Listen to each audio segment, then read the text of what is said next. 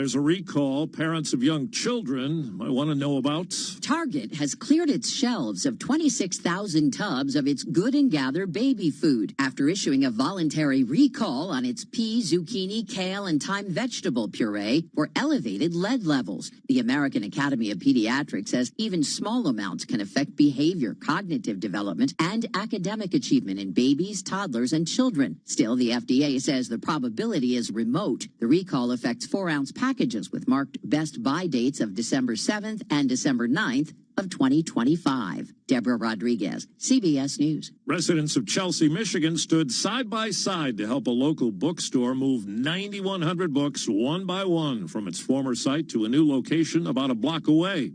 Serendipity Books says about 300 people volunteered to pass the books in a human chain. Steve Kathan, CBS News. From the world of politics to the world of business, this is Balance of Power.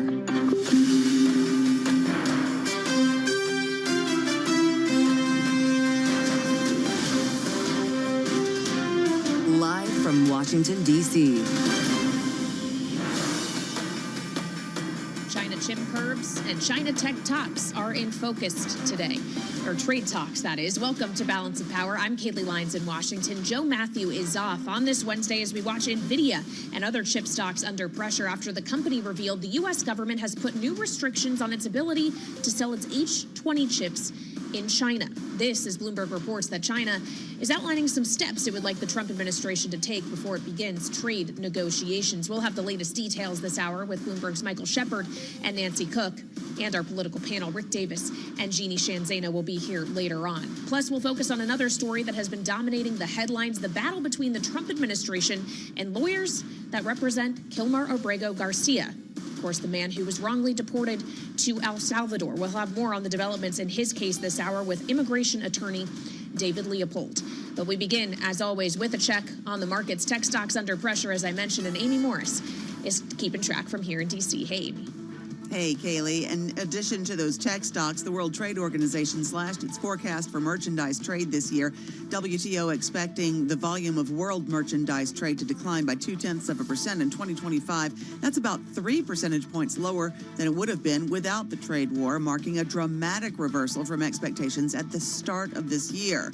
Of course, that's just part of what's moving markets lower. We check markets for you all day long at Bloomberg. The S&P 500 down 1.3%, NASDAQ down 2.2%, and the Dow down about 0.5%. The 10-year Treasury yield at 4.31%, and the 2-year yield at 3.79%. Liz Ann Sunders is Chief Market Strategist at Charles Schwab, and she says it is anybody's guess as to whether markets hit bottom. Trying to pick tops and bottoms is a fool's errand.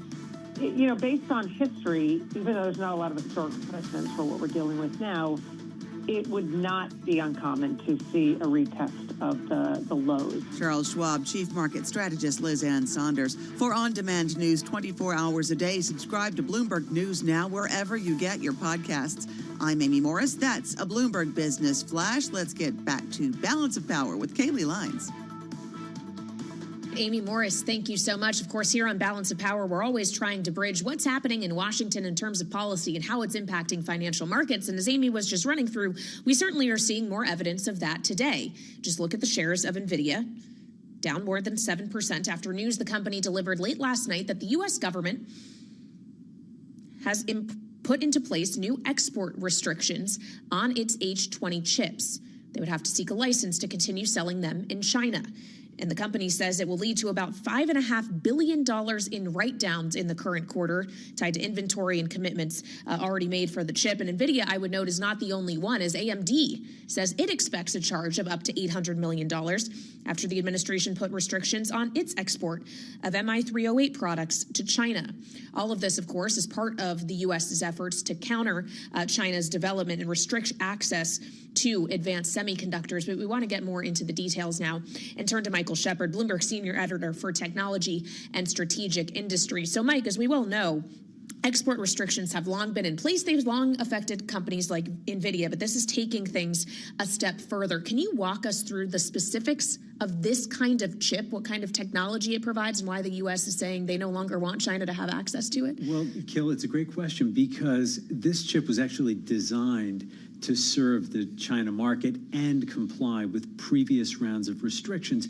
The government under both the Biden administration and now the Trump administration, and even the first Trump administration, have been eyeing the risk that China could gain some either military or technology edge through its acquisition of advanced semiconductors. So we've seen over the years this cascading and escalating series of restrictions designed to keep China's tech prowess really at bay and in check.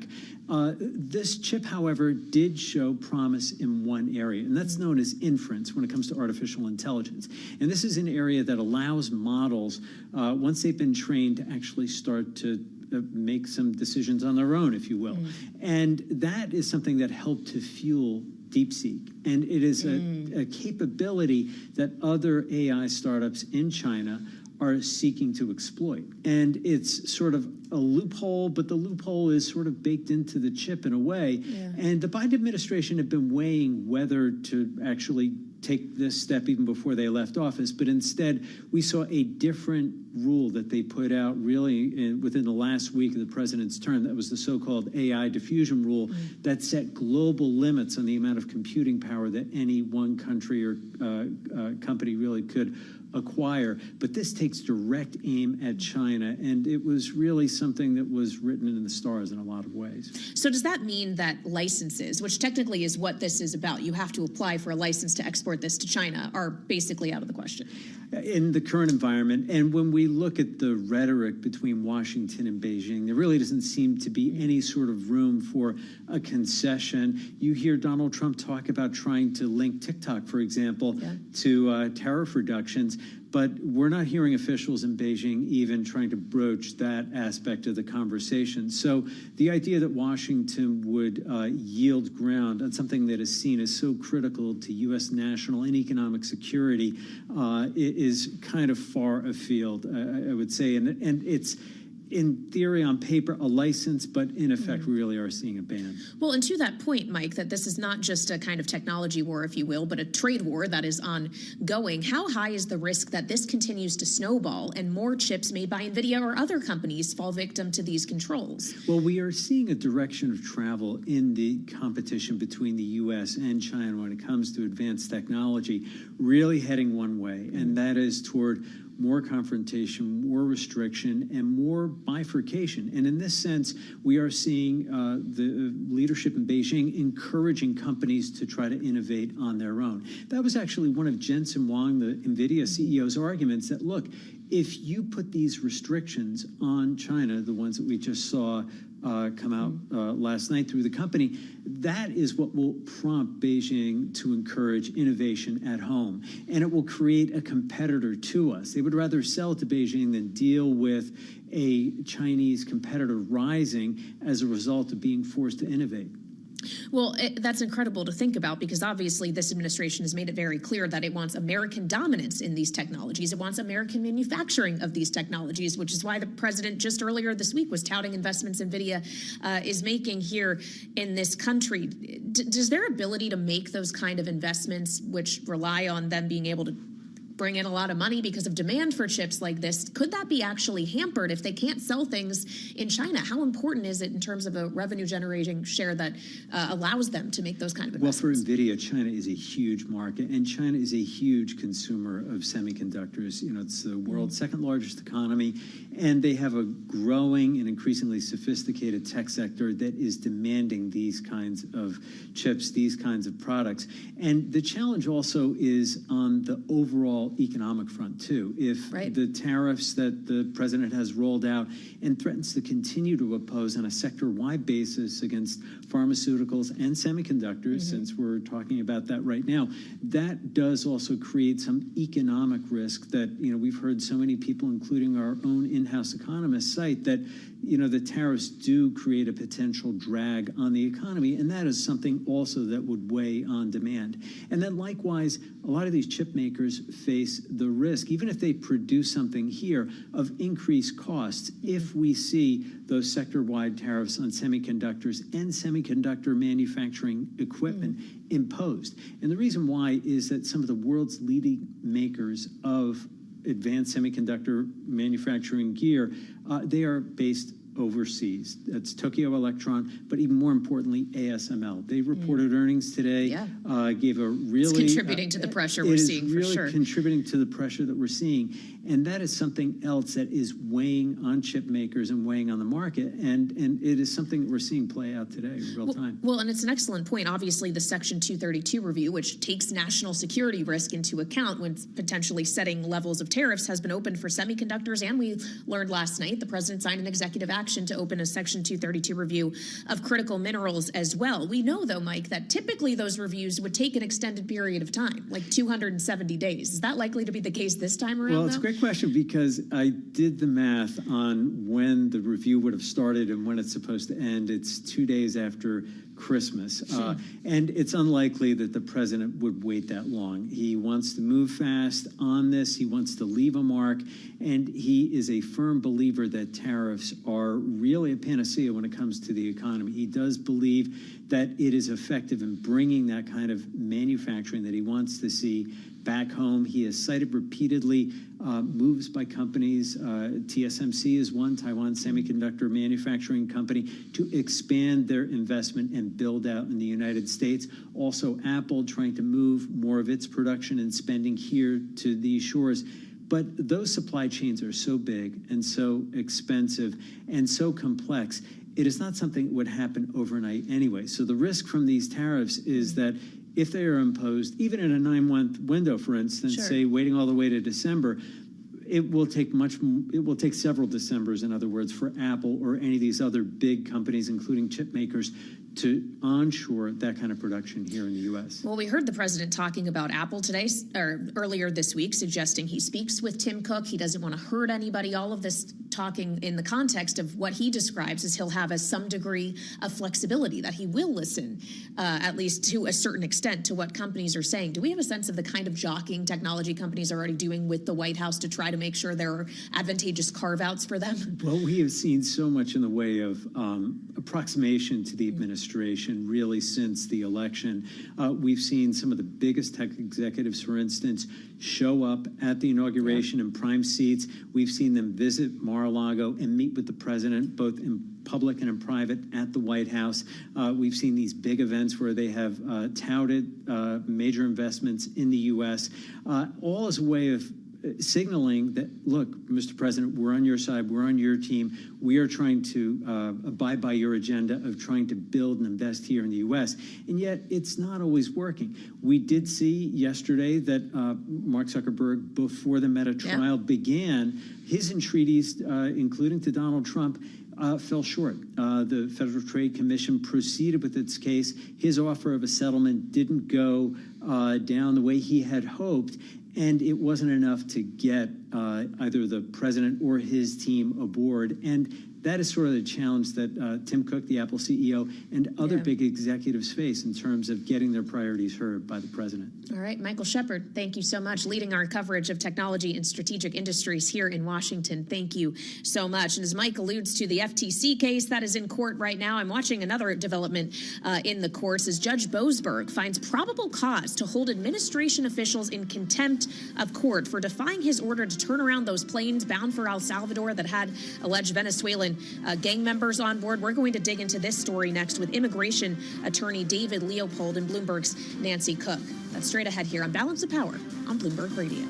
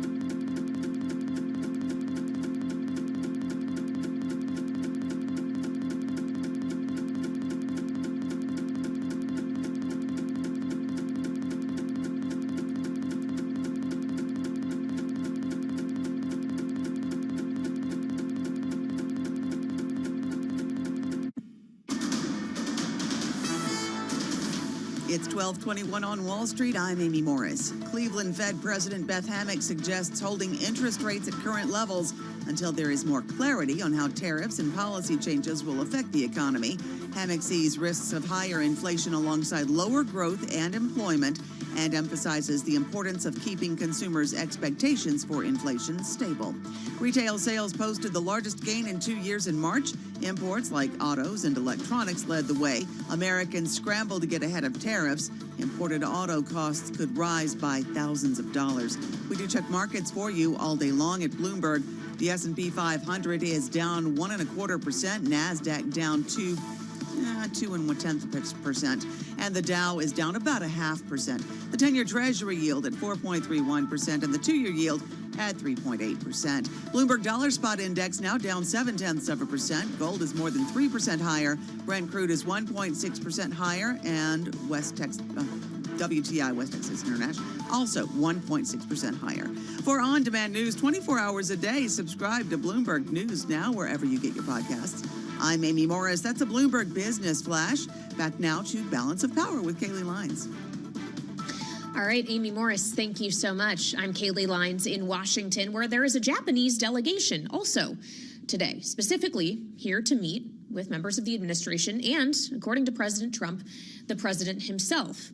All of this, of course, about trade. President Trump posting on Truth Social earlier today, Japan is coming in today to negotiate tariffs, the cost of military support, and this is in capitals and quotes, trade fairness. He says, I will attend the meeting along with the Treasury and Commerce secretaries. Hopefully something can be worked out, which is good, great for Japan and the USA. So we want to get more on this now with Nancy Cook, Bloomberg senior national political correspondent. Nancy, we've known that the U.S. was really prioritizing Japan in this series of trade negotiations with many different countries that have yet to unfold. I believe it was the first country we actually heard Secretary Bessent say they're opening formal conversations with. What exactly will the objective be when it comes to Japan specifically? Well, I think that a big thing that the administration is trying to do is, come up with trade deals with each individual country. And part of those trade deals involve sort of lessening the trade imbalance that the U.S. has with any other country. But a big part of the negotiations, I'm told by White House officials, is also sort of making sure that the other countries have some criteria to also impose potentially secondary tariffs on China. Mm-hmm. So as part of those negotiations, it's not just that they want sort of a better deal with Japan, let's say, in the U.S. They also want Japan to take some sort of measures towards China. And they're going to be asking that, the administration is going to be asking that of a lot of the countries that they negotiate with. And so it'll be really interesting to see how that goes, because this is sort of going to be one of the first negotiations that we really see out in the open. Well, so is that just all in an attempt to gain more leverage for when negotiations with China eventually open? Because Bloomberg's reporting is indicating today there's a number of steps China would like to see this administration take before they're willing to begin those talks. Of course. I think China does not want to be embarrassed by the situation, and they want a bunch of steps. They want initial contact. They want to feel like there's going to be a measure of respect when President Xi and President Trump finally do speak sort of leader to leader.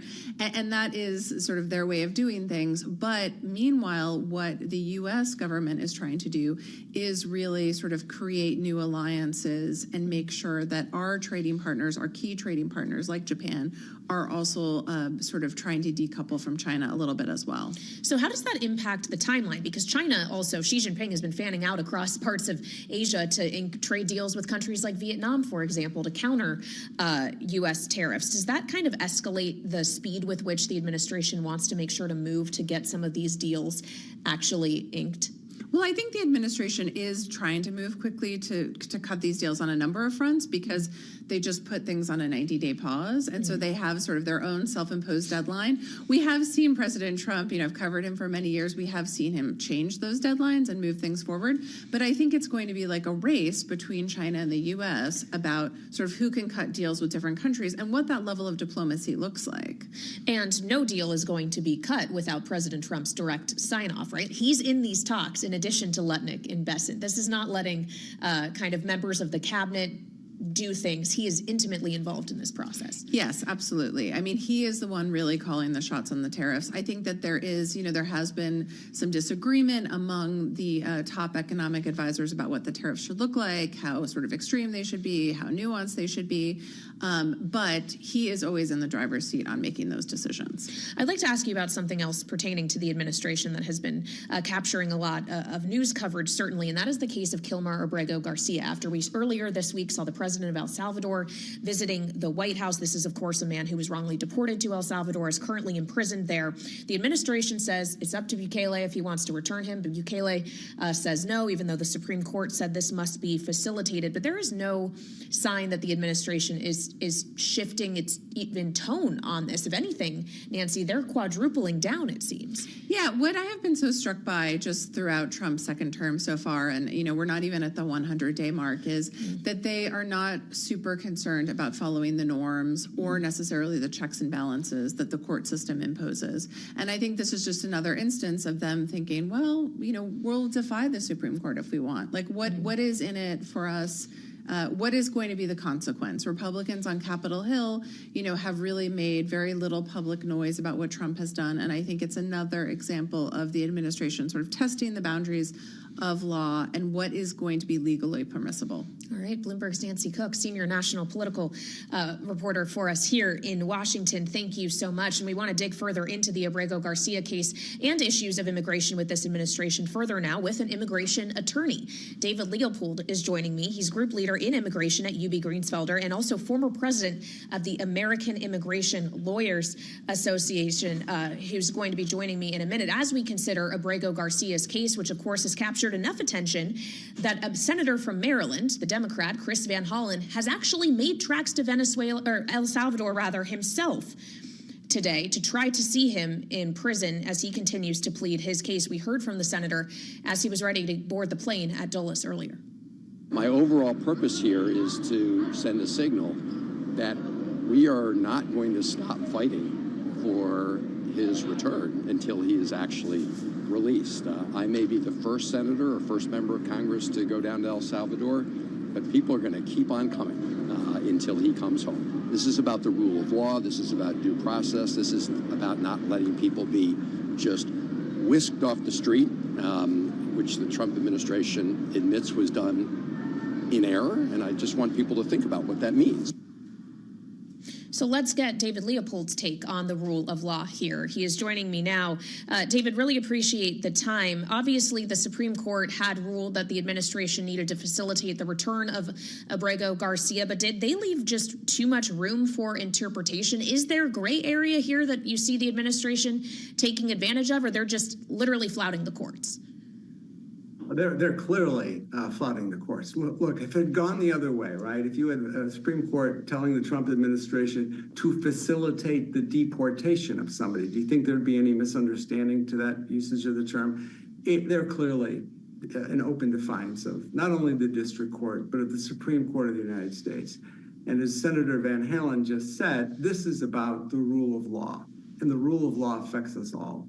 So whereas, this is a focus obviously on an immigration issue and a removal, an improper and illegal removal to a hellhole prison in El Salvador, this affects all of us. This affects everyone. The through line is to U.S. citizens and Americans.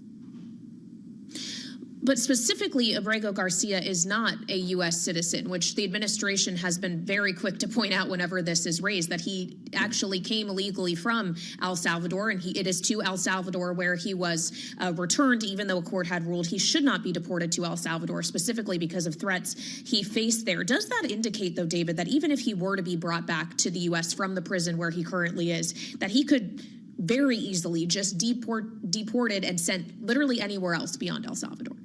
Well, let's remember why he was in the United States. That's because the Trump administration in 2019 found that he was facing a threat to his life or his liberty if he was sent to El Salvador. This was in 2019, and this was in an immigration court. What is an immigration court? It's an agency of the Department of Justice. It's not an Article III court. It's an agency of the Department of Justice. So the Trump administration itself after extensive vetting of criminal background, after extensive vetting of public safety risks, etc., found that Mr. Abrego Garcia would suffer a loss to his liberty or his life if he was sent back to El Salvador. So for them to now come out and use this increasingly hostile and hateful rhetoric, going from "we made a mistake" to now "he's a terrorist," is absolutely absurd.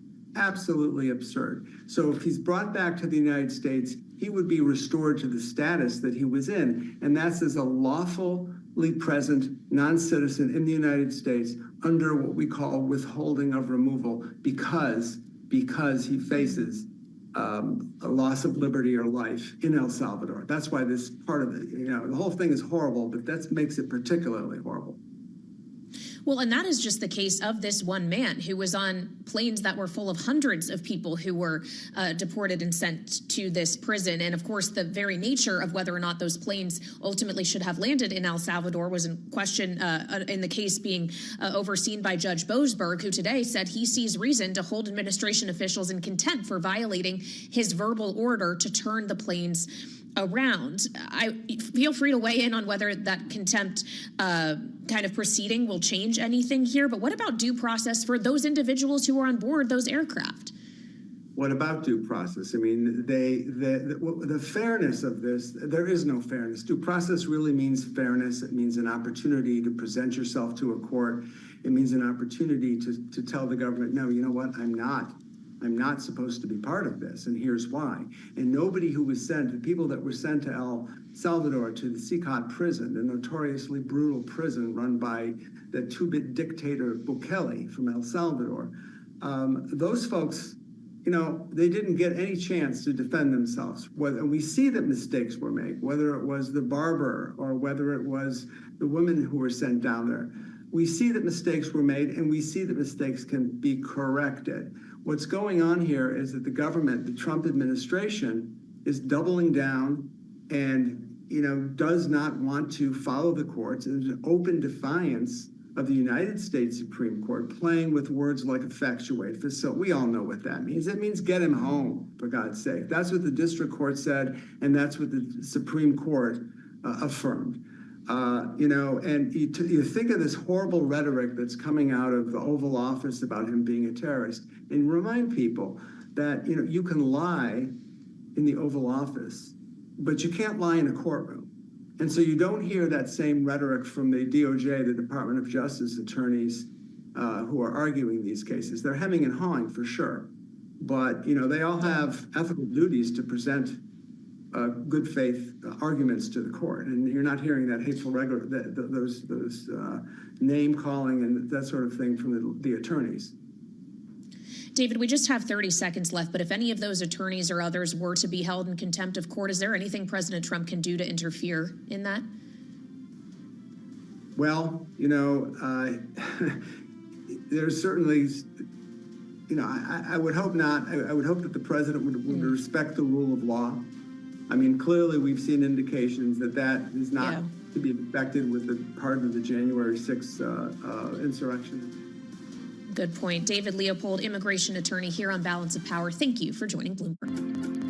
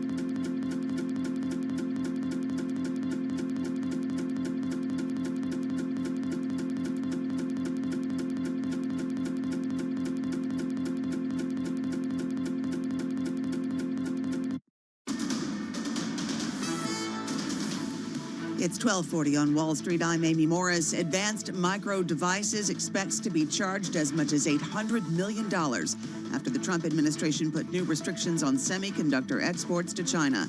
The company came to that conclusion after it completed an initial assessment of a new license requirement for the export of its M1308 products.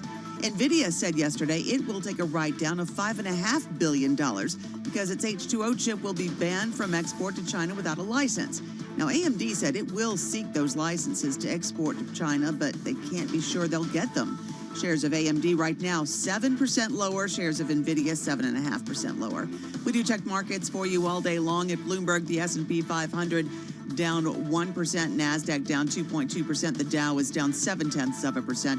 The 10-year Treasury yield at 4.31%, the 2-year yield at 3.79%. UBS senior strategist Nadia Lavelle sees some degree of certainty starting to now return to markets. We are past the peak level of policy uncertainty. And of course, yes, there's still a lot of fog, but we think that the market is more prone to positive headline risk at the moment around tariffs, and that could get priced in pretty quickly. UBS senior strategist Nadia Lavelle. For on-demand news 24 hours a day, subscribe to Bloomberg News now wherever you get your podcasts. I'm Amy Morris. That's a Bloomberg Business Flash. Now back to Balance of Power with Kaylee Lyons. All right, Amy Morris, thank you so much. Keeping track of the markets for us here in Washington. Thank you. And of course, here in Washington, we have spent the last, I believe it's 86 days by my count, tracking the Trump administration. We are just 2 weeks shy of hitting the 100-day mark. And the last 86 days have been marked in part by big swings of executive authority, many of which have ended up challenged in court. We were just talking a moment ago about a number of immigration cases that have worked their way into the courts. There's also challenges over the downsizing of federal government. There have been cases on the firing of heads of independent agencies and inspectors general. Also challenges to his tariffs policy. And we actually have a new court challenge in that regard coming today from California, where Governor Gavin Newsom says his state is formally suing in a San Francisco federal court to challenge specifically Trump's use of emergency economic powers to enact tariffs on Canada, Mexico, and China. We want to get more on this now with our political panel. Bloomberg Politics contributors Rick Davis and Jeannie Shanzano are joining me. Rick, of course, Stone Court Capital partner and Republican strategist, alongside Jeannie, who is a Democratic analyst and senior democracy fellow at the Center for the Study of the Presidency and Congress. Just a reminder of what authority the president has actually invoked here, guys. The International Emergency Economic Powers Act, also known as IEPA, passed in 1977, and yes, does give the president authority to regulate financial transactions in cases of there being a national emergency. Typically, we see it used for things like sanctions. It's a bit unprecedented to see it used in the way that President Trump is now. Jeannie, do you think there is a real likelihood that a court could ultimately find in California's favor? There absolutely is. I think the shame of this is that the pushback is not coming from the institution that has the power to tariff, which is Congress, and it's coming from the state. But good for the state of California for pushing back on this. As they are arguing, the First Amendment gives Congress the power to tariff. And even with the Emergency Act that the president cited and you just talked about, the law specifically says that the president can take action in emergencies, but tariffs are not one of them. And so on those and many other grounds, I mean, just from a very common sense perspective, does anybody really believe that after running trade deficits since the 1970s, we woke up on April 2nd to an emergency that required him to do this? And it wasn't targeted on 1 or 2 or 10 countries, but rather we had an emergency with the entire world all of a sudden on April 2nd. It is preposterous. And so I think California does have a road here. And I think we're going to see this is the third suit, the first by a state. I think others are going to follow. But we know the courts can only move so quickly, Rick, and there's only so much respect one could argue that the administration has for a court ruling, depending on what it is, given what we've seen in other cases. Knowing that trade deals are being negotiated now, tariffs are already implemented in place. I mean, this policy could already have been largely set and the economy already feeling the effects before any court of law ultimately comes down with an actual verdict. Yeah, I think that certainly in the case of California, they've already been impacted by the tariffs that are going on today, and can only be probably have worse impact as these deals get done, because the deals aren't likely to make the tariffs all disappear. Maybe they come down a bit, but the number one tariff that has got sort of California melting down is with China, and that hasn't come down 140%. So at the end of the day, California is going to be affected as if it was a separate country. I mean, it's the 5th largest economy in the world, and they are connected to a global supply chain for everything from technology to food. And so it doesn't surprise me that Newsom has used this. He's been looking for a political ploy to engage Trump for quite some time.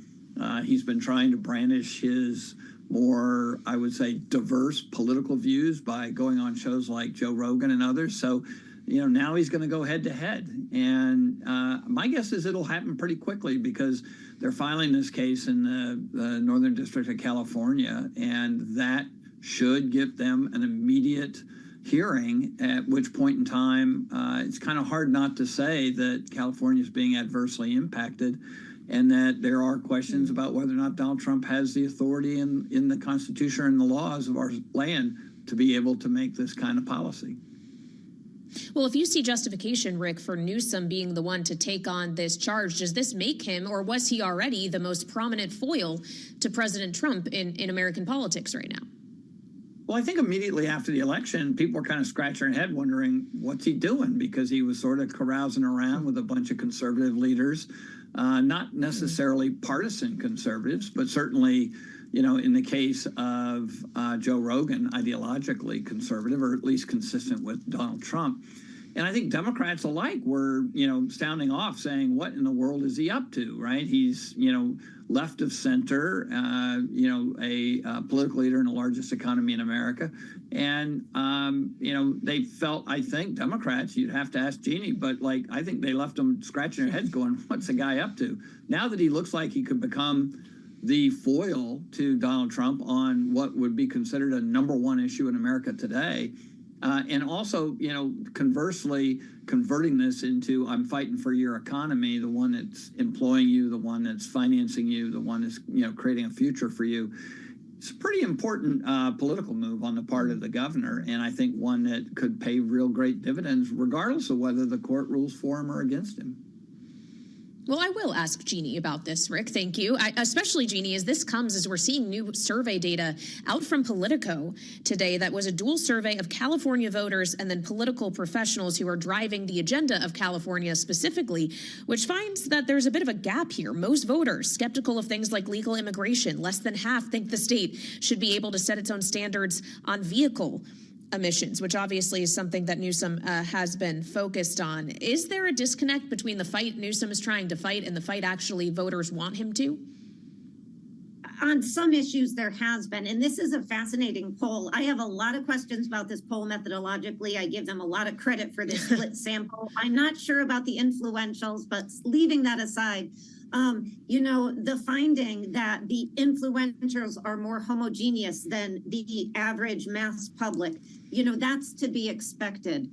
And I think on this fight in particular, though, Gavin Newsom, the Attorney General, it would be absolutely an abomination if they didn't pursue this lawsuit. As Rick just talked about, this is costing the state billions of dollars. The harm is very real. So this is something that I think the public will support, because it has to do with their costs as they go to the grocery store, all of our costs every day. On the other issues, Gavin Newsom has been talking out about the trans issues and other social issues. And I think that the influentials, as they're calling them, have to be very concerned. You can't get out ahead of the public. And I think states like California, and quite frankly, my own state of New York, they have gotten out ahead of the public on some of that, and they are being pulled back, which is always a good thing. So a divide between the elites and the masses, as they call them sometimes, that's okay. But voters are there with the real power to pull them back. And that's why I think this is such a fascinating poll. But on this lawsuit, I'm going to go with Newsom on this law. Well, Jeannie brings up New York and some blowback we've seen on leaders there like Governor Kathy Hochul, Rick. And I do want to get your reaction to some news that has just broken in the last few minutes in a number of outlets that Elise Stefanik, the congresswoman, is considering a bid to run for governor of New York. And I wonder what you make of that. This, of course, after she was told she had to stay in the House, not become UN ambassador because of the tight margin in the House. But do you think she could actually stand a chance? Yeah, she's a leader of the party looking for something to do. And look, I mean, I've always thought that New York was a relatively competitive state. Obviously, it's had its share of Republican governors in the past.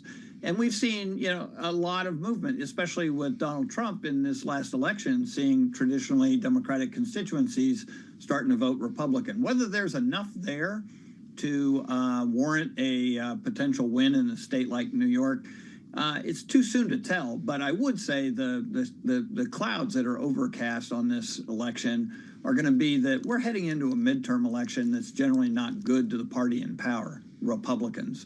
And every indication that I've seen is that they've spread the, I would say, negativity around so broadly as a part of this administration, so many fights that they're engaged in that have a cross-pressuring impact on their own constituencies. And these Republicans are less likely to be voters in a midterm than they are a general election. It could be a very stiff storm blowing in the Republican direction by 2026. Well, so Jeannie, weigh in on this as well. Do you see any chance of there being a Governor Stefanik? There absolutely could be. And what I would love, Kaylee, is I would love a Kathy Hochul versus Elise Stefanik, 2 women at the top of the ticket. I would love to see that. You know, Stefanik has some competition. There's somebody you just interviewed, I know, not that long ago, Representative Lawler. He's said to be a contender. Also, Bruce Blakeman, rather, from Nassau County. So Republicans have some very good up-and-coming young contenders there. And, of course, Kathy Hochul, as the incumbent governor, she has experienced some problems. So I do think there may be an opening. I think it's going to be a tough year as these races at the local level and state level are so nationalized. And people are fed up in many ways in New York with what is happening in Washington. We may see some pushback, but I think Stefanik, I think she's got a really good chance. And hey, she could stay in New York and not have to be at the UN, but be in Albany. Well, fair enough. As we consider the issues that will matter ultimately when voters are making these decisions, the Democrats are trying to make a big one of Social Security and using an interesting messenger in particular yesterday as we saw the return of former President Joe Biden, his first speech since leaving office. Here's a taste of it.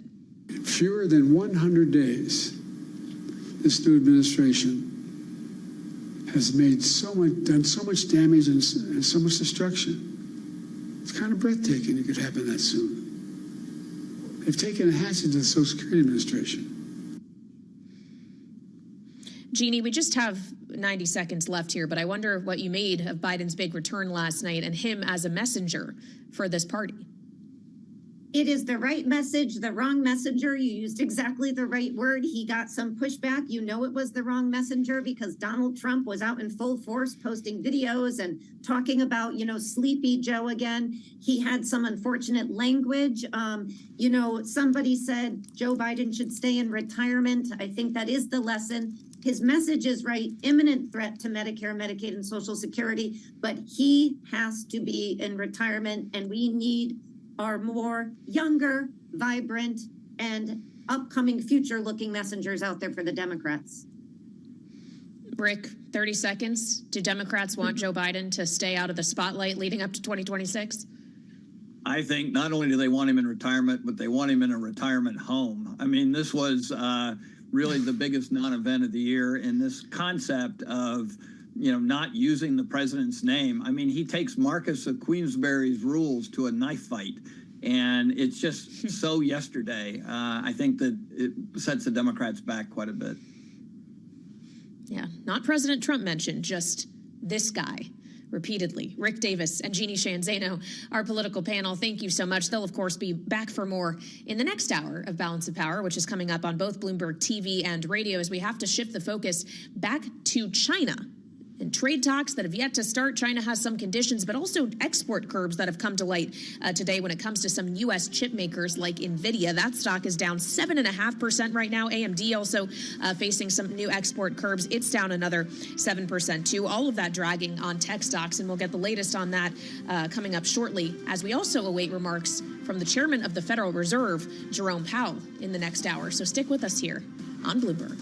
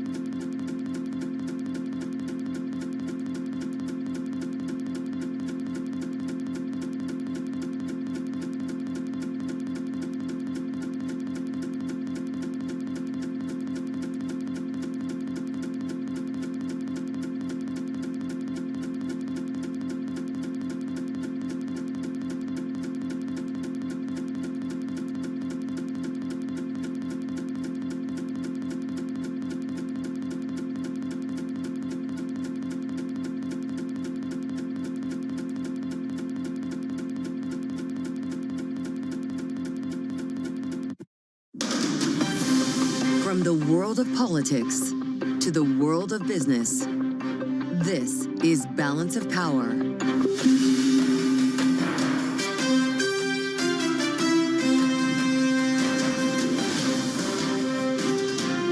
Live from Washington, D.C. Export curbs on NVIDIA putting a new focus on the trade and technology war with China. Welcome to Balance of Power on Bloomberg TV and radio. I'm Kaylee Lines in Washington, which is intersecting with Wall Street today as we see NVIDIA and other tech stocks under pressure on the news of the new restrictions on what chips they can sell to China. We'll have the latest details this hour with Bloomberg's Ed Ledlow, as well as Tyler Kendall at the White House, plus get some analysis from our political panel, Rick Davis and Jeannie Shanzano. Plus, we are just about 30 minutes away from a very important event, remarks and a moderated discussion with the chair of the Federal Reserve, Jerome Powell, at the Economic Club of Chicago, scheduled to begin at 1:30 p.m. Eastern Time, and we'll be bringing it to you live, as we know the markets will be listening to each and every word. But let's check on how markets are trading before they hear from Chairman Powell and check in with Amy Morris, who is keeping track for us. Hey, Amy. Hey, Kaylee. And everything is red on the screen right now. Tesla's shares of EV sales in California fell to 43.9 rather in the first quarter, down from 55.5 last year. Tesla's registrations dropped 15% in the first quarter. Sales of all other EVs increased 35% during that same period. Shares of Tesla right now down nearly 3.5%. Advanced Micro Devices expects to be charged as much as $800 million after the Trump administration put new restrictions on semiconductor exports to China. The company came to that conclusion after it completed an initial assessment of a new license requirement for the export of some of its new chips. NVIDIA said yesterday it will take a write-down of $5.5 billion because its H2O chip will be banned from export to China without a license. Now, AMD says it'll seek licenses to export to customers in China. It just can't be sure it'll ever get them. Shares of AMD now down 6.8%. Shares of NVIDIA now down 7.6%. The World Trade Organization has slashed its forecast for merchandise trade this year, now expecting the volume of world merchandise trade to decline by 0.2% in 2025, a dramatic reversal from expectations at the start of this year. All of this is moving markets lower. We do check markets for you all day long at Bloomberg. The S&P 500 down 1.3%. NASDAQ now down 2.2%. The Dow is down about 0.7%. The 10-year Treasury yield at 4.31% and the 2-year yield at 3.79%. For on-demand news 24 hours a day, subscribe to Bloomberg News Now wherever you get your podcasts. I'm Amy Morris. That is a Bloomberg Business Flash. Let's go back to Balance of Power with Kaylee Lines.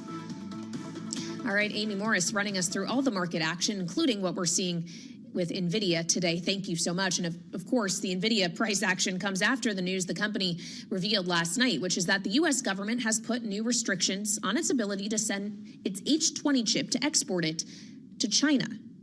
The company says this is going to result in a $5.5 billion write-down in the current quarter tied to inventory and previous commitments for the chip. And NVIDIA is not the only one. AMD also expecting a charge of as much as $800 million after the administration put restrictions on it too, specifically its ability to export its MI308 products to China. All of this is the U.S. is trying to restrict China's access to and ability to develop advanced semiconductor technology and the things that technology ultimately powers. So for more, we turn to Ed Ledlow, who is co-host of Bloomberg Technology. Thanks for being here, Ed. Obviously, there were already restrictions in place that companies like NVIDIA were grappling with, but this H20 chip was supposed to be a way to get around the problem of export controls. And now it is, once again, falling victim to controls. Yeah, that's exactly what both our sort of political and markets audience needs to understand, that the specific technology that is, as of this morning, subject to these additional license requirements was already a result of what the Biden administration had put in place. Like NVIDIA's H20, for example, they designed it in 2023 with the hopes that it would get around, circumvent those restrictions. For NVIDIA, a $5.5 billion write-down, that's literally basically the loss of being unable to sell inventory that was already committed to customers is a pain, but for AMD, even though their dollar sales is much less than NVIDIA, proportionately, China is so important. And the context you need to remember is these are American companies. They are the biggest technology companies in the world. NVIDIA, literally the biggest player in AI markets. And there was a time where China was the most important end market for cloud computing. NVIDIA's already moved away. 2022, China was about 26% of revenue. It's now low double digits, and most people see it going single digits. But this is the trade-off the administration needs to work with these companies on. They want to onshore them in the US, but need to consider the end markets they're now being cut off from. Well, yeah, and how that may impact these companies' ability to invest in things like greater capacity in the United States. Are we to assume, Ed, that actually getting licenses to continue exporting these chips is completely out of the question? Well, I had the opportunity this morning to ask the president's advisor and director of the Office for Science and Technology Policy, Michael Kratsios, and he declined to answer. And the audience can read into that what they will. It was a very specific question. Will you advise the president to allow AMD and NVIDIA to have a license? The point is that these chips are much lower performance than the leading edge product that both of them produce. The concern and anxiety from the White House is that they're still capable of going into an AI supercomputer, and that from a national security perspective, China could use that lower level technology for the things it's concerned about. But again, he declined to comment. It's going to be really interesting to see how they play it. My question to your panel throughout the week and the shows is what happens next, right? Because the thing we haven't talked about is which Chinese companies were buying those chips. Alibaba, Tencent, ByteDance. I'd be really curious if America thinks about something called an entity list and goes much more specific on how it prevents the transfer of technology. Yeah, we have a lot of questions about how much further this could snowball. Ed, to your point about this being kind of a lower capability chip than others, are there still further rungs on the ladder that the administration could decide to go down and restrict exports when it comes to what NVIDIA and AMD make? Yeah, an entity list is interesting because you basically say, okay, American companies, you cannot sell to these specific Chinese companies. We've listed them for you, but those are the biggest customers. There's another way of thinking about this. You know the expression, it takes two to tango. And in a trade or tariffs or restrictions environment, think about it from China's perspective. Huawei is becoming their national champion of cutting-edge technology. They have a similar chip that does what NVIDIA and AMD's lower-level chips can do. But those Chinese companies wanted to use the American technology.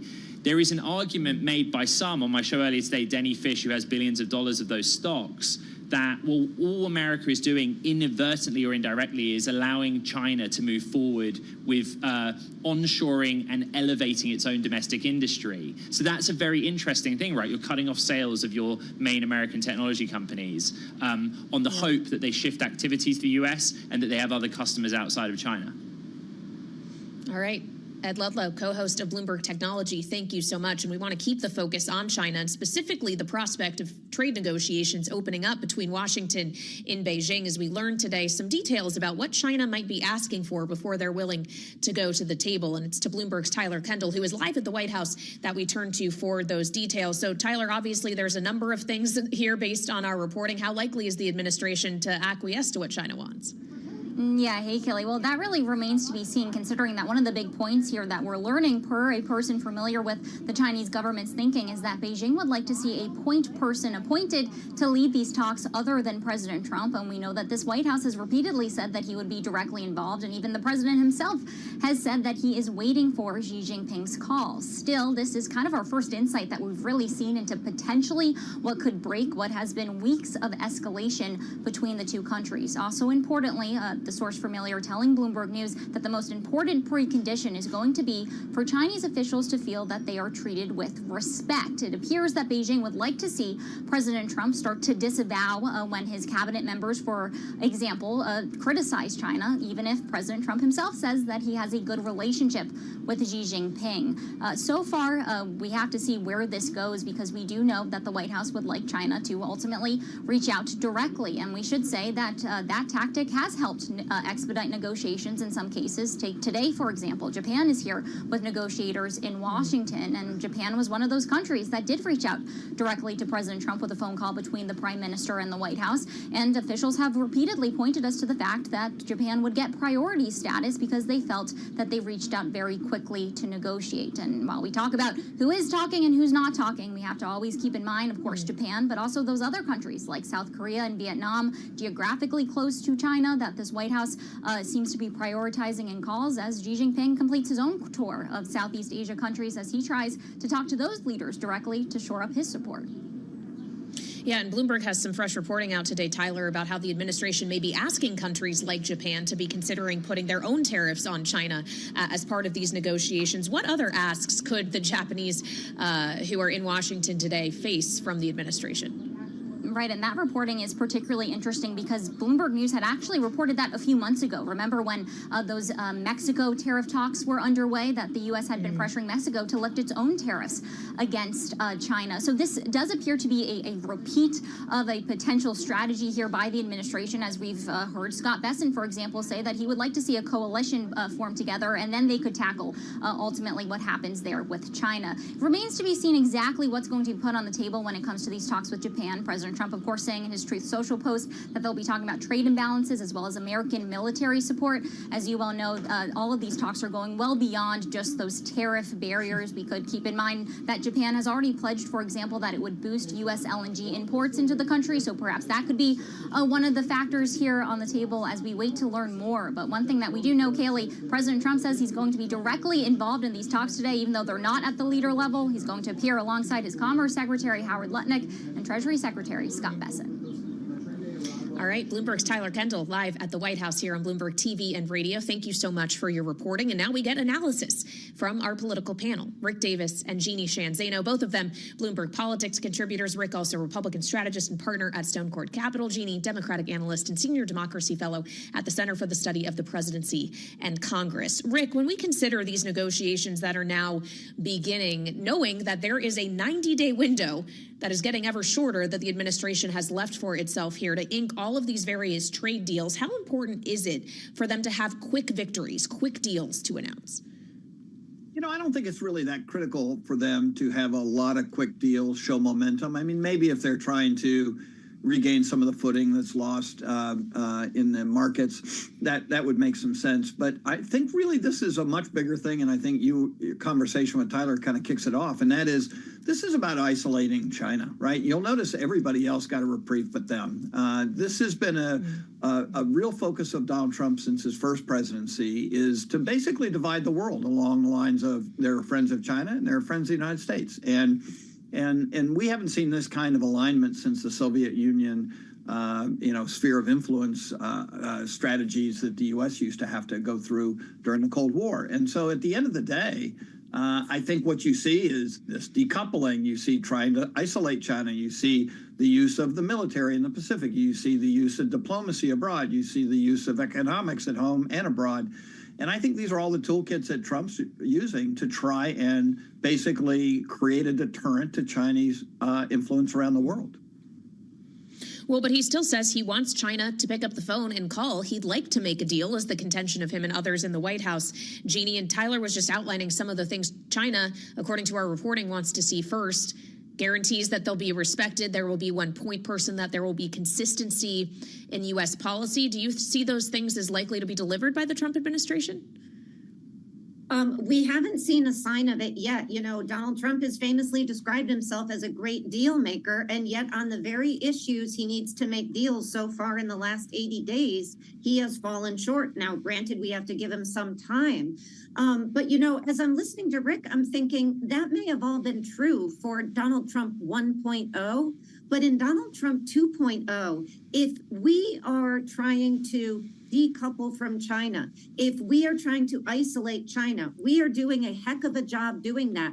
Why the tariffs on every country in the world? Why start with Canada and Mexico? Why drive so many of our allies to seek relationships with China? Why is Xi Jinping traveling around the world right now, shoring up those relationships? So if that was the intent, and I actually agree with the intent, then it is a heck of a way to roll out that policy. And I think that's the problem here. There was a smart way to do targeted tariffs on China to get where we need to go, and we do need to get there.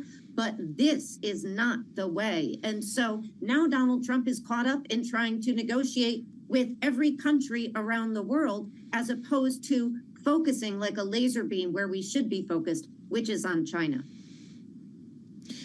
Well, he obviously was not shy about talking about China on the campaign trail, which is how we got to Trump 2.0, Rick, is in part because he campaigned on this. But he also campaigned on just the idea that he thinks tariffs are the way to revive the American manufacturing economy and make the U.S. greater than it was before. Can we quantify the actual domestic support for any of these policies, whether it comes to China or the wider tariff regime that is in place? Yeah, I mean, obviously, you're right. It's not just a weapon or a tool of diplomacy and foreign relations. It's a way, in Donald Trump's mind, that you take off pressures from taxation on the American public and allow the world to fund our country and our government. And so he hasn't really invested too heavily in selling that. Obviously, it was a big part of his campaign. But you'll notice that most of the tariff discussions has not been as a way of avoiding taxing our citizens in his rhetoric up until this point in time. And I would say, without that, the American public is basically seeing, and we're seeing it in the consumer surveys and the polling, that they don't like it very much. It's destabilizing the economy. They are very pessimistic about the future. They think it'll help increase inflation. I mean, basically all the detractors who have been anti-tariffs have been seemingly getting through to these consumers and voters much more clearly than Donald Trump has. Well, and you're starting to see that showing up in town halls, or arguably we've already been seeing it. But take the example of Senator Chuck Grassley of Iowa, Jeannie, who just got an earful, although he already was kind of skeptical of tariffs. He was one of the co-sponsors of that bipartisan legislation that would reassert Congress's authority over the matter, that got a veto threat from the White House already. But for the others in Congress who are at home in their districts right now for their Easter recess, do you expect they could return to Washington, D.C. on the other side of it with a different attitude when it comes to tariffs? Absolutely, because they will be talking to constituents who are hurt by this tariff taxation plan that the president has put into place. You know, the president is sitting in the Oval Office saying, well, you know, I like Tim Cook. I just talked to Tim Cook. I made an exception for Tim Cook.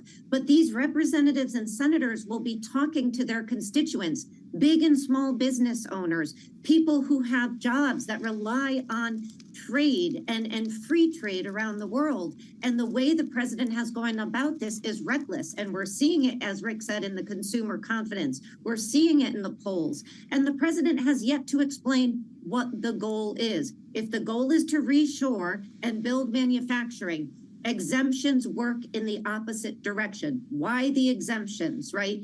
If the goal is to raise revenue, why the exemptions, right? So he not only has done this in a reckless way, he has been unable to articulate the goal, and he has been unable to articulate how long this pain will be felt by the American public. Congressmen and women will hear all of that over break, and they may return saying we need to claim back some of our power. Although it's Congress, Kaylee, so I wouldn't hold my bet they'll do anything right away. Fair enough. Jeannie Shanzano and Rick Davis, our political panel, thank you so much for the insightful conversation on the tariff policies themselves. And of course, there's massive questions about the actual economic toll of those policies and how the Federal Reserve will respond if they choose to do so. We're hopefully going to get some more insight into that coming up just under 15 minutes from now. Again, the Fed Chair, Jay Powell, set to take the stage at the Economic Club of Chicago. Probably weigh in on the activity we saw in the bond market as well, in part driven by tariffs last week. And as we look forward to his insights, we'll get insights from Betsy Stevenson of the University of Michigan. So stick with us right here on Balance of Power on Bloomberg TV and radio.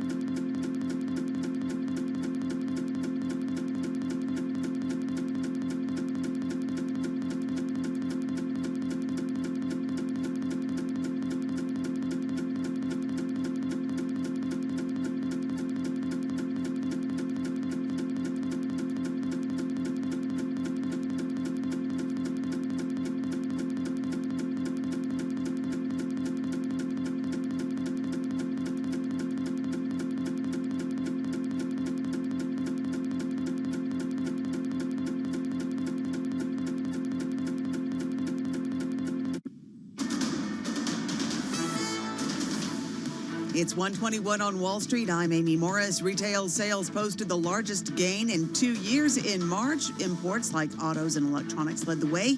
Americans scrambled to get ahead of tariffs. Imported auto costs could rise by the thousands of dollars. Treasuries are climbing ahead of an event in Chicago where we expect to hear from Fed Chair Jay Powell. He's expected to address the economic outlook. We do check markets for you all day long at Bloomberg. The S&P 500 down 1.2%. NASDAQ down more than 2%. The Dow is down about 0.5%. The 10-year Treasury yield at 4.31% and the 2-year yield at 3.81%. The Bloomberg Dollar Spot Index is down 0.7%. Gold is more than 3% higher. Brent crude and WTI both more than 2% higher at this hour. For on-demand news 24 hours a day, subscribe to Bloomberg News Now wherever you get your podcasts. I'm Amy Morris. That's a Bloomberg Business Flash. Now back to Balance of Power with Kaylee Lines. All right, Amy Morris, with a look at where the markets are trading right now. Thank you so much. I'm Kaylee Lines in Washington here on Bloomberg TV and radio. The question is, how will markets be trading after they hear from the man they perhaps most want to hear from? At least today. And I'm not talking about President Trump, though certainly he has the power to move markets, as we have all come to learn in the last several weeks, but also the chair of the Federal Reserve, Jerome Powell, who just moments from now is scheduled to deliver remarks and then take place in a moderated question and answer session at the Economic Club of Chicago. This, of course, is a chance to hear from him after the tariff-driven bond market turmoil we all experienced and saw last week, something that actually the Treasury Secretary Scott Bessent discussed with our colleague Anne-Marie Hordern in an exclusive interview on Monday. He said that they did discuss the bond market at their weekly breakfast and didn't signal that there was too much worry. Chair Powell and I have breakfast every week, and we discuss a wide range of things. And, our staffs are always in contact. We have a markets room. They have a markets room. But, and specifically, did we discuss some kind of a break the glass? I think we're a long way from that. But will we hear from the chairman that he agrees we're a long way from that? As we look forward to Powell's remarks, we turn to Betsy Stevenson. She's professor of public policy and economics at the University of Michigan, also a former member of the Council of Economic Advisors in the Obama White House and former chief economist at the U.S. Department of Labor in that same administration. Betsy, welcome back to Bloomberg TV and radio. It's good to have you on Balance of Power as always. Do you expect that the chairman is going to bring a message of calm, of lack of panic over what activity we've seen in the bond markets, or does he need to reassure financial markets that the Fed will be there to step in if it proves necessary? I do think that he's going to reassure financial markets that we have a strong and sound monetary policy team and that they'll step in if necessary. I think that's exactly what he needs to do. So, you've got Powell is in a difficult position because he needs to calm the markets down, and he also needs to make sure that he doesn't put the Fed at any kind of risk from retribution from President Trump. And so, he's been a master at choosing his words carefully, and that's what I'm expecting to hear out of this speech. Well, yeah, we've certainly seen example after example of him having to dodge politically oriented questions at various news conferences and events, Betsy. But the thing that often the people asking those questions are really trying to get at is an understanding of the Fed's willingness to intervene, not just in any financial market like plumbing disruptions that we see, but actually economic disruptions we see as a result of tariffs. His message consistently is there's not a clarity on that tariff policy. Therefore, we don't have the certainty to kind of forecast any move. But I wonder if that means that inherently the Fed's going to end up acting too late, if they have to wait for the actual data to be in hand before doing anything, knowing monetary policy operates with a lag anyway. Do you think they could end up showing up too late to the ballgame? Well, it's not just waiting for data. They're actually waiting for information. None of us really know exactly what's going to happen, how long these tariffs are going to last. When it comes to, an economic slowdown that is driven by tariffs, the Fed's in a difficult position because you're going to get a jump up in prices, so the price level will increase, and we'll see the economy slow down. I think if you look at what the Fed was thinking back when we had tariffs in the first Trump administration, their focus is on the real economy. How much does the economy slow down? And really letting the price level jump up, because it's not ongoing inflation that comes with tariffs. It is a one-time increase in prices. Now, the problem the Fed has this time is that if people see that jump up in prices and they start to become fearful that inflation is taking off, and they start engaging in activities that cause ongoing inflation. So they're going to be looking at what's happening to inflation expectations. You know, do we all sort of understand that the tariffs are pushing prices up and things are expensive and that's painful, but they're not going to keep going up? Or do we start to behave in a way that shows that our inflation expectations have become unanchored? I think what they need to do is focus on the real economy, that is where I think that they've indicated is where their focus currently is. Well, and to that point on the real economy and also the expectations of consumers, Betsy, it does seem that the expectation tariffs were going to kick in and raise prices on things like cars was the driving force behind the March retail sales data we got today. Biggest jump in 2 years. In large part, you look at autos for that, purchases of other goods like electronics. What is that kind of front-loading signal, though, about what kind of consumer activity we're going to see later on in the year? If they decided to make those big purchases now to get ahead of tariffs, does that mean we're going to see a big drop-off in consumer spending in short order? Yeah, absolutely. I think that's such a great question. And it's always surprising to me how many business owners just are like, wow, this is great. We got this big bump up in sales. This is going to be going on forever. It's not. It's actually pulling sales forward, which is great because sales today are always better than sales in the future. But at the same time, you need to plan for the fact that you just pulled some of your future sales forward. So you're going to have to work that much harder to continue to get sales going forward. And what that basically means is even if the tariffs went away tomorrow, we would expect to see a slowdown, right? So Trump could stand up tomorrow and say, you know what, I'm done with all this. I got what I wanted out of people. We've negotiated. Let's go back to 2024 tariffs. I'm done with the 10%. I'm done with Canada and Mexico. We'd still probably see a slowdown because we've had so many purchases pulled forward. I think the real challenge is we saw purchases pulled forward because people do expect prices to jump up. And then we're going to see, sort of a exaggerated or magnified slowdown that comes because people tried to get ahead of those price increases. Well, and just how easily will that slowdown in kind of consumer activity that is driving money toward businesses translate into those businesses not hiring as much or even laying people off, and actual changes in the labor market, which I think what you were alluding to, Betsy, when we're talking about the real economy and the Fed's dual mandate specifically is something that they would have to respond to or at least think about. So when I'm talking about the real economy, I am talking about, like, what do we produce? How many people are working? Are we using all of our equipment? Are we being as productive as we can? That's all real stuff. Nominal stuffs are the prices. And of course, the Fed wants to make sure that we don't have the nominal stuff, the prices going up too much, because that can cause us to make different decisions in the real world, like hire fewer people because we don't know what's going on. Look, I think companies are already at a place where they're being really cautious in terms of thinking about expansion plans, investment, hiring, because there's so much uncertainty. Operating in this highly uncertain environment means go slow.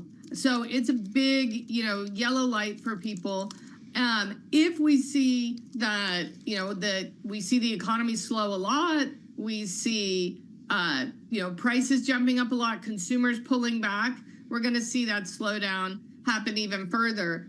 But, one of the things you pointed out that, what should companies do? The challenge for companies at a time of high government uncertainty and high macroeconomic uncertainty is if you're a business, you're trying to figure out, am I selling more or less because I got better or worse at competing with my competitors, because consumers are changing how they value my product relative to other products they can buy?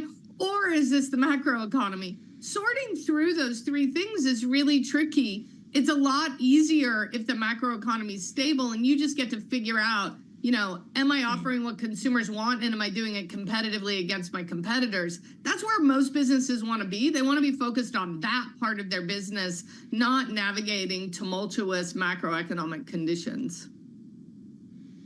I just want to note for our audience on Bloomberg TV and on radio and on YouTube, you can see as well that this event at the the Economic Club of Chicago is just beginning. No eyes yet on Chairman Powell or the Chicago Fed President Austin Goolsbee, who is set to introduce him. But we have just gotten some embargoed headlines from the remarks that Chairman Powell intends to deliver, including as follows. Powell saying that the Fed is well positioned to wait for more clarity for the time being.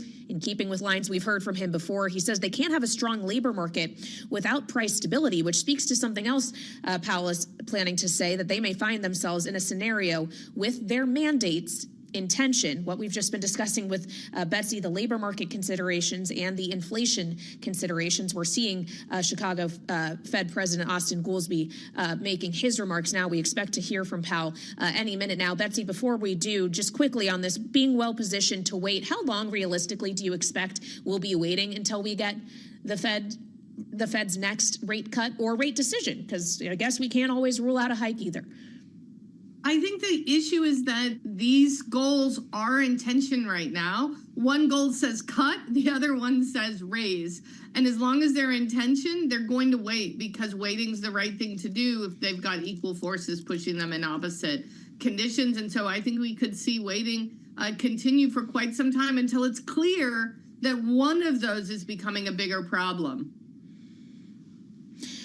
Well, I guess it's a question of when that clarity actually will emerge. Do you expect, though, Betsy, that we could see a situation in which the clarity has been awaited for so long that when we do ultimately get a rate cut again, it's an emergency one, that they actually have to potentially act intermeeting? Because that was the kind of narrative that was bubbling up to the surface with the volatility of the last week or so. I think the great thing is if they need to do that, they can do that. But realize that cutting too soon risks ongoing inflation, which creates its own set of problems for employment, which is exactly the quote you read from Powell. When he says that we're trying to balance these two risks, it's not like I'm going to sacrifice one baby to help the other. It's that these two things actually work together. Price stability helps support maximum employment. And so, I do think that right now we're in a world where they are well positioned to wait.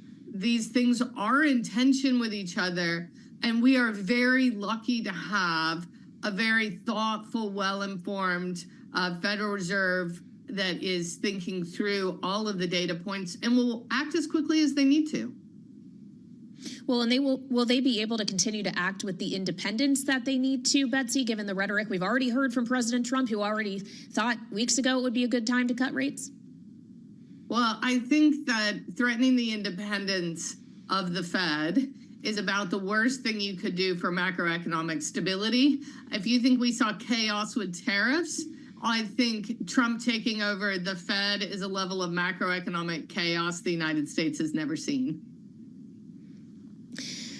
Well, on that note, we're hearing from the Chicago Fed President Austin Goolsbee as he gears up to introduce the chairman here. And he says, quote, Powell has the respect of both parties, and no one as Fed chair has had to deal with more challenging issues than Chairman Powell, as we consider that he had to navigate COVID as well. I guess it has been a pretty tough road here. Betsy, finally, when I'm just looking at markets as they await Chairman Powell, we're looking at stocks around session lows right now, down 1.7% on the S&P. We're down 2.5% on the NASDAQ 100. In the bond market, right around 430 on the 10-year yield. We're down 3 basis points on the day. How much, if we continue to see the kind of financial market volatility, and I'm going to cut myself off because Austin Goolsbee has just walked off the stage. So, Betsy, we'll let you go as we expect Chairman Powell will be the next to speak. Betsy Stevenson, professor of public policy and economics at the University of Michigan. Thank you so much. And we'll go now live to Chicago at the Economic Club, where the Fed Chair Jay Powell is speaking live on Bloomberg TV and radio. Back in Chicago.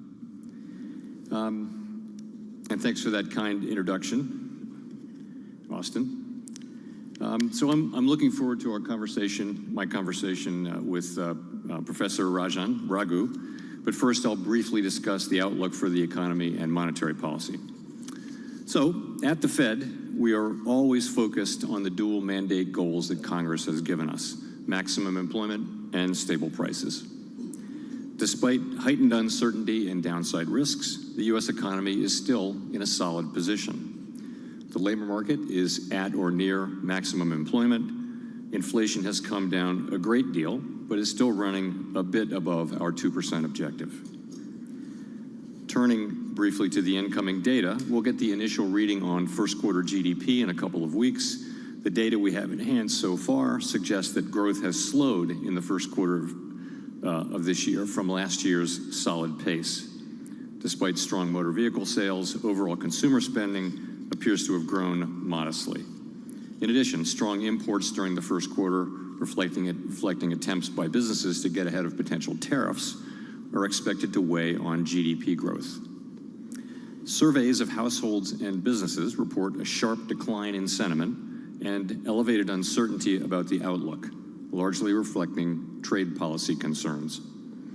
Outside forecasts for the full year are coming down, and for the most part, point to continued slowing, but still positive growth. We are closely tracking incoming data as households and businesses continue to digest these developments. In the labor market, during the first 3 months of this year, non-farm payrolls grew by an average of 150,000 jobs per month. While job growth has slowed relative to last year, the combination of low layoffs and lower labor force growth has kept the unemployment rate in a low and stable range. Meanwhile, the ratio of job openings to unemployed job seekers has remained just above 1, near its pre-pandemic level. Wage growth has continued to moderate while still outpacing inflation. Overall, the labor market appears to be in solid condition and broadly in balance, and is not a significant source of inflationary pressure. As for our price stability mandate, inflation has significantly eased from its pandemic highs of mid-2022 without the kind of painful rise in unemployment that has frequently accompanied efforts to bring down high inflation. Progress on inflation continues at a gradual pace, and recent readings remain above our 2% objective. Estimates based on the most recent data from last week show that total headline PCE prices rose 2.3% over the 12 months ending in March, and that excluding the volatile food and energy categories, core prices rose 2.6%. Looking forward, the new administration is in the process of implementing substantial policy changes in 4 distinct areas: trade, immigration, fiscal policy, and regulation. These policies are still evolving, and their effects on the economy remain highly uncertain. As we learn more, we will continue to update our assessment. The level of tariff increases announced so far is significantly larger than anticipated, and the same is likely to be true of the economic effects, which will include higher inflation and slower growth. Both survey and market-based measures of near-term inflation expectations have moved up significantly, with survey participants pointing to tariffs. Survey measures of longer-term inflation expectations, for the most part, appear to remain well anchored as well. Market-based break-evens continue to run close to 2%. So, as we gain a better understanding of the policy changes, we'll have a better sense of the implications for the economy and hence for monetary policy. Tariffs are highly likely to generate at least a temporary rise in inflation. The inflationary effects could also be more persistent. Avoiding that outcome will depend on the size of the effects, on how long it takes for them to pass through fully to prices, and ultimately on keeping longer-term inflation expectations well anchored. Our obligation is to keep longer-term inflation expectations well anchored and to make certain that a one-time increase in the price level does not become an ongoing inflation problem.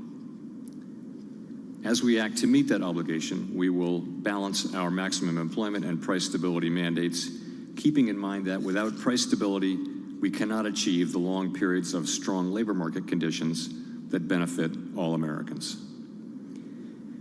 We may find ourselves in the challenging scenario in which our dual mandate goals are in tension. If that were to occur, we would consider how far the economy is from each goal and the potentially different time horizons over which those respective gaps would be anticipated to close. As that great Chicagoan Ferris Bueller once noted, life moves pretty fast. For the time being, we are well positioned to wait for greater clarity before considering any adjustments to our policy stance. We continue to analyze the incoming data, the evolving outlook, and the balance of risks. We understand that elevated levels of unemployment or inflation can be damaging and painful for communities, families, and businesses. We will continue to do everything we can to achieve our maximum employment and price stability goals. Thank you, and I look forward to our discussion.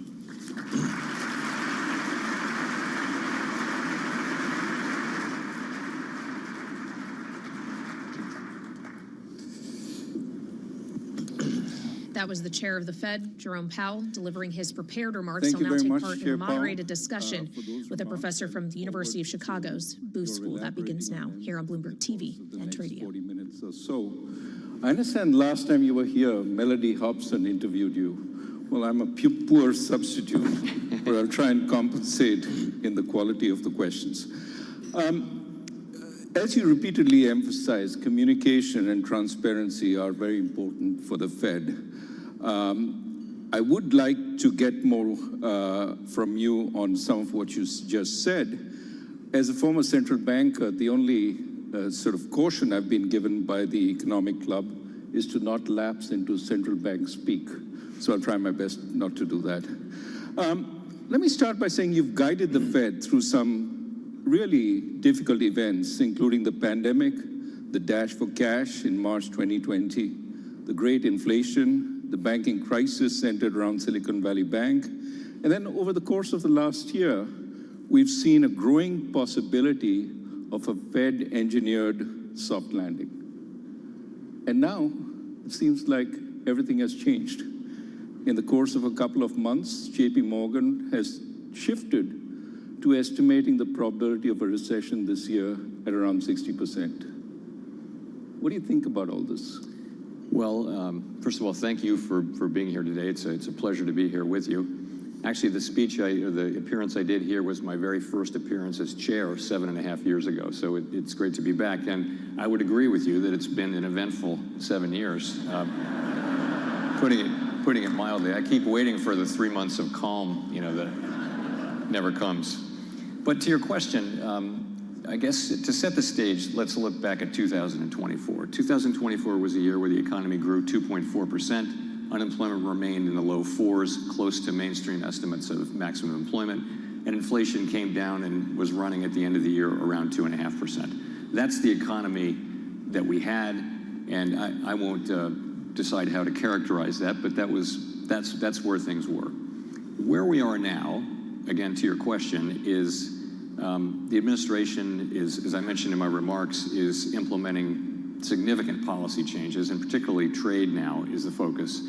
And the effects of that are likely to move us away from our goals. So unemployment is likely to go up as the economy slows in all likelihood, and inflation is likely to go up as tariffs find their way, and some part of those tariffs come to be paid by the public. So that's the strong likelihood. And my hope is that we'll get through this and get back.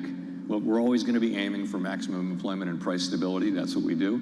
I do think we'll be moving away from those goals probably for the balance of this year, and then, or at least not making any progress, and then we'll resume that progress as we can. Let's talk a little more about tariffs. I mean, you've recognized that some of the effects of the tariffs will be one-off, transitory, but you also have said that perhaps they will give room for a number of firms to raise prices. You mentioned dryers. When washing machine prices went up because of tariffs, dryer prices also went up in tandem, even though they weren't tariffed. What's your sense about the effects of tariffs on inflation? What would make them more persistent, and what would make them have effects on growth? So in a kind of a simple starting point is one tariff comes in that gets passed along in prices and raises inflation, but it's just a one-time thing. So the price level goes up, and that's it. But that can happen in some circumstances, but it depends on a number of things which we don't know yet. And I would point to a couple of them, or three of them actually. One is just the size of the effects. And as I mentioned, the tariffs are larger than forecasters had expected, certainly larger than we expected, even in our upside case. We looked at a range of cases. So that's one. The second one is how long does it take for the tariffs to have their effects on inflation? To the extent it takes longer and longer, that raises the risks that the public will begin to experience higher inflation. They'll come to expect it, and companies will come to expect it. So that risks higher inflation. And the third is just what I mentioned in my speech, which is my remarks, which is got to keep inflation expectations well anchored. So if we have those three things under control, that's what it will take.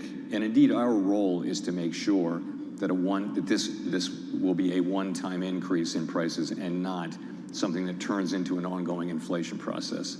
That's a big part of our job. What about the effects of tariffs on quantities? With the level of tariffs that, for example, have been currently applied on China, there's a fear that the supply chain may get disrupted, that firms may not be able to import their relevant stuff from China given the level of prices. If it turns into a supply shock, would the Fed's response be different than if it was primarily something which affected just prices? So I actually had dinner at the Chicago Fed last night and with a number of directors of various parts of the Chicago Fed, and many of them are CEOs of significant companies, and they this uncertainty that they're feeling and the issue with imported components to their products is just a huge issue. But with if you look back at the pandemic, if you remember, there was a shortage of semiconductors, and that led to a shortage of cars at a time of extremely high car demand. And it was a prolonged shortage because production couldn't keep up. And that led to an extended period, one of the things that led to an extended period of inflation. So when you think about supply disruptions, that is the kind of thing that can take time to resolve, and it can lead what would have been a one-time inflation shock to be extended, perhaps more persistent, and we would worry about that. In this case, you can look at the car companies, which their supply chains are likely seem to be on track to be disrupted significantly, and you would worry that that process will take some years and that the inflationary process might be extended. So these are all of this is highly uncertain. We're thinking now, really before the tariffs have their effects, as how they might affect the economy, and that's why we're waiting really to see what the policies ultimately are, and then we can make a better assessment of what the economic effects will be. Let's move to immigration. You talked about the labor markets being in reasonable equilibrium right now. Of course, what we've seen over the last few months, months of the previous administration continuing into this administration, is immigration has fallen off considerably. What's your sense on how that will affect the labor market? So part of why growth was so strong in the last couple of years was just very high levels of immigration, and those people went to work. The economy hired them. There was a lot of demand. We were still working off the labor shortage. What's happened since the prior administration changed their policy, as you mentioned, immigration has fallen very sharply, and therefore the growth of workers has really stopped. It's really stagnant. But at the same time, demand has also fallen. And so demand for workers, so payroll job creation has also fallen, and they've kind of fallen in tandem, which is why the unemployment rate has been pretty stable for about a year. So in a way, demand and coincidentally, perhaps to some extent, demand and supply for workers has fallen. In terms of the effect on the labor market, right now we're still at full employment. And labor force participation is still strong. Wages have moved back down to levels that are now pretty sustainable, given an assumption about productivity. So the labor market's in a really good place. Longer term, the effects of immigration are not thought to matter much for inflation. The effects on demand and supply will more or less cancel each other out. So we wouldn't expect there to be a big impact on inflation. You've seen in recent weeks substantial talk about layoffs in government, as well as freezes in research establishments and universities in jobs. How soon and how big will this be in its impact on labor markets? So it's too soon to say, but what I can say is, of course, the people being laid off in government, this is highly significant to them. We don't know how big that's going to be. Right now, it's not big enough to affect a workforce of 170 million people materially. In terms of the cutbacks in funding and for science and things like that, we do see in areas, particularly in cities that have a lot of universities and research hospitals and research institutions, we're really hearing significant layoffs and significant impacts on employment. I don't know how much that will total up to. And of course, in addition, cutting back on scientific research may have implications for economic growth, for productivity, for health, for all kinds of things. But those are very difficult to estimate in real time. Now, given that we're talking about the future, you may be confronted in the not so distant future with both higher levels of unemployment as well as potentially higher inflation. And of course, the policies that each one requires could be different. You talked a little bit at the podium about how the Fed would see these two and how it would address it. Just giving you a chance again to elaborate on that. Right, so most of the time, when the economy is weak, inflation is low, and unemployment is high, and both of those call for lower interest rates to support activity, and vice versa. So most of the time, the two goals are not in tension. And they're not really in tension now. The labor market is still strong. But the shock that we're experiencing, the impulses we're feeling are for higher unemployment and higher inflation. And our tool only does one of those two things at the same time. So it's a difficult place for central banks, to be in terms of what to do. And so the best we can do is we actually have a little provision in our consensus statement, which is the thing that we vote on to embody how we approach these questions. What we say is we will look at how far the economy is from each of those two goals, and then we'll ask, might there be different paces at which they would approach those goals? We'll look at those things and think about them, and we'll no doubt be a very difficult judgment. Again, we're not experiencing that now, but we could well be in that situation, as I mentioned in my remarks. Just want to pick up on a word that is often used today, uncertainty.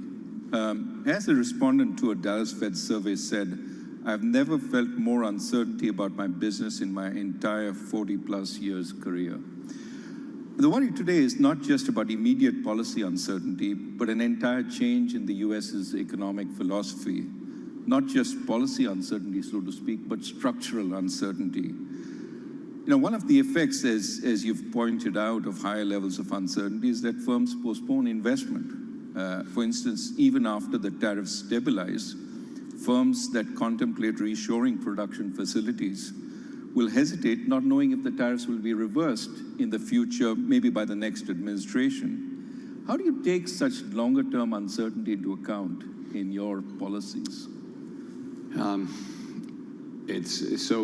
Let me just agree that what comes back very strongly, and everyone will understand this.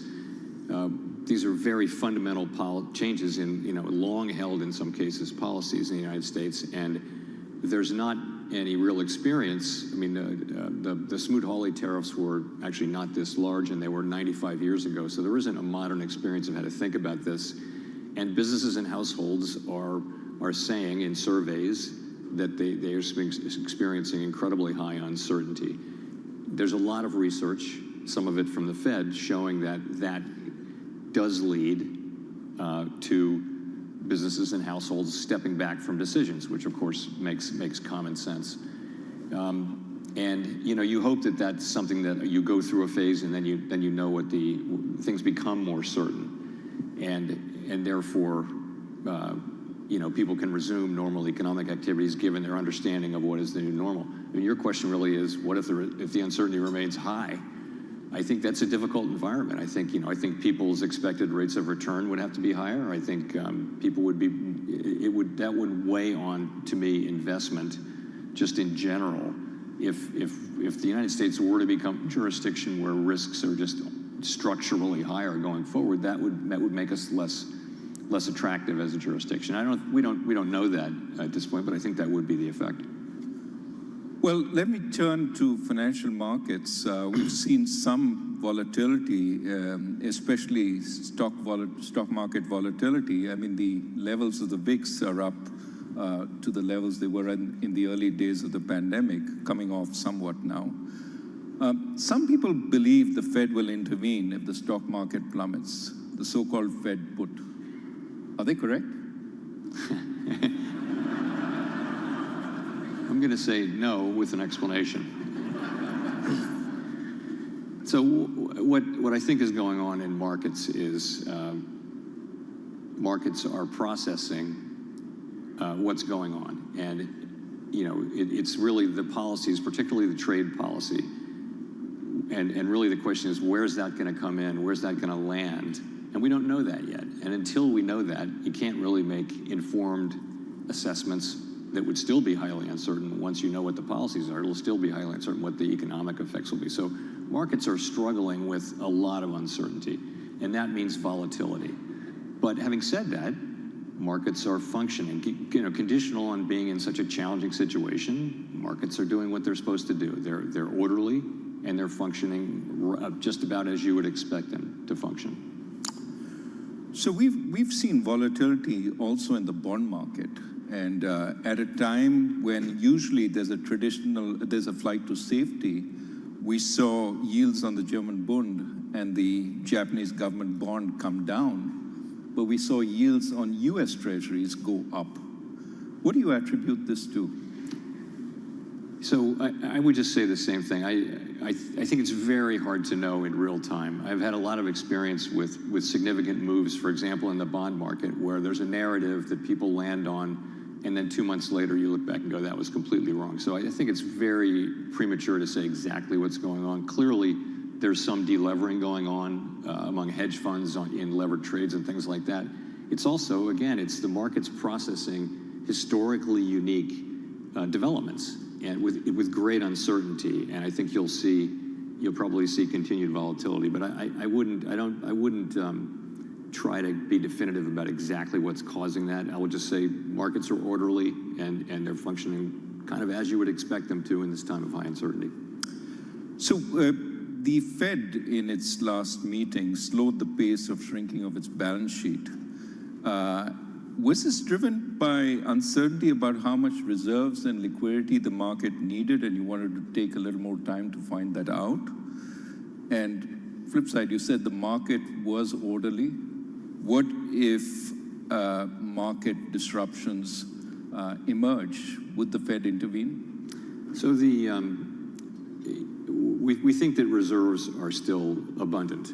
So we don't think we're close to the point, particularly close to the point where we would stop. But we were facing a situation in which, for other reasons, there were going to be big flows into and out of reserves as it had to do with the debt ceiling and the Treasury General account. For those of you who are Treasury market people, that'll make sense.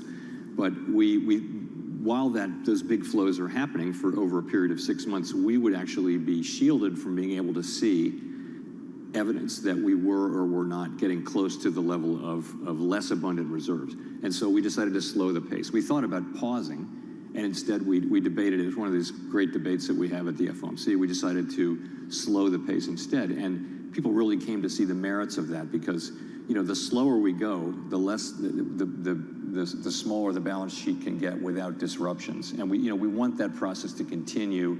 And now it's at quite a slow pace. So we think that's a really good thing. So that means it can go on for a longer amount of time, and we'll be able to reach kind of very carefully what we think is the right level of reserves. Still plenty of reserves. What about the international dollar-based system? With all these disruptions, do you stand ready to supply dollars to central banks as you've done in the past when there's been a global shortage of dollars? Sure, absolutely we do. Just for everyone's knowledge, we have standing dollar swap lines with 5 large central banks, and they go to the jurisdictions where there are big overseas dollar funding markets. And in effect, those are overseas markets where, for example, a European or Asian institution is buying an asset-backed security that is backed by loans to American consumers. So in effect, these are loans to American consumers, and we support that. We want to make sure that dollars are available. They need dollar funding to hold those dollar assets. So the way it works is, when needed, we lend to the central bank in dollars, and they pay us back in dollars. They then pay in their currency. They lend on in dollars. And so we take no credit risk or anything like that, and it supports dollar funding markets. Dollar funding markets are very sensitive during times of crisis, and it's very helpful. The reason we do it is it's really good for U.S. Consumers. So we'll continue to do that, just as part of the dollar being a reserve currency, the reserve currency, most important, and we will do that. You mentioned amongst the issues you were focused on was the U.S. fiscal situation. Well, clearly, U.S. sovereign debt continues to rise. And what are your thoughts on the longer-term implications for interest rates and economic stability? How much further can we go in terms of national debt before we cross a line that might be unsustainable in the long term? So the U.S. federal debt is on an unsustainable path. It's not at an unsustainable level, and no one really knows how much further we can go. Other countries over time have gone much farther, but we're now, we're running very large deficits at full employment, and this is a situation that we very much need to address. Sooner or later we'll have to, and sooner is better than later. In terms of, if I can say from my time working on these issues, it's not the Fed's issue, but if you look at a pie chart of federal spending, the biggest parts and the parts that are growing are Medicare, Medicaid, Social Security, and now interest payments.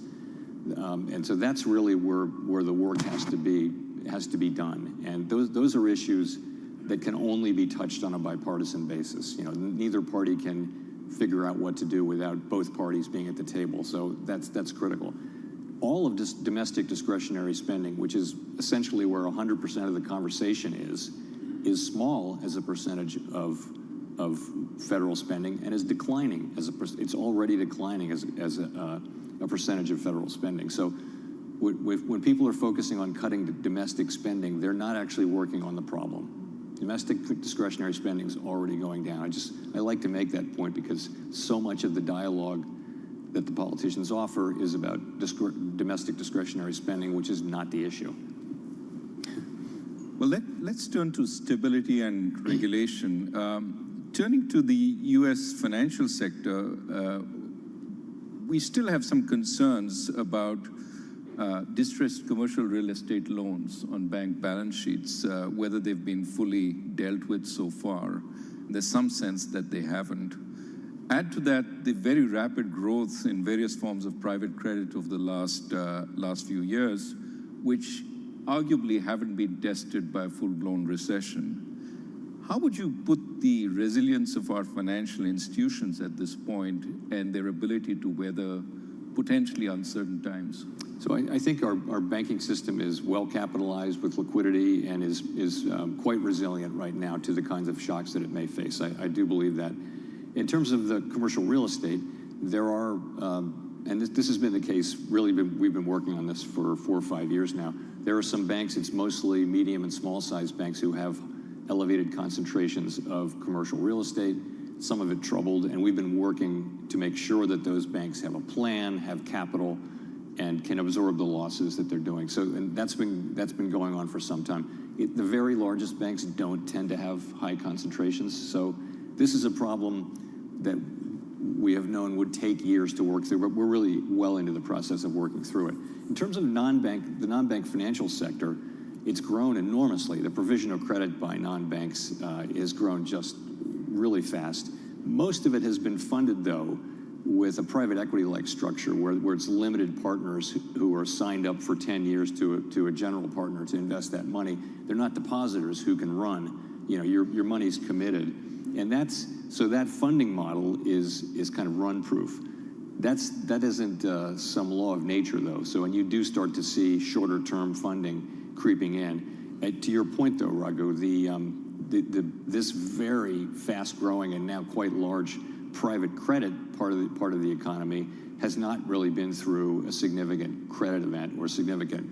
It's really grown since the pandemic, and so just for that reason and for how fast it's growing, we have a close eye on it.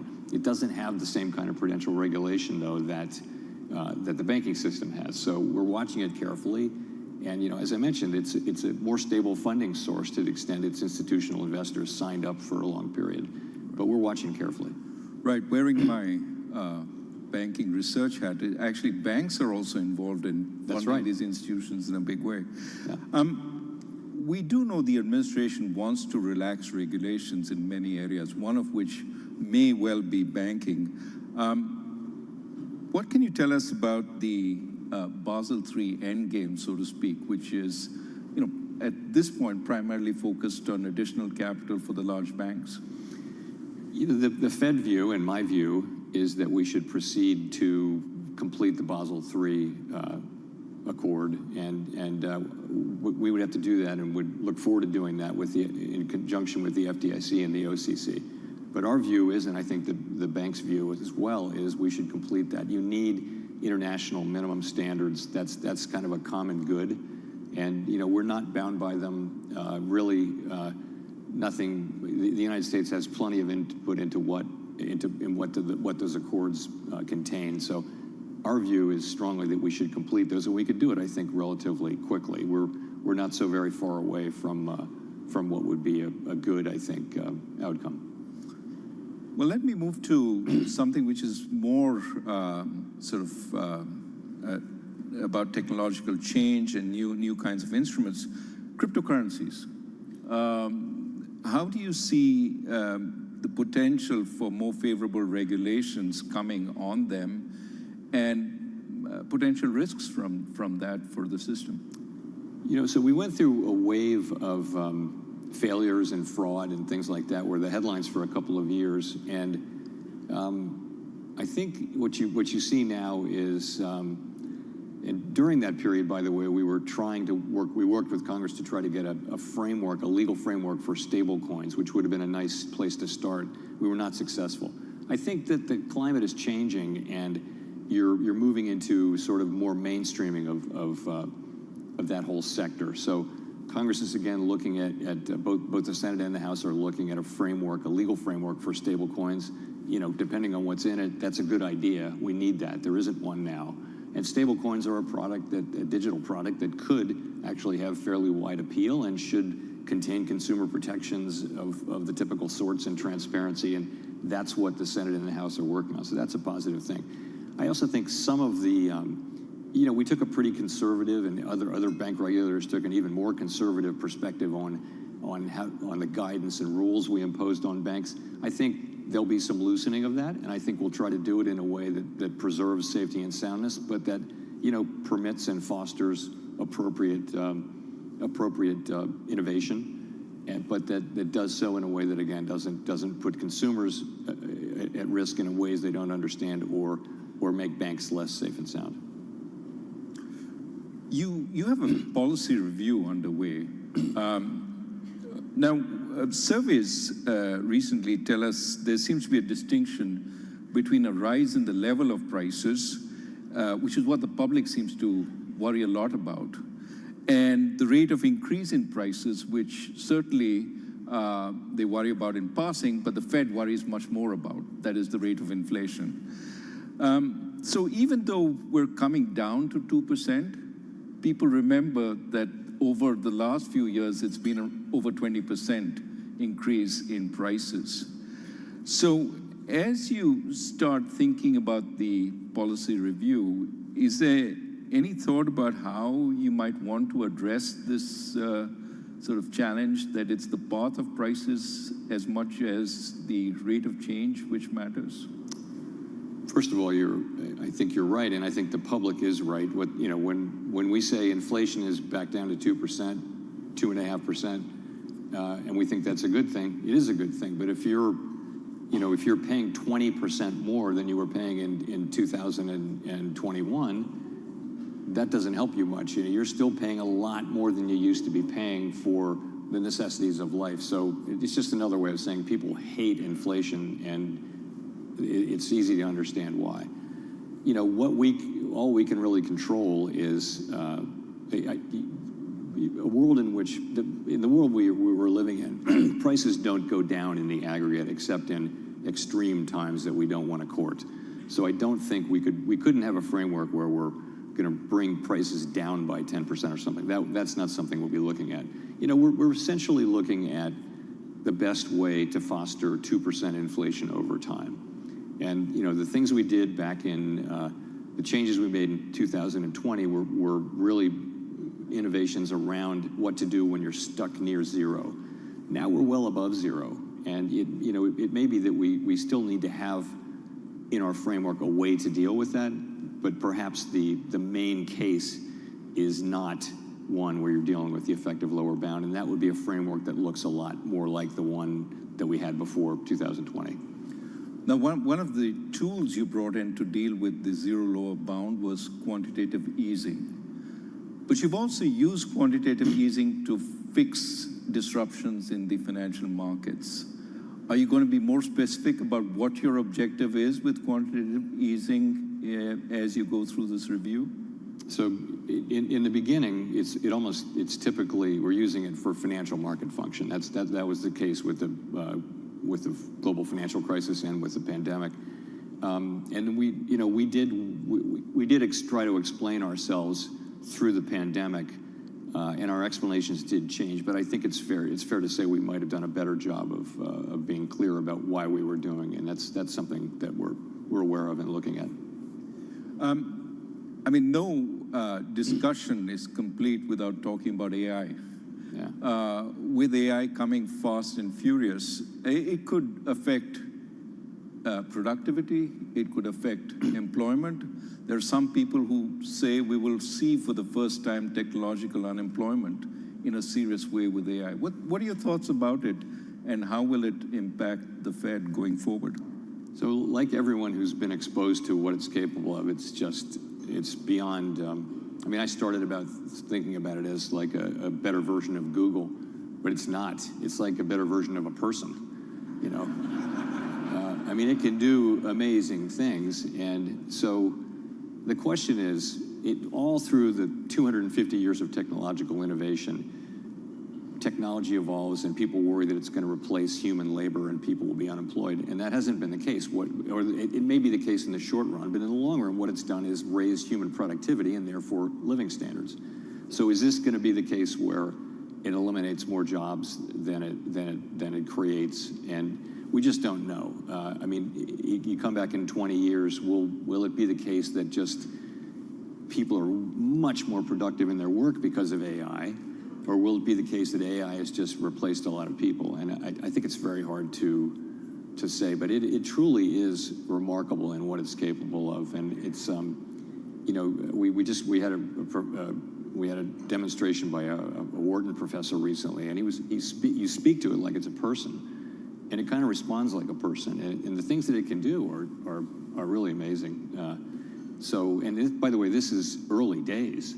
They're talking about even the next couple of years will bring more dramatic breakthroughs. So I think it's one of the 2 or 3 things most likely to bring dramatic change to the economy all around the world in the next 20 years. And I'd say very hard to say how it shakes out. Let me turn to your job. An important man once said of your job, it's the greatest job in government. You show up to office once a month and you say, let's see, flip a coin. And then everybody talks about you like you're a god. What is it that you normally do every day in the office? Is it fulfilling and, dare I say, enjoyable? And do you really feel like a god? So I would agree. I think it's the best job in government. I would agree. I really do enjoy it. Yes, I love the job. It's a great honor to serve. It's quite humbling because everybody makes mistakes. It's just the economy is just not very predictable. All of that is true, and I do what everybody expects me to do. I read. We do a little more reading though as part of our daily. My colleagues and I do part of our daily regime than a typical executive would do. In terms of being a god, I would say that we are blessed with a large number of amply compensated critics who would kind of tend to undercut that. So we don't feel like a god. So let me go to the more mundane. In that office, what are the key indicators you look for? What are the sources of data that you go to as you try and make up your mind?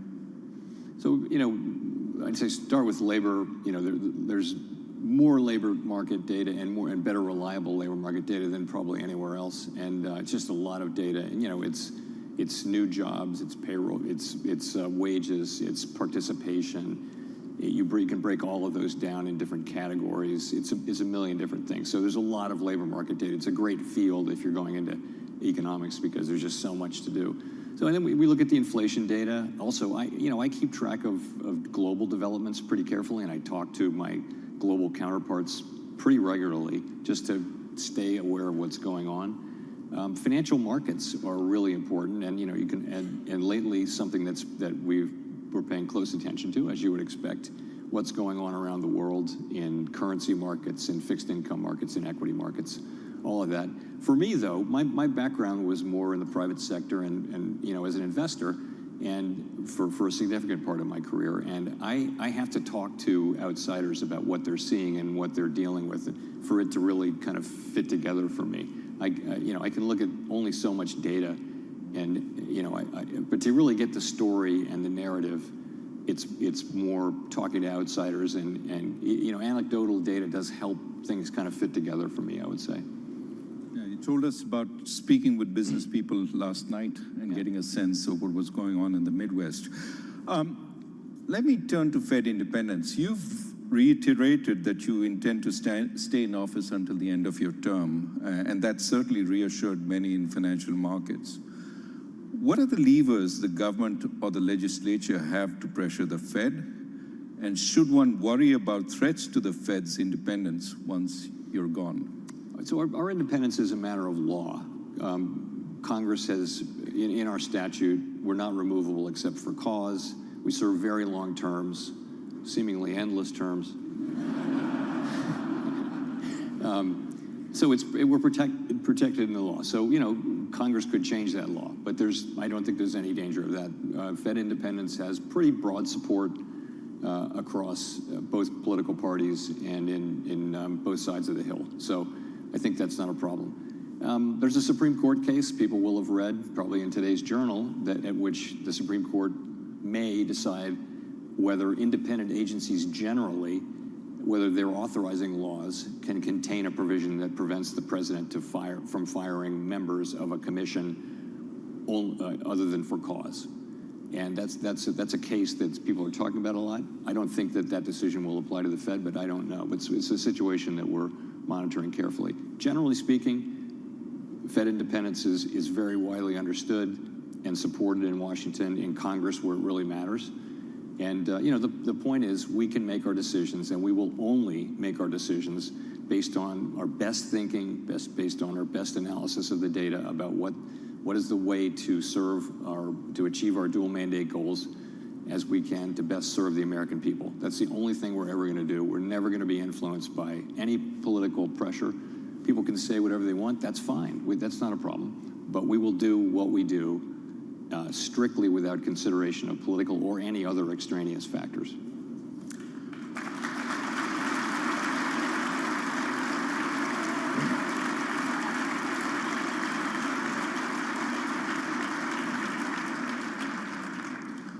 Well, I have time for one more question. I know the question that's on all your minds. What are you going to do on interest rates next? but I'm not sure that you know, and I'm not sure you would tell even if you knew. So I'm not going to ask that question. The question I want to ask is a more personal one. What is it that you like to do most at home after an exhausting day flipping coins in the office? You know, I play one of my guitars. I do Zoom calls with my kids and my grandkids, and I go to the gym a lot too, just to stay in shape. We need you healthy. We need you healthy. Thank you very much, Chair Powell. Thank you. And please join me.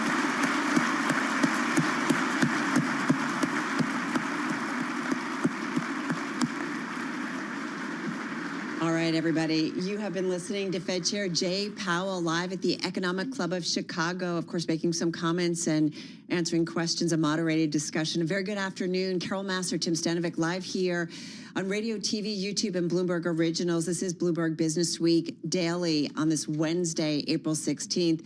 And the Fed Chair talking about a lot of things. I think, obviously, a voice we were looking forward to all week in terms of maybe what he sees in terms of the outlook. And one of the key things, Fed Chair Jay Powell saying he sees the economy moving away from the job price goals. And he also said that they could find themselves in a scenario where there are mandates in tension, meaning, of course, the Fed dual mandate, right, Tim, of inflation and jobs, that those two could be in tension. And then that makes Fed policy determining the right course forward kind of tricky. Yeah, look no further than what happened in equity markets as he was speaking. We did see stocks move lower. The NASDAQ Composite down 3.4%, the S&P 500 down as much as 2.5% when he was speaking. It's come back from some of those losses, down about 2.2% as we speak. The Dow down about 1.4%. Stocks extending their declines. Bonds rallied, though, as we did hear from the Fed chair. Yeah, quick check on the Treasury trade. 2-year, most sensitive to Fed moves. You're looking at a yield of 379. So we're seeing a little bit move lower there. 5-year note with the yield of 392. And I'm looking at the longer end of the yield curve, the 10-year note with the yield of 429. One of the things was interesting is that the Fed chair saying the Fed is well positioned to wait for policy clarity. Reading in on some folks in terms of their observations, saying that maybe that's a little bit hawkish in that the Fed chair and Fed members are willing to wait to get more determinations and clarity on the outlook before determining what's the next right step for the Fed. Also notable, toward the end of the question and answer session, he was asked specifically about the independence of the Federal Reserve and, you know, ostensibly political pressure. And what he said is, quote, "Our independence is a matter of law." And I think it's notable, too, Carol, that was an area of the presentation of the Q&A where we saw pretty exuberant clapping and cheering at that point. You don't often hear that when the Fed chair is speaking, but that was notable to me. Yeah, interesting. All right, let's get to it. We do want to do some analysis, and lucky for us, we have in studio our own Molly Smith. She's Bloomberg News economics editor here with us. So how did Jay Powell do, and how have the markets taken in what he had to say? I mean, I thought today was pretty much what Powell has been saying all along, that there's just not a whole lot for them to really do right now. You know, that like there hasn't been really enough response in the economy, like in the data, for them to really make a determination of which side of the mandate the tariffs are affecting more right now. And that's what they're waiting to see. But right now, what he said clearly is that the two goals being inflation and and full employment are not in tension. But that's the situation that they're preparing for. And that would obviously be very challenging if that were to happen. Of what do? Do you raise interest rates or at least keep them elevated to tame inflation, or do you lower them to support employment in the economy? Yeah, I mean, that was kind of in response to the notion that the tariffs, he said, are even higher than they thought they would be. And what he said then after that was, that means the effects of them will be even higher than we thought they'd be. And we certainly saw the stock market take a hit when he talked about this. Yeah, you know, it was interesting because exactly at the moment he was saying that markets are like processing all of the news that's out there, that's exactly when you saw the S&P drop, like that line on the screen. So that was, and yields, a 10-year yield as well. So it seemed like they were really, seemed like Powell was talking like right to the markets in that moment. Unemployment and prices will go up, Powell said, adding his hope is that they get through this. I think the thing that for me was at least the newest today, as far as what he said, was that this is going to be mostly a 2025 phenomenon. That he said, for the balance of the year, that this is going to be the issue of these two goals moving in opposition from each other. He seemed to express at least some hope that they're going to make more progress on both sides of the mandate next year. Molly, if indeed these two mandates are in tension with one another, and Tim and I were both like stagflation, so should we assume that the Fed's going to fight inflation even if the labor market's coming undone? I think it's really hard to say. And I think that's exactly what Powell and other Fed speakers have been pointing out too, is that there just really isn't a modern day example of how to respond to this. That he referenced the Smoot-Hawley tariffs, which were almost 100 years ago, which were not as large as this and not affecting an economy as large as the one that we have now. And the scope of the tariffs in Trump's first term also not nearly as widespread as these ones are. And of course, we're quickly overshadowed by the pandemic. So it's really hard to say how policy will respond. But the thing that they keep coming back to is that you really can't look through tariff-driven inflation if inflation expectations are high. And that's where the debate comes in as to where inflation expectations are right now. And that's where the Fed and most economists seem to think that they're pretty steady, the UMich measure being an outlier here. That's what I was confused about, because he did say that inflation expectations are well anchored. But on Friday, we got the UMich numbers, which showed that, the biggest jump going all the way back to 1981. So this is where Powell and other economists seem to think that the UMich numbers are really an outlier compared to other measures in the field. They really look at more market-based survey-based as well, but I think they're taking more cue from the market-based measures, like tips and whatnot, and that's not really giving the sense that it's really coming undone. Do you think, Molly, that the Fed and that Jay Powell are more focused on the inflation part of the dual mandate right now, or the labor part of the dual mandate? I mean, I think right now inflation definitely, obviously, they haven't cut rates yet again. We're now approaching the May meeting, and I don't think anyone's really calling seriously for a cut then. So he also, there's also a lot of, I would say, comfort to the Fed in that the labor market is still in a really good place. And Powell said that today, and that while labor demand is coming down, labor supply is coming down too. And that's why unemployment is holding pretty steady. Gives them a great cushion, right? While they try to still work on inflation. I found it kind of made me stop when Jay Powell says it's very hard to know in real time what's going on. You assume this is someone who has all kinds of data points at his fingertips, but it really speaks to what we've been hearing in the early earnings season, one after another. I mean, we had United yesterday, right? Coming out with two different scenarios saying could be a recession, and if not, here's what we're going to do. So it just speaks very loudly to the world we're in. I think it really speaks to where the anecdotal evidence starts to become a bit more powerful. And other Fed speakers, Beth Hammack was on before Powell today speaking about this as well, that this is when you really start to lean on those regional contacts a bit more, because the data, the hard data that is just inevitably going to be backward looking with a lag, and you need something that's in more real time. Okay, I'm going to ask you about the market move that we saw, because when you came in here, you said what we heard from the Fed chair just now was what I expected, and it wasn't much different than what we've heard from him lately.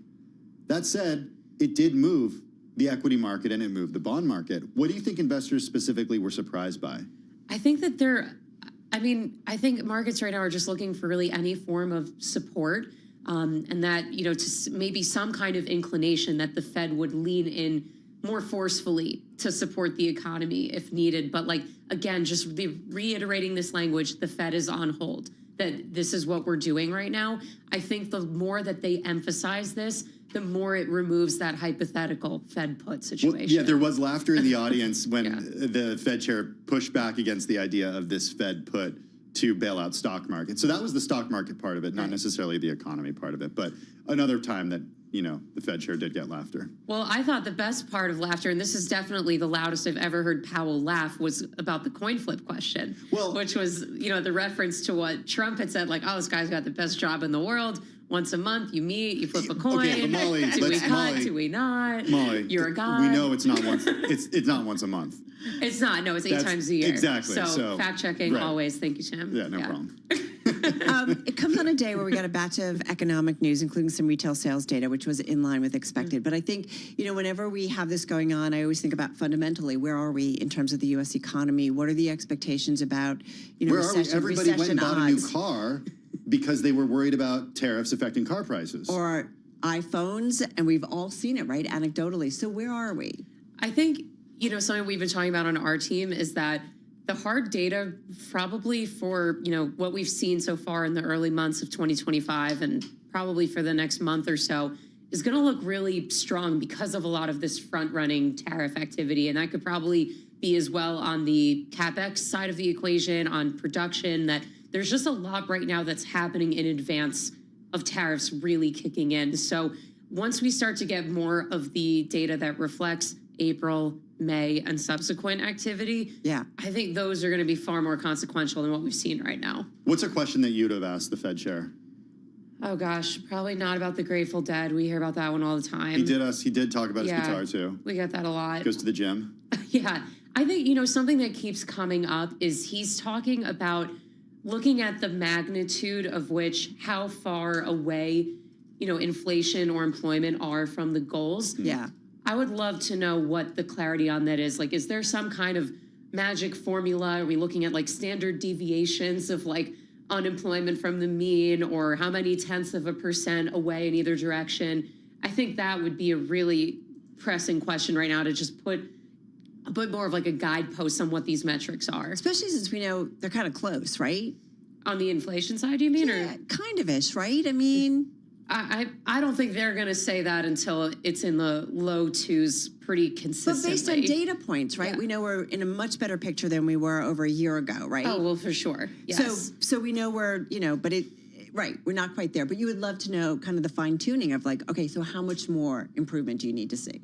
I think it seems pretty clear to me, at least, that like inflation is still the goal that's further away from target. That there hasn't been a significant weakening in the labor market that really would preempt them to come in. At least, I mean, you look back in the fall of when they cut 3 times in a row because unemployment had gone up in quick succession, right? And then it was like, oh wait, that's not really so much the concern anymore, and inflation reared back up again. Real quick, 20 seconds. Next focal point for you in terms of the U.S. economy.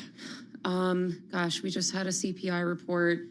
Retail sales. Inflation. Oh gosh, I'm stumbling. What is next? I know we have housing starts tomorrow, but that's probably not very exciting. That's fair. That's fair. No, but housing. We've had a long weekend. Can we enjoy that? Is that fair? It's not like nothing's been coming at us. Okay. Thank you so much. A lot of headlines to go through, and really appreciate always. Molly Smith, Bloomberg News economics editor, joining us here in studio. We want to talk a little bit more about the trade here. Yeah, the S&P 500 down 2.3%, the Nasdaq Composite down 3.4%. They did move lower, as we heard from the Fed chair. I do want to bring in Vince Signorella. He's Bloomberg's macro strategist. He joins us from White Plains this afternoon. Vince, there was a specific point that you flagged to us about why stocks moved lower when the chair was speaking. What's your takeaway? Yeah, he made reference to difficulty with the dual mandate, that being employment and inflation, the price stability, actually. When you have a Fed chair acknowledging that the Fed might have an issue with the dual mandate, is essentially basically referring to the potential for stagflation. And that's not something equity markets are in any way, shape, or form wanting to embrace. Hold on. He basically, so explain specifically what the concern with the dual mandate is in an environment where we could experience stagflation. Yeah, basically he's saying we could see persistent long inflation, higher prices for longer, which he did mention, that the tariffs could have a persistent impact on inflation. And he also mentioned that while the labor market is strong, they don't know what kind of an impact government layoffs are going to have. So you have that scenario where there's a potential for slower growth, higher unemployment, higher prices, longer lasting inflation, not referring to the 70s, of course, but you have that stagflation scenario, which really puts a central bank in a box. I mean, there's really not a lot they can do about it. They want to cut rates because they want to basically stimulate economic growth, but at the same time, they have inflation, higher prices. They don't want to reignite or flash the inflation scenario. So they can't really lower. They may want to hike rates to keep inflation in check, but they don't want to raise rates while the economy might be heading toward a recession. So it pretty much has the Fed sitting on their hands and puts the entire thing sort of in a fiscal framework, which we don't really have a lot of guidance in. Having said that, if we pull out, as Jay Powell said, it's very hard to know in real time what's going on. We know that, right? We're hearing it from CEOs as they report, Vince, earnings in a big way. Having said that, if U.S.-China, if that trade relationship settles down and definitively lands somewhere and is not too onerous on either side, does it change things then dramatically?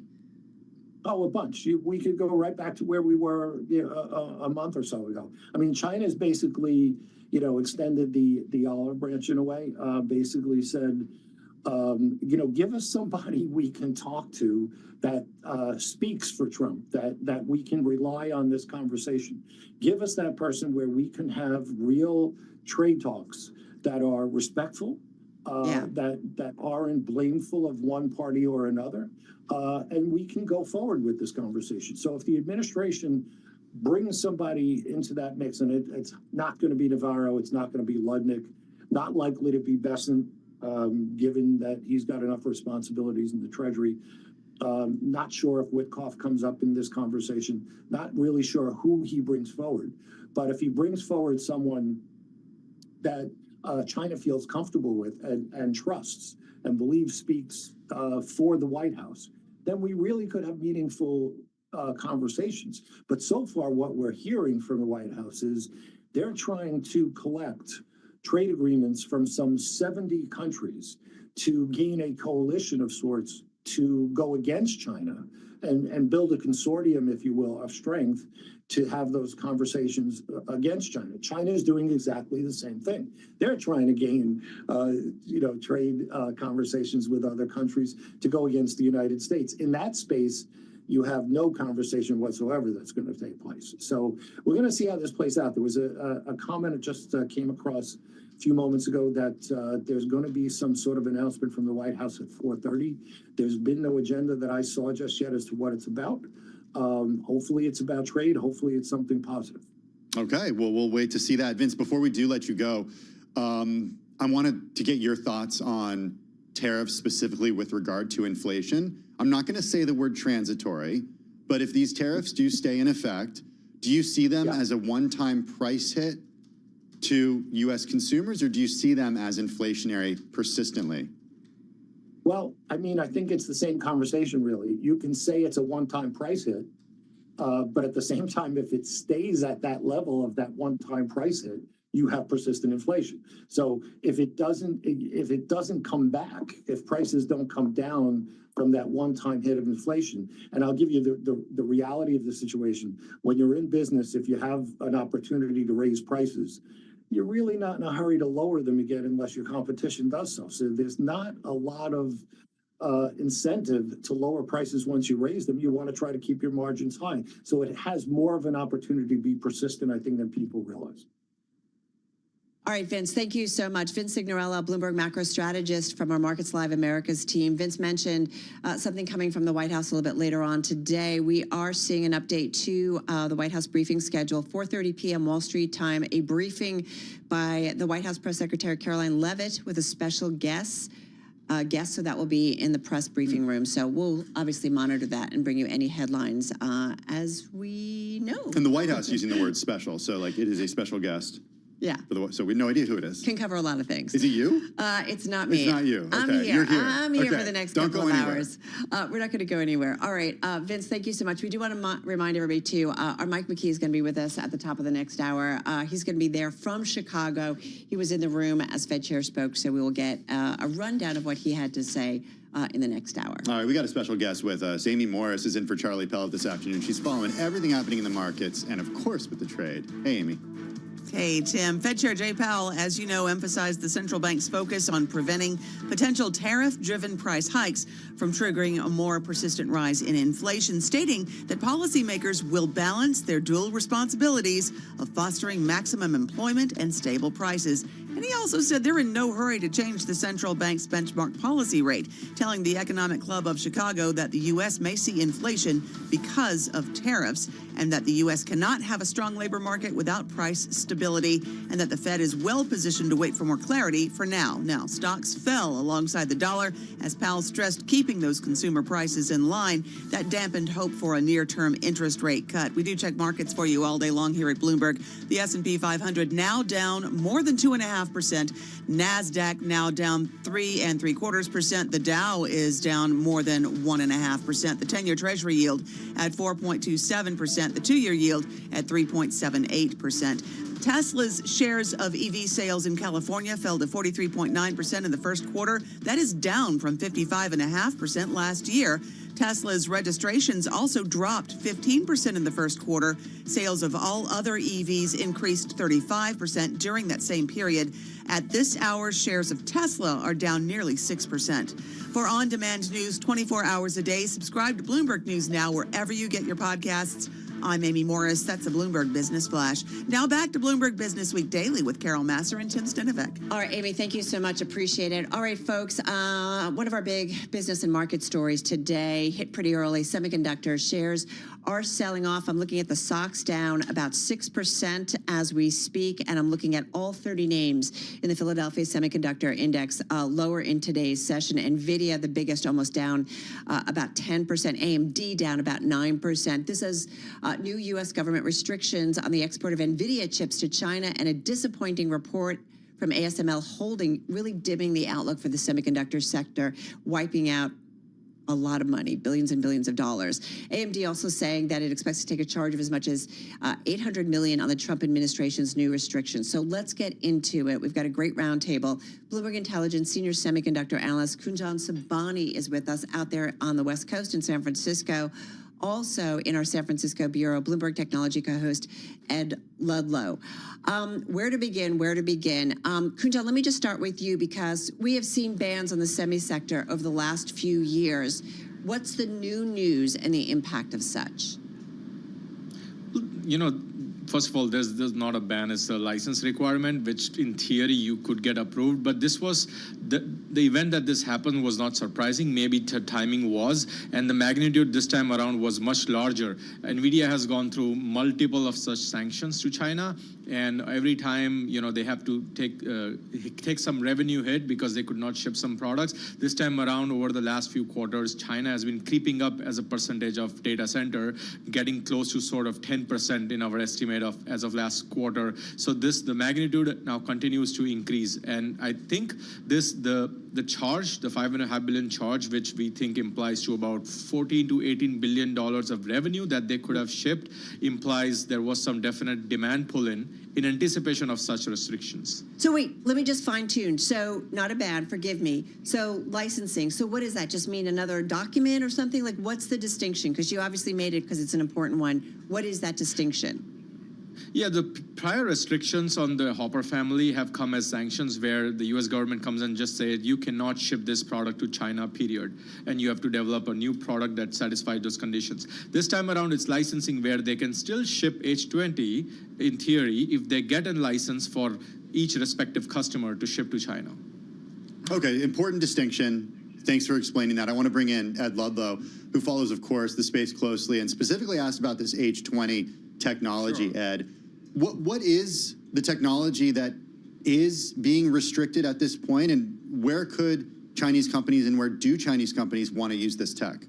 Yeah, it's a so-called AI accelerator, or high-performance GPU and other components that go into a system that largely are involved in the process of either training a large language model, or more relevant to H20 and the anxiety of this US administration, inference. The H20 is a lower performance chip relative to like the cutting edge of what NVIDIA does. So it's the Hopper and not the Blackwell, right?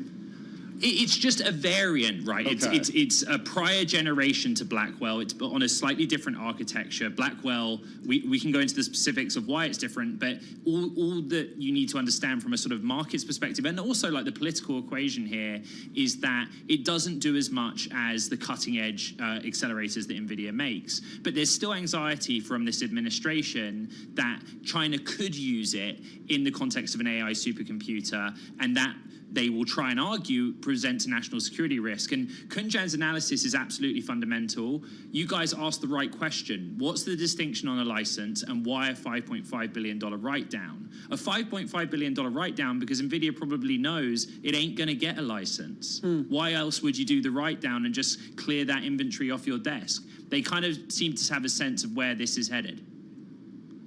So Kunjan, I mean, and I love what you said where this is headed, Ed, because I do feel like the devil's in the details, and we keep seeing different things in terms of, I feel like, the semiconductor world, but it does feel like this administration, bottom line, is going to continue to put some kind of restrictions in different ways. Is that a fair assumption? Is that a bad assumption? No, that is definitely a fair assumption. And look, the writing has been on the wall even before this administration steps in, right? That for the AI, the high-end AI semi-makers, the China market TAM is just continuing to shrink, and it will continue to shrink as we think even prior in this administration continue to sort of block or limit the amount of highest end performing chips that China can get access to. Does it matter, Ed, in the long run? For China's AI ambitions, does this just slow China down, or does this actually hamper what they're trying to do? I mean, look what happened with DeepSeek. Yeah, it's super interesting. I mean, even though the write-down on that inventory of H20s is indicative that NVIDIA knows the door's closing in that market, they could always come back with an even lower spec chip that is within the parameters of the restrictions as they understand them. One really interesting paradox here is the side effect of the White House's policy, which is that China does have some options, right? The context is that in the world of AI, 50% of the research is being done out of China. Literally 50% of all AI researchers are Chinese or Chinese citizens working somewhere around the world. But they have access to other technology. Huawei is increasingly becoming the national champion of China. It does not have a Blackwell, the highest performance chip that NVIDIA produces, but it does have something akin to the H20. And so now China has the ammunition, and poor word, the motivation to champion its own domestic player and say, you know what, have a leg up. Let's use your H20 equivalent instead. So interesting. It was the exact conversation I was having with a colleague a little earlier, Ed. Kunjan, I want to bring you back in here because you're also watching AMD. Shares down 9.2%, 9.3% as we speak. The company said it expects to take a charge of as much as $800 million after the Trump administration put new restrictions on semiconductor exports to China. What is the AMD product that we're talking about here?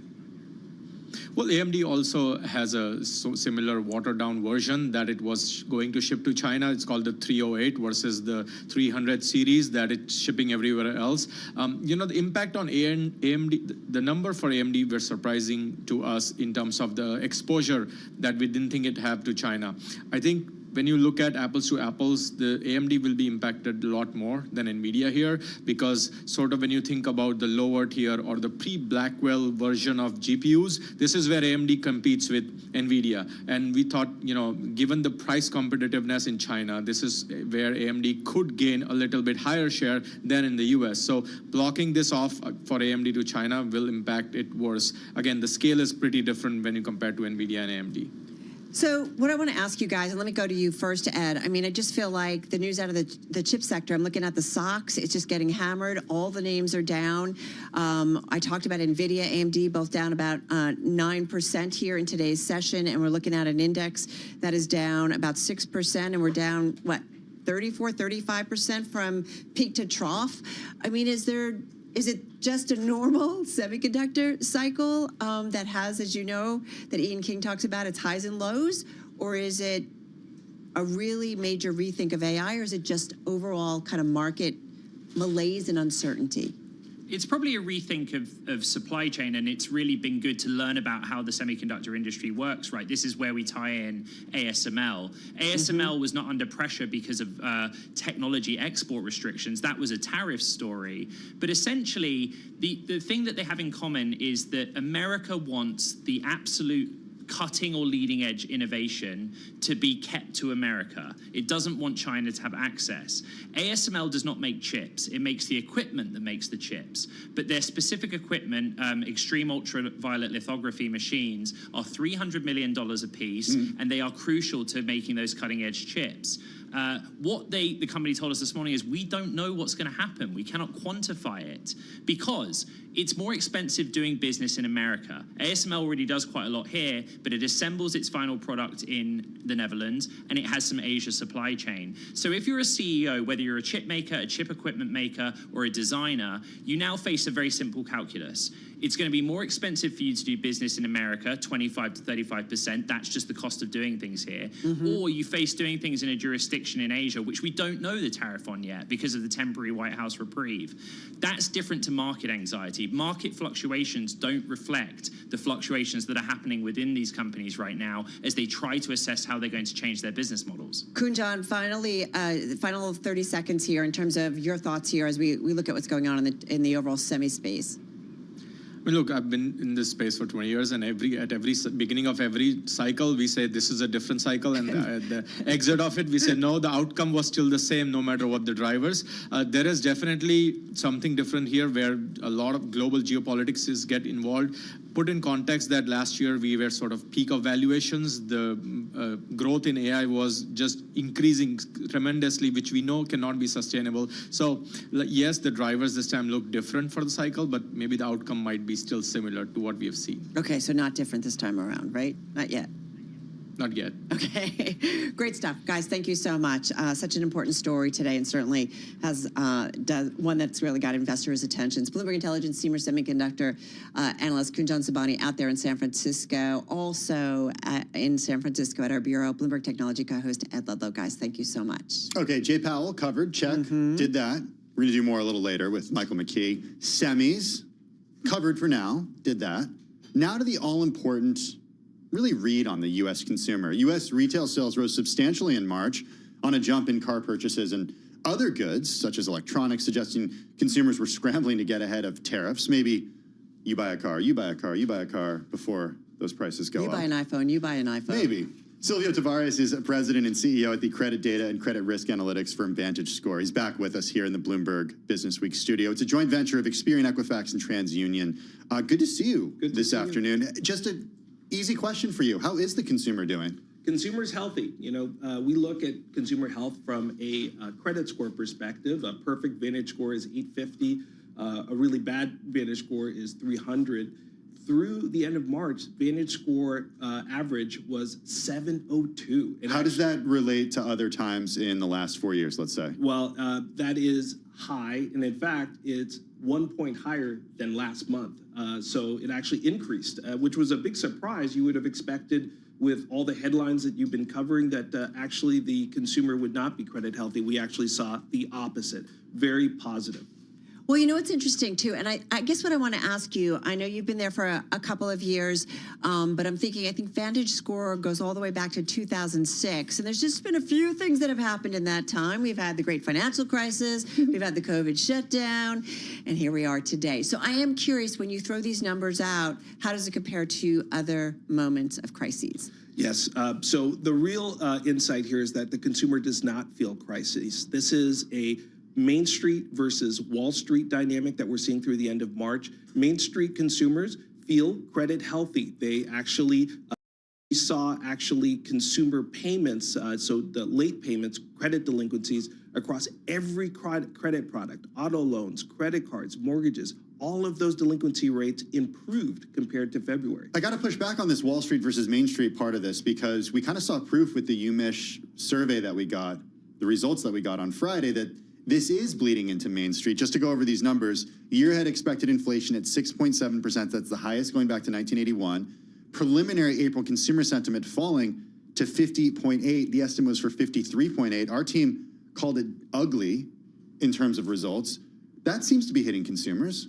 This is where the difference in data makes a big difference. Consumers, what they say on a survey, like the one you just mentioned, and how they actually behave, which is the data we collect on their actual credit cards and other payments, there's a big difference. And what you see through the end of March, and this is the early view on the data that we're providing exclusively to Bloomberg, is that consumers feel confidently cautious, right? So they're paying down their credit balances. Credit utilization actually declined. They're actually working hard to keep up on payments. Credit delinquencies across all products actually declined on a month-over-month basis. So consumers are cautiously confident. What happens next, of course, is the big question. But what we can see is through the end of March, banks actually reduced their new lending. So banks are concerned, no question about it.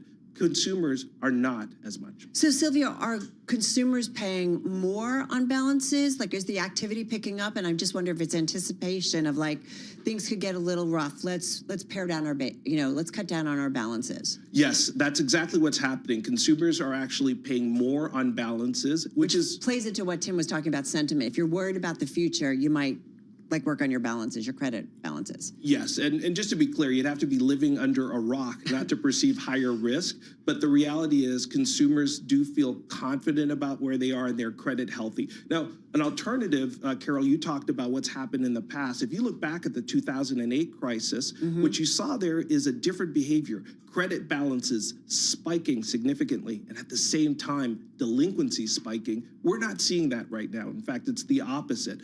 Balances are being managed well, and delinquencies are actually improving rather than getting worse. How real-time is your data? You're sharing data with us from March, but so-called Liberation Day was April 2nd, and that was the day that caught everybody off guard. We can just look to the market reaction for proof of that. Do you have access to the April data yet? We look at the data on a very regular basis, and the data, we have the most comprehensive and most frequent data. VantageScore credit gauge is published every single month. We're the most definitive source out there because we score all consumers. All right, so cut to the chase. We have a minute left. What's the data showing you in real time? Well, the data is showing us that this continued healthy credit behavior is continuing through the early part of April. But look, the reality is, as you heard in Chairman Powell's statements, there's more risk than there has been before, in part due to tariffs. Consumers see that as well, and they want to be well prepared for any new risks that can come. So delinquencies aren't going up, or any of the activity that you saw in March, it's kind of the same thing you're seeing? That's exactly right. And we're going to continue to monitor that, and I'm sure you'll have me back next month to talk more. Silvio says everything's awesome. Well, he said cautiously optimistic. Exactly. Cautiously awesome. Exactly right. Cautiously awesome. I like that. Yeah.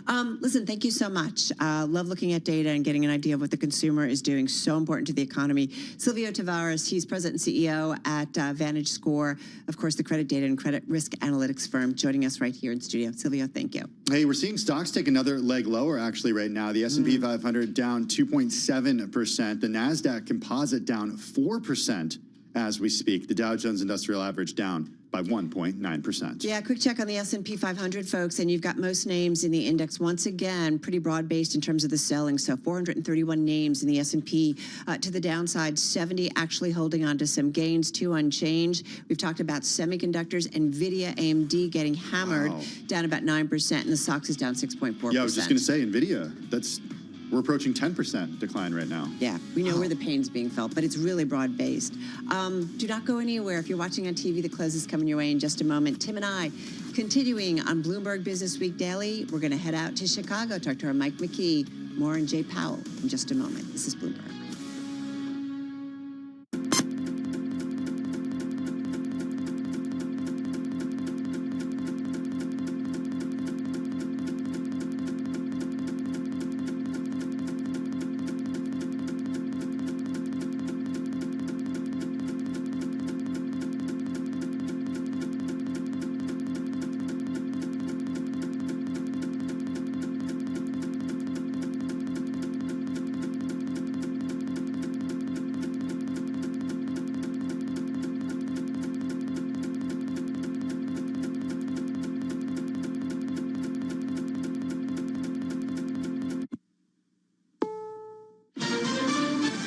CBS News on the Hour, sponsored by O'Reilly Auto Parts. I'm Cammie McCormick. A federal judge says he could hold the Trump administration in contempt for ignoring his order on deportations. Here's Linda Kenyon. Judge James Boasberg says the criminal contempt comes after the administration refused to turn around planes carrying deportees to El Salvador. White House Communications Director Stephen Chung says the administration will appeal and that the president remains committed to ensuring that, quote, terrorists and criminal illegal migrants are not a threat to this country. Senator Chris Van Hollen flew to El Salvador today in the hopes of winning the release of Kilmar Arbrega Garcia, who was one of those on the deportation flights. I may be the first senator or first member of Congress to go down to El Salvador, but people are going to keep on coming until he comes home. The Trump administration is suing Maine's education department for not banning transgender athletes in girls' sports. Attorney General Pam Bondi. Maine's leadership has refused to comply at every turn. So now we have no other choice. We are taking them to court. Maine's governor says this has never been about school sports or the protection of women and girls. It is about states defending the rule of law against a federal government bent on imposing its will. In Britain, the Supreme Court has ruled that transgender women are not legally women. Vicky Barker is following that case. The ruling attempts to resolve an inconsistency in the various laws protecting gay men and women from discrimination. The justices ruled that the term woman in one of those laws refers to biological women, not those who transition later in life. But they note that trans women continue to have multiple legal protections here. Vicky Barker, CBS News, London. Israel's defense minister said today 30% of Gaza has now been turned into a buffer zone. Linda Gradstein reports. Israel Katz said that Israel has taken what he called security zones in the Gaza Strip, Lebanon, and Syria, and will remain there indefinitely. Israeli forces have taken over more than half of Gaza in the past month since a ceasefire between Israel and Hamas collapsed. A good retail sales report today, as Kelly O'Grady reports. The consumer had enough firepower in their wallets to go out and make some big purchases where we saw those retail sales jump. But is that going to continue over the next few months as we potentially see prices rise because of tariffs? Fed Chair Jerome Powell said today those tariffs could push up prices and constrain growth, putting the Fed in an unenviable position of having to choose between tackling inflation and unemployment. That unnerved investors on Wall Street. The Dow has been off most of the day. At this hour, it's currently down 782 points. This is CBS News.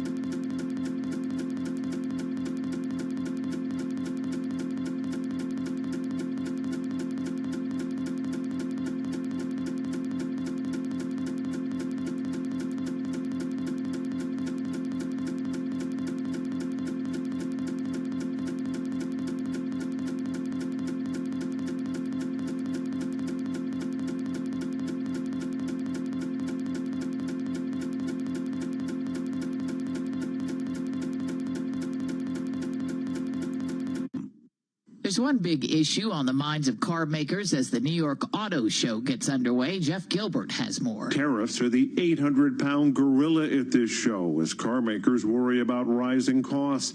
Analyst Sam Abul-Samad of Telemetry says that comes as sticker prices on many of these vehicles are already high. Affordability is a problem for a lot of people. Interest rates are still high. Average transaction prices are still elevated. There could, however, be more serious shoppers at this show trying to beat any price increases. Jeff Gilbert, CBS News, New York. New figures show there's been a sharp drop in cross-border travel between the U.S. and Canada. The number of travelers dropped by nearly 900,000 last month compared to the same month last year. It's one of the worst year-over-year drops since the COVID pandemic. Many Canadians who usually visit the U.S. are changing their vacation plans because of tariffs. I'm Cammie McCormick, CBS News. This This is Bloomberg Business Week Daily, reporting from the magazine that helps global leaders stay ahead, with insight on the people, companies, and trends shaping today's complex economy, plus global business, finance, and tech news as it happens. Bloomberg Business Week Daily with Carol Masser and Tim Stenivek, live on Bloomberg Radio, television, YouTube, and Bloomberg Originals. All right, everybody, we are 55 minutes away from the closing bell on this Wednesday, and we are looking at an equity market here in the United States that is deepening into negative territory. What does that mean? We're down 4% on the NASDAQ 100, down 2.9% on the S&P 500. Tim, a 2% decline on the Dow Jones Industrial Average, and we are just, I got to assume, but we'll see what, but it just feels like investors not loving what they heard from Fed Chair Jay Powell. No, and interestingly enough, we're seeing the Russell 2000 as the overperformer, only down 1.7%. And I say only, and when you say only 1.7%, it's a down day when it comes to equities. We're all over the markets today. We're all over what we heard from Fed Chair Jay Powell. He covered a lot. He covered tariffs, AI, stagflation, and more. We're going to go to Michael McKee in just a minute. He's our man in Chicago. No Fed put, though. At least he signaled. No Fed put. No Fed put. Right? Got a little bit of a laugh from the crowd when he said that. Also, and you can kind of see that playing out here in the markets. Yeah, that's a really good point. At least on the equity side. Also, trade's top of mind, specifically with China and everything happening with NVIDIA, AMD, other players in semis. Listen, what everybody wants to know if you're an investor is like, what's going on with this trade war? And maybe I shouldn't be using the word war, but there's definitely a tit for tat back between China and the United States, the two biggest economies in the world, so important. And if they can work out something, then maybe things calm down. If they cannot, then we are talking about very different geopolitical world order going forward. NVIDIA down 9.8%. Let me just mention, got to look at yields when you've had Fed Chair Jay Powell talking to your note with a yield of 377. We've seen another move down on that, looking at the 10-year note right now with a yield of 426. So we've seen the whole yield curve moving down in terms of yields here. All right, all over the markets and all over business news is Amy Morris. She's down in Washington, D.C., in for Charlie Pellet this afternoon. Hey, Amy. Hi, Tim. You're absolutely right. We are watching market reaction after Fed Chair Jay Powell says the U.S. will likely see inflation because of tariffs. Tariffs are highly likely to generate at least a temporary rise in inflation. The inflationary effects could also be more persistent. Avoiding that outcome will depend on the size of the effects, on how long it takes for them to pass through fully to prices, and ultimately on keeping longer-term inflation expectations well anchored. Powell told the Economic Club of Chicago the U.S. cannot have a strong labor market without price stability, and that the Fed is well positioned to wait for more clarity for now. Powell's comments, though, dampened hopes for a near-term interest rate cut. And there go the markets. We check them for you all day long here at Bloomberg. The S&P 500 down now nearly 3%. NASDAQ down 4.25%. The Dow is down more than 2%. Russell 2000 index, that's down 2%. The 10-year Treasury yield at 4.26% and the 2-year yield at 3.77%. This just crossing the Bloomberg terminal now. OpenAI is said to be in talks to buy Windsurf for about $3 billion. As we get more, we're going to bring that to you. And Tesla's share of EV sales in California dropped in the first quarter, down from 55.5% last year. Registrations dropped 15% in the first quarter. Sales of all other EVs increased 35% during that same period. Right now, we can tell you shares of Tesla are down more than 7% at this hour. For on-demand news 24 hours a day, subscribe to Bloomberg News Now wherever you get your podcasts. I'm Amy Morris. That's a Bloomberg Business Flash. Now back to Bloomberg Business Week Daily with Carol Masser and Tim Stenivek. Amazing, Amy Morris. You're up to date, folks, on the markets. Having said that, also looking at the KBW Bank Index. Remember, we got some more bank earnings this week. We saw those stocks moving higher, both Citi and B of A. Right now, the KBW Bank Index down about 2.3%. Lower rates, concerns about maybe a slowing economy. Yeah, but performing better than the indices. Better than the indices, but a lower rate environment, right? Banks want to see rates go up a little bit, right? They make a little bit more in terms of returns on some of their, what they can do in terms of loans and so on and so forth. So that's a concern, and then also a concern that, if we start to see growth come undone, that's going to be problematic. They already are slower in terms of deals. Yeah, the Fed chair earlier is warning that trade tensions may undermine employment and price stability while signaling he's in no hurry to act to soothe investors. We're going to be joined by Mike McKee in just a minute. In the meantime, I do want to talk a little bit more about the markets because tech stocks are really the worst hit. The NASDAQ 100 at one point tumbling 4%, Carol. NVIDIA down 9.8%, the NASDAQ Composite down 4.3% right now, the S&P 500 down 3%. As you mentioned, yields lower on the 10-year. Yeah, seeing selling momentum to the downside really picking up, as Tim mentioned. I'm looking at the major industry groups in the S&P 500. There's 11. The top performing group, the only one in the green is energy, which is up about 0.8%. At the bottom of the pack is those information technology names down about 5.5%. Consumer discretionary as a whole down 3.7%. Financials, as we just talked about, down almost 2%. Even consumer staples down about 1.25%. So broad-based selling as investors. I think it's safe to say, and we'll see what Mike McKee has to say, not necessarily loving what Fed Chair Jay Powell had to say. Seen even more selling, Carol, as you were speaking. A redhead crossing the Bloomberg terminal with the NASDAQ 100 falling more than 4.2%, now down 4.3%. In terms of what exactly is pulling the NASDAQ lower, AMD and NVIDIA really duking it out right now to be the biggest points drag. To be the biggest decliners. The biggest points drag, clearly, NVIDIA, contributing to 148 points to the downside today. And you got a VIX moving up again, up about 4 points right now at 34 and change. So not as high as we've seen. We've seen it hit 60 in this environment, but that's not what we're seeing today. All right, let's get back to those comments from Fed Chair Jay Powell. Well, as I mentioned, the Fed Chair again stressing the central bank must ensure tariffs don't trigger a more persistent rise in inflation. Again, we're seeing a sell-off in equities following those comments. Here he is, the president of the chair of the Federal Reserve earlier, at the Economic Club of Chicago. Take a listen. Tariffs are highly likely to generate at least a temporary rise in inflation. The inflationary effects could also be more persistent.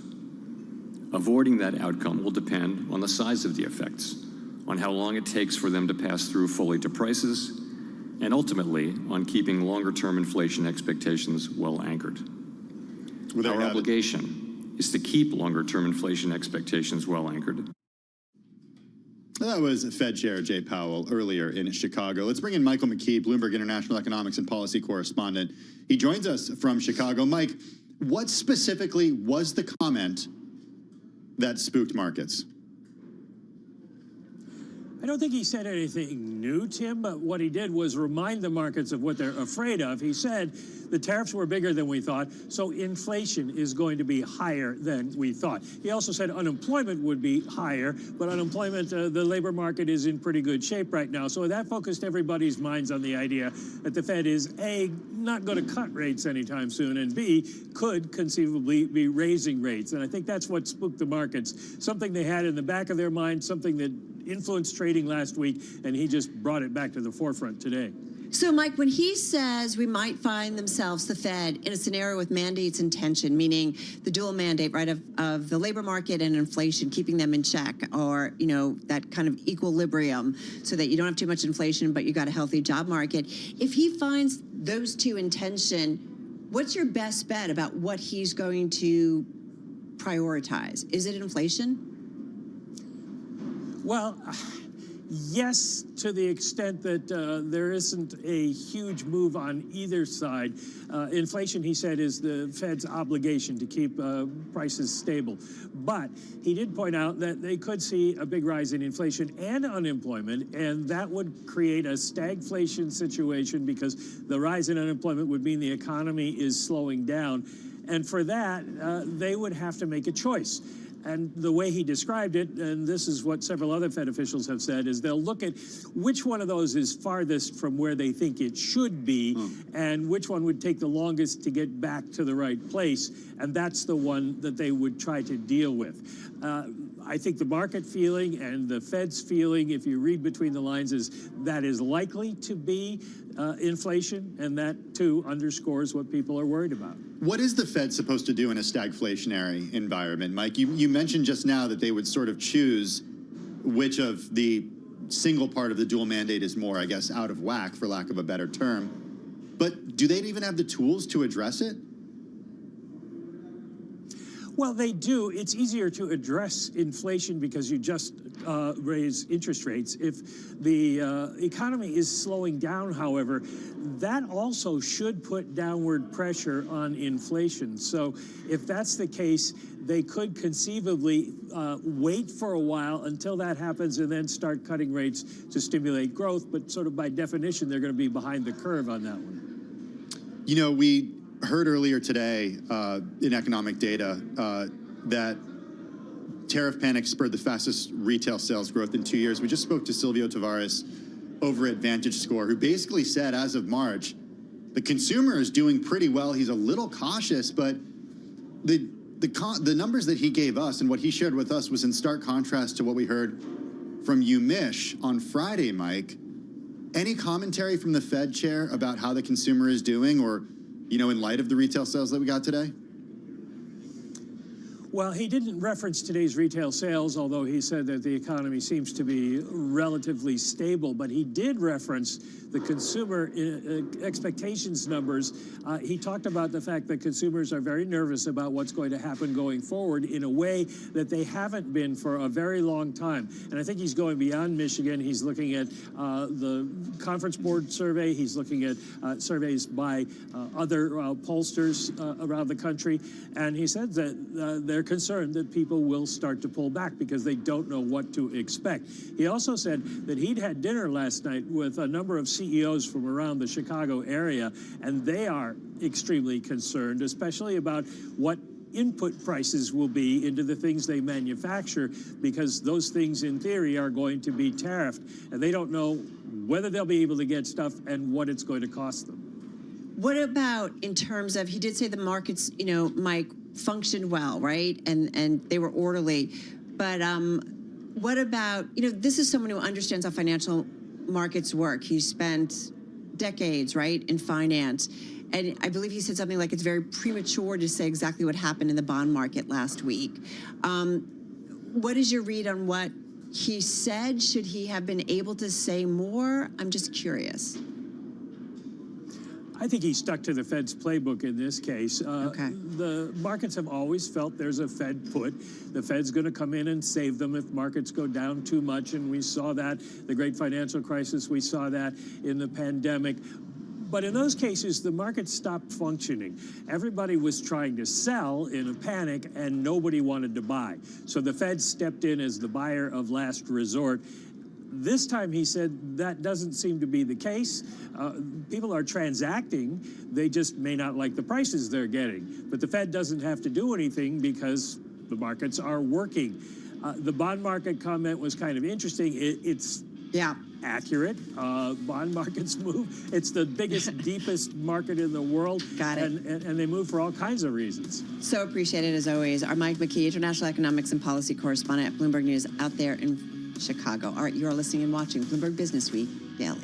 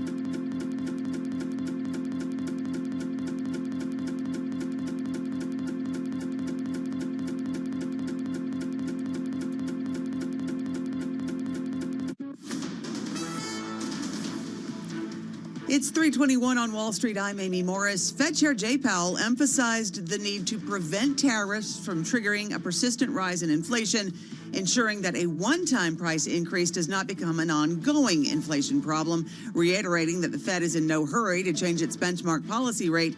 That dampened hopes for a near-term interest rate cut. We do check markets for you all day long here at Bloomberg. The S&P 500 is now down more than 3%.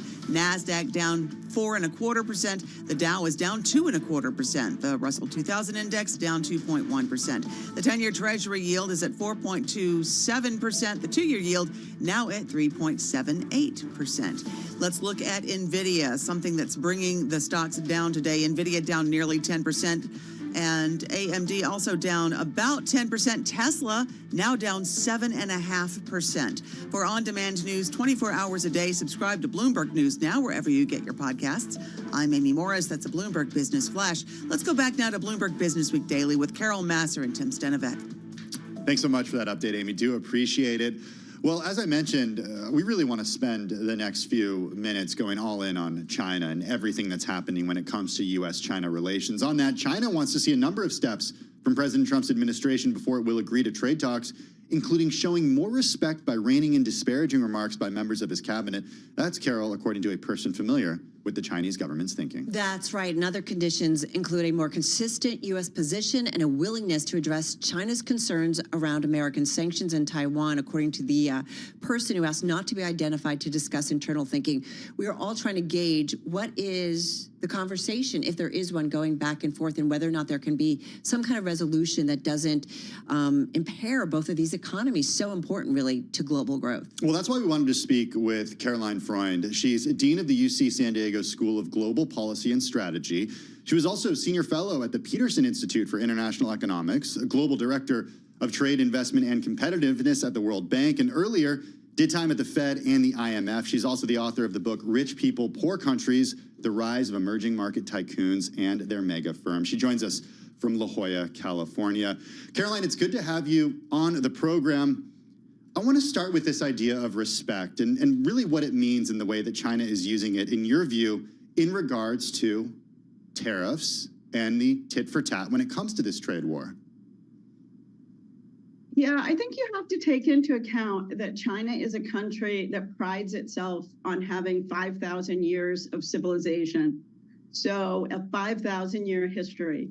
And they do things gradually. They've had the time to learn to do things gradually. And Trump is doing things very chaotically. And that's not something they're used to dealing with. There have been comments by J.D. Vance and others talking about peasants lending money to buy things made by peasants, lending money to the U.S. So this isn't the way to work with China. They expect to have a deal worked out by the technical folks and then the leaders to only meet once that deal is worked out. So bottom up and gradual, not the top down and chaotic that Trump is initiating. So is this just jockeying? I keep wondering, these two economies still kind of need each other, or do they not? Like, is there something we're missing in terms of what's going in internally in China? And Tim and I have talked, we've listened to some podcasts who said, you know, COVID changed a lot of things, and a lot of American businesses pulled back, or executives and eyes on the ground, maybe not so much in China. And there's a lot more sophistication in terms of what they are producing and how they are doing it that maybe is going unawares by the world at large. But help us understand, what is China today? It's not just a manufacturer of sneakers and T-shirts. No, China is a very advanced country with some of the frontier technologies on things like electric vehicles, autonomous driving, and even in AI, they've made substantial progress, though they're still behind the US. But there is a symbiotic relationship. So China is worried about deflation. We're worried about inflation. And these are exactly two sides of the same coin. They have overcapacity. We don't really have the capacity or know how to do manufacturing anymore. And while there have been problems with the relationship, we do need each other. And why do we still need each other? Why do we still need each other? Because I think there are some who would say, China maybe doesn't. I don't know. Or maybe the U.S. doesn't. Well, there are a lot of things we get from China that we need to keep our economy going. So we live in a world of global supply chains where parts and components are coming from China as well as other countries. So trying to manufacture in isolation is just frankly a non-starter, won't be competitive in a global market. China's also sitting on $700 billion in US dollar assets. So that's another area where China has a pretty big trump card to play. I don't think they will. It's a country that wants stability. It's a careful in any policy move it takes.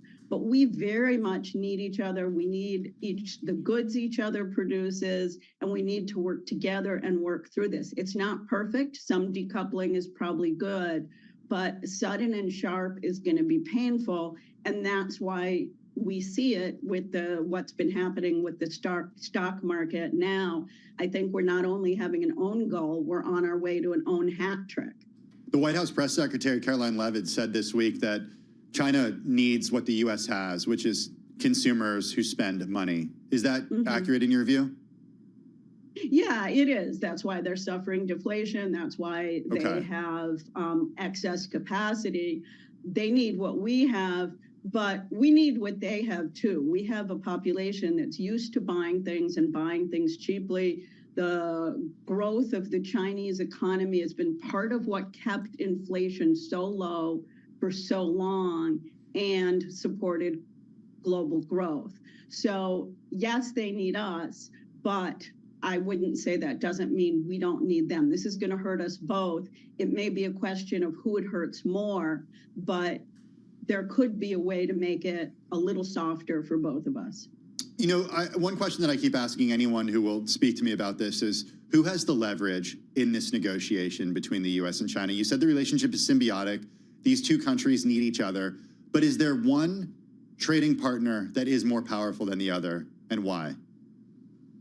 Well, I think initially it looked like the U.S. because China's economy is already in a slowdown because of demographics, because of their own property issues, property crisis there. So it looked like we had more power. They really, really need our consumer.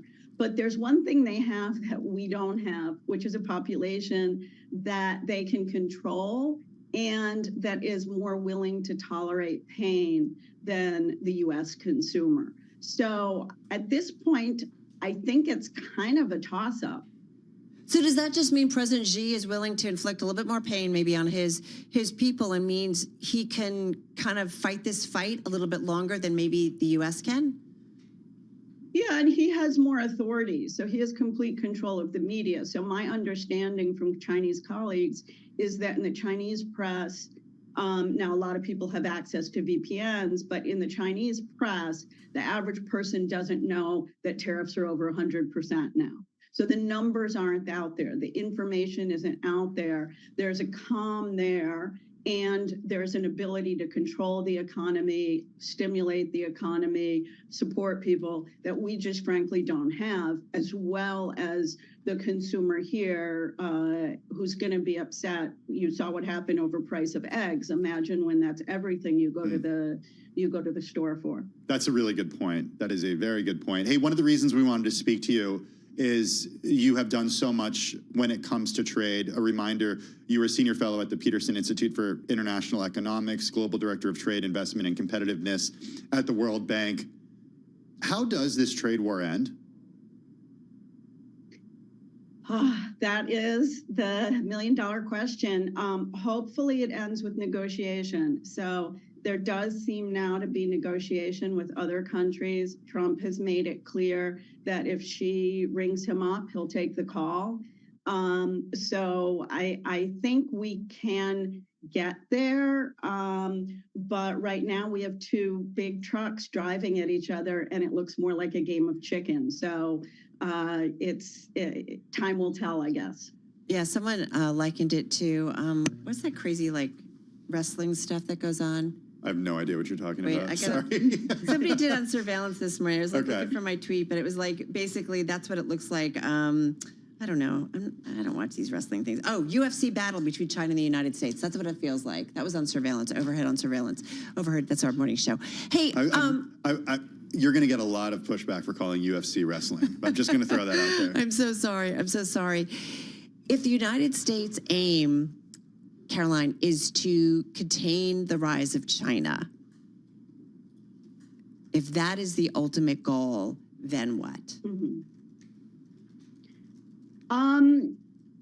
I think that's a really hard thing to do. China is a big country, so I think it can slow it. I think probably it already has with some of the restrictions on technology. That the other side of that is it's encouraging innovation in and of itself. So the fact that we held back on AI chips probably made something like DeepSeek more likely. So I don't think there's a holding back of a country the size of China. So what we need to work towards is managing in a world with China and working more closely with our allies. So this could have been handled, in my view, much better by working with countries in Europe, countries like Japan and Australia, and sort of isolating China that way, encouraging China to play by the rules that we want to set as a globe.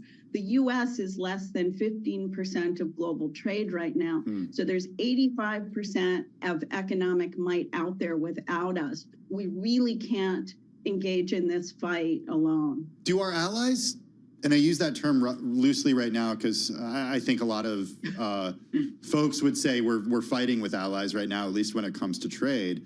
Do they feel the same way about China, just in the last 45 seconds we had with you? I think they're beginning to, and I think one thing this will do is China now needs to sell all the goods it's not selling to us somewhere else, and other countries are very, very worried about that. So in that sense, we may pull them along with us, but Trump's vitriol has certainly pushed them away. So I think we're going to have to see, but I do think there's room for that if we behave a little more nicely. See, the world would be better if we all just were a little bit nicer. It's really kind of sometimes not simply that. No, right? Carol's looking at me when she's saying that. No, you're super nice. No, I'm not looking at you, but I just, whoa. Caroline, thank you so much. We were really looking to do kind of this deep dive because we feel like it certainly is that relationship between the U.S. and China so important to kind of what happens next globally. She's dean at the UC San Diego School of Global Policy and Strategy, joining us from La Jolla, California. Right now, folks, we've seen yields move down. 10-year yield at 427, down about 6 basis points. 2-year note with a yield of 377, down 7 basis points. And we are seeing broad-based selling right now. I'm looking at an S&P 500 that is down nearly 3%.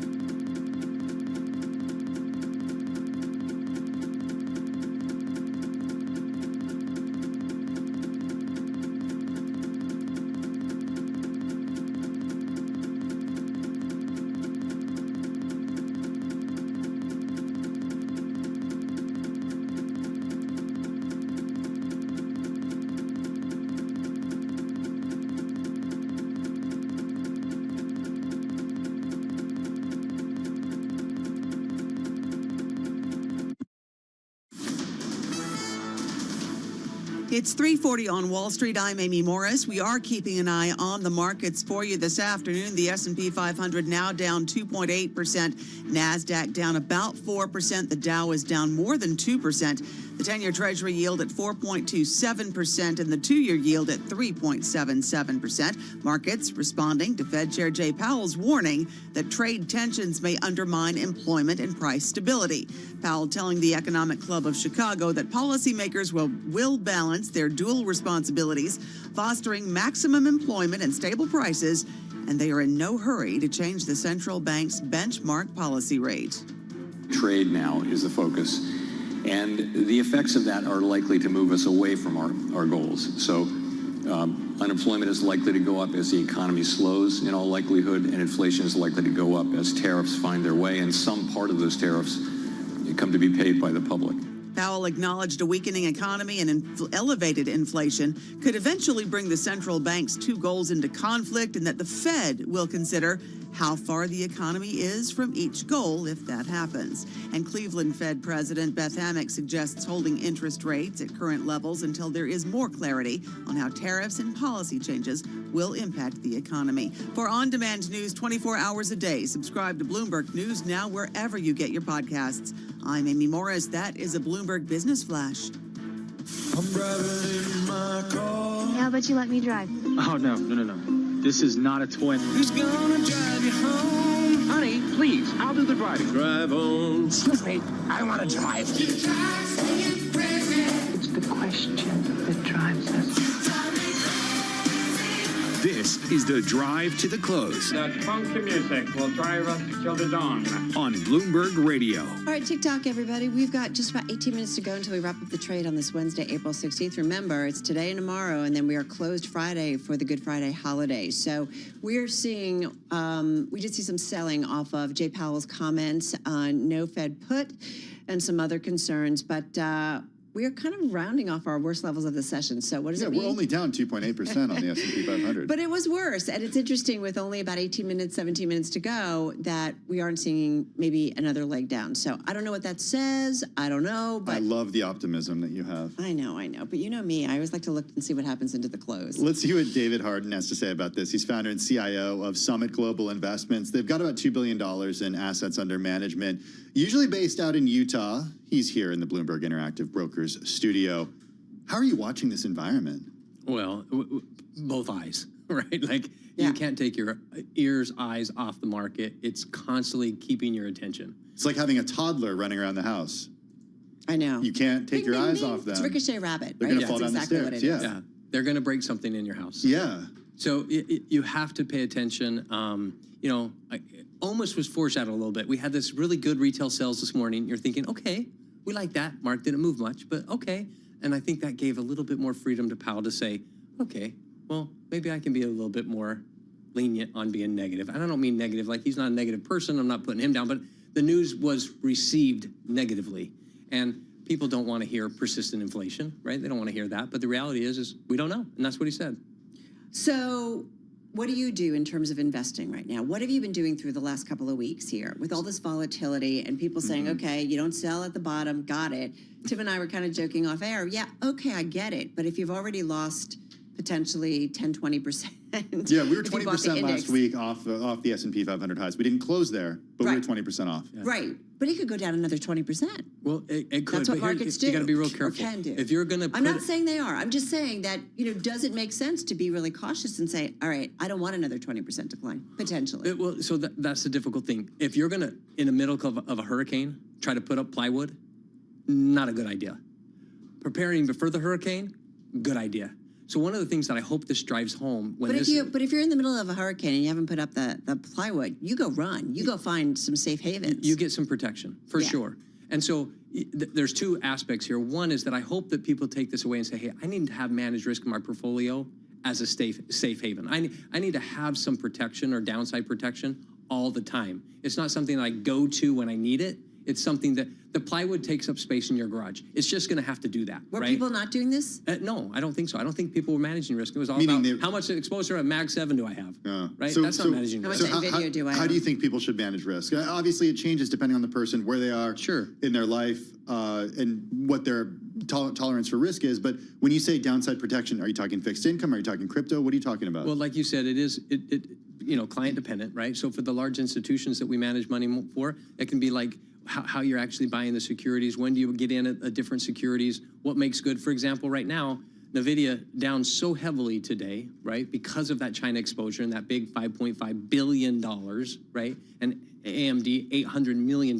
So if I was looking at tech and I was a big institution, maybe you look at something like, even though Google has ad revenue and people are going to pull it, right, they're going to slow down, it's going to have a hit. But $25 billion in cash flow in one quarter, 18%, year over year type of growth. It's a PE right now is around 16. This is getting attractive, and it's a different revenue source and non-tariff specific revenue source that if I was having to stay in tech, yeah, I'd move that. That's a transition that you could make right now in the storm. What you read when the United Airlines CEO comes out and gives you two different scenarios and says, okay, if it's a recession, here's what, our results are going to look like. And if not, okay, we're kind of going to be, business as usual. How do you read that? Well, a couple things. Number one, leadership. You have to have leadership in a market like this. And here's a person that came prepared, right, with two different scenarios and showed a ton of leadership. This takes time to prepare. It takes a team to prepare. It tells you a lot about that team. They had to go through the scenarios, right? Yeah. It tells you a lot about his team. And not that there isn't good teams across the street, but he did a good job. And I think that's a pattern that other leadership teams in other, big companies need to follow. So one, very impressive from a leadership standpoint. Secondly, he called it. I don't know. I don't know what's going to happen. Other companies say, I don't know, and they pull their guidance. Jay Powell like Delta Airlines did last week. Right. Is this the same thing as pulling guidance? You're just providing best case scenario and worst case scenario? In some respects you are, but I think that, hey, marketing is there for a reason. Yeah. And in some respects, I think that how you couch that message and how you share that message matters, right? Message really does matter. And look, they still said that we're cutting capacity, United Airlines that is, cutting capacity in the third quarter of the year, and we're making changes to adjust for people not flying at the same rate that we thought they would. I just got to mention, because we're just seeing Hertz shares quickly jump up to session highs. Sounds like a good gainer for you. Yes, and you actually pointed it out to me earlier in the day. So it is one of my gainers, but it's up about 28%. We've seen it up, I think, more than, let me just look, session highs here. We were up, I think, even closer to 30% here. We know that Pershing Square Capital Management has come out revealing a large stake in Hertz, specifically buying about 12.7 million shares. That was a filing that came out today. The stock's been up as much as 32%. So I just wanted to draw that to everybody's attention, since I don't know, when you see a move like that, you kind of wonder if we might get some news. You made David pull out his phone. I wonder if he's buying something right now. I had to check and make sure I didn't miss anything. It's up 28, 29% here, yeah. But the market's still off. So. It's been higher all day, but it just took a big move to the upside. And look, it's a company that's been beaten up, and it went through the bankruptcy process and the Tesla issue, which is actually a perfect segue to talk to you a little bit about Tesla. Shares of Tesla off their worst levels of the day, down only about 7% right now, but it was down more than 7% earlier, so bouncing off the lows. You're steering clear of Tesla. Well, I think you have to, right? I mean, number one, you talked about leadership earlier. There's a lot of volatility there, right? And we all love what Elon Musk has done. There's no doubt about it. But managing risk is somewhat about managing your volatility, right? It's not necessarily about our performance. Yeah. And so I think Elon Musk, from a personality standpoint, will let us know when it's time to buy Tesla. He hasn't done that. What do you mean? Meaning he'll leave the government and go back to focusing just on his companies? Yeah, I think he's an outspoken leader. I think he lets you know. I mean, he's not the now is a great time to buy stocks signal that we got on Wednesday of last week. Yes. Right in the morning. You're referring to the president's post to social media. Yeah, right. And it wasn't even a tweet, right, on his social media. So you don't like the business, or you just don't like the stock right now? No, I think the business is hurting. You see California registrations are down 15%. That was announced. It's negative earnings surprise. So I think it has had some negative business, but I think, and don't get me wrong, hey, I've driven a Tesla. You guys have all driven different cars. You love different cars. There's definitely a loyal following. I was driving behind a Tesla the other day, and a little bumper sticker said, I bought this pre-crazy. Oh, we've talked about this on air. Right? So, I know. Yeah, I think that's out there. But having said that, from a purchase perspective, I think there'll be better entry points in the future, and I think Elon Musk will let us know by announcements, he's a product guy. What's the next product? when he lets you know about that, that's probably your time. You know, I got to tell you, both Carol and I are obsessed with what's happening in China when it comes to vehicles. Yep. And just the more I learn about the EVs that they have in China from companies like Xiaomi, Huawei, BYD, the more I think we are so far behind here in the U.S. Part of that's messaging, for sure. You're getting the good message, and that's how it should be. But part of it's reality. We are behind. I mean, take a look at some of our U.S.-based, if you want to say that, U.S.-based manufacturing and products. And our vehicles are not what they could be.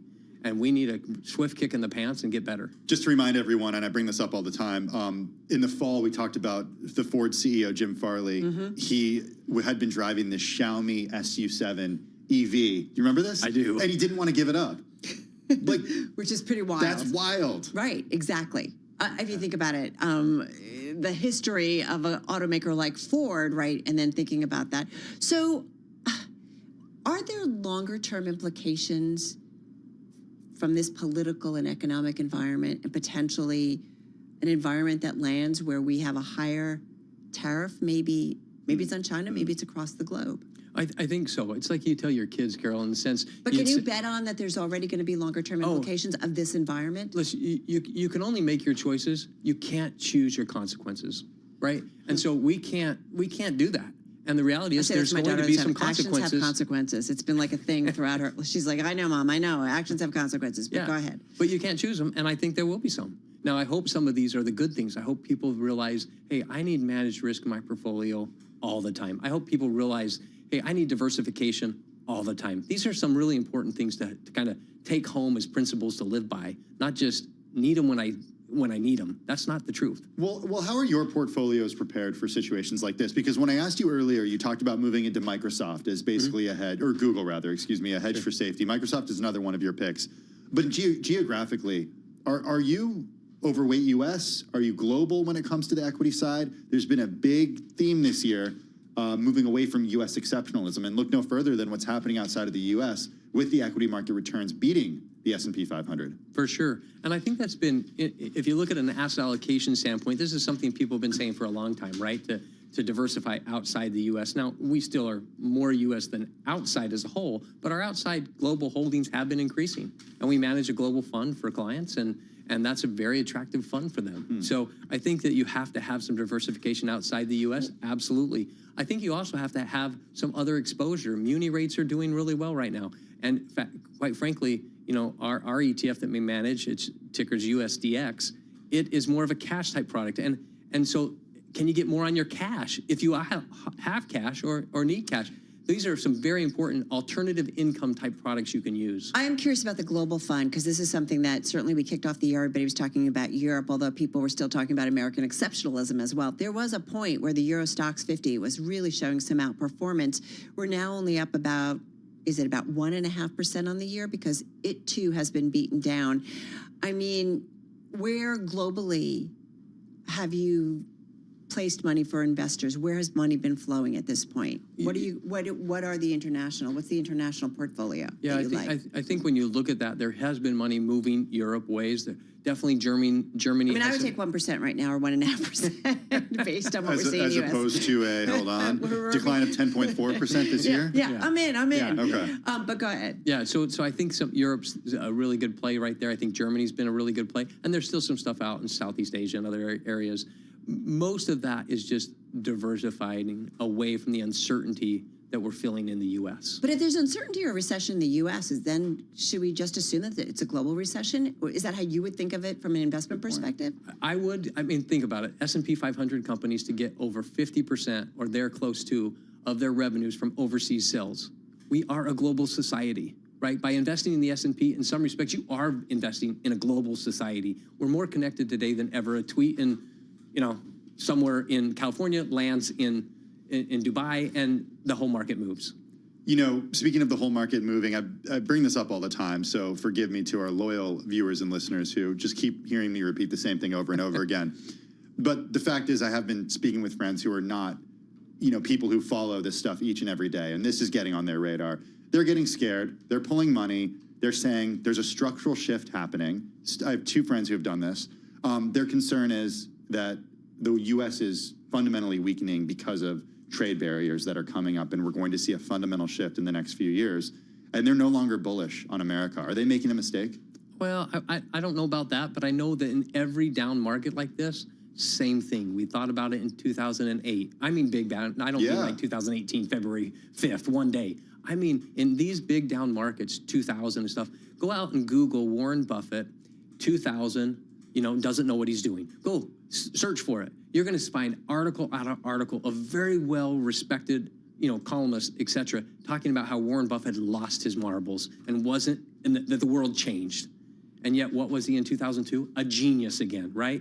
And so same with 08. Yeah, same with 09. I think that to the upside, it is just off the charts. It's what is going on here? Well, it makes me wonder: are we going to get some kind of news or something? Well, it doesn't hurt to have a pretty big private amount of the shares held, so it doesn't have a huge float as well on the Hertz. So that also can help with these short squeezes because there's not a lot of volume. 45% of the float was shorted. So yeah, anybody who's seeing this move to the upside, but it does make me wonder on the news whether or not we could see something. We're going to leave it there. Thank you so much, and thanks for being with us and doing that deep dive into the markets. Dave Harden, founder and CIO of Summit Global Investments, joining us in studio. Folks, we've got about 3.5 minutes to go until we wrap up the trade on this Wednesday. We're seeing some buying into the close. Again, it's something I'm kind of a little obsessed with. So what does that mean? We're still down about 2.2% on the S&P 500, looking at 5276. The Dow Jones Industrial Average, a decline of about 1.6%, down 671 points. NASDAQ 100, still down about 3%. But again, buying into the close, so we are off our worst levels of the session. What? I know. Your optimism is just... It's not, but I'll it's have just... what she's having. I mean, I don't understand. And maybe, we're getting ready for a long, long weekend. We have one more day of trading, but it's kind of interesting. Yeah, I want to look at on the companies in the S&P 500 that are taking things to the downside on a percentage basis. NVIDIA down 7.2%, so off the worst levels of the day. You ready to do this? 3.8% for Apple. Yeah, go ahead. Ready to head over to our TV colleagues? Oh, I'm ready. All right. I'm always ready. He's ready. He is always ready. All right, we're heading over to our TV colleagues. The closing bell starts right now.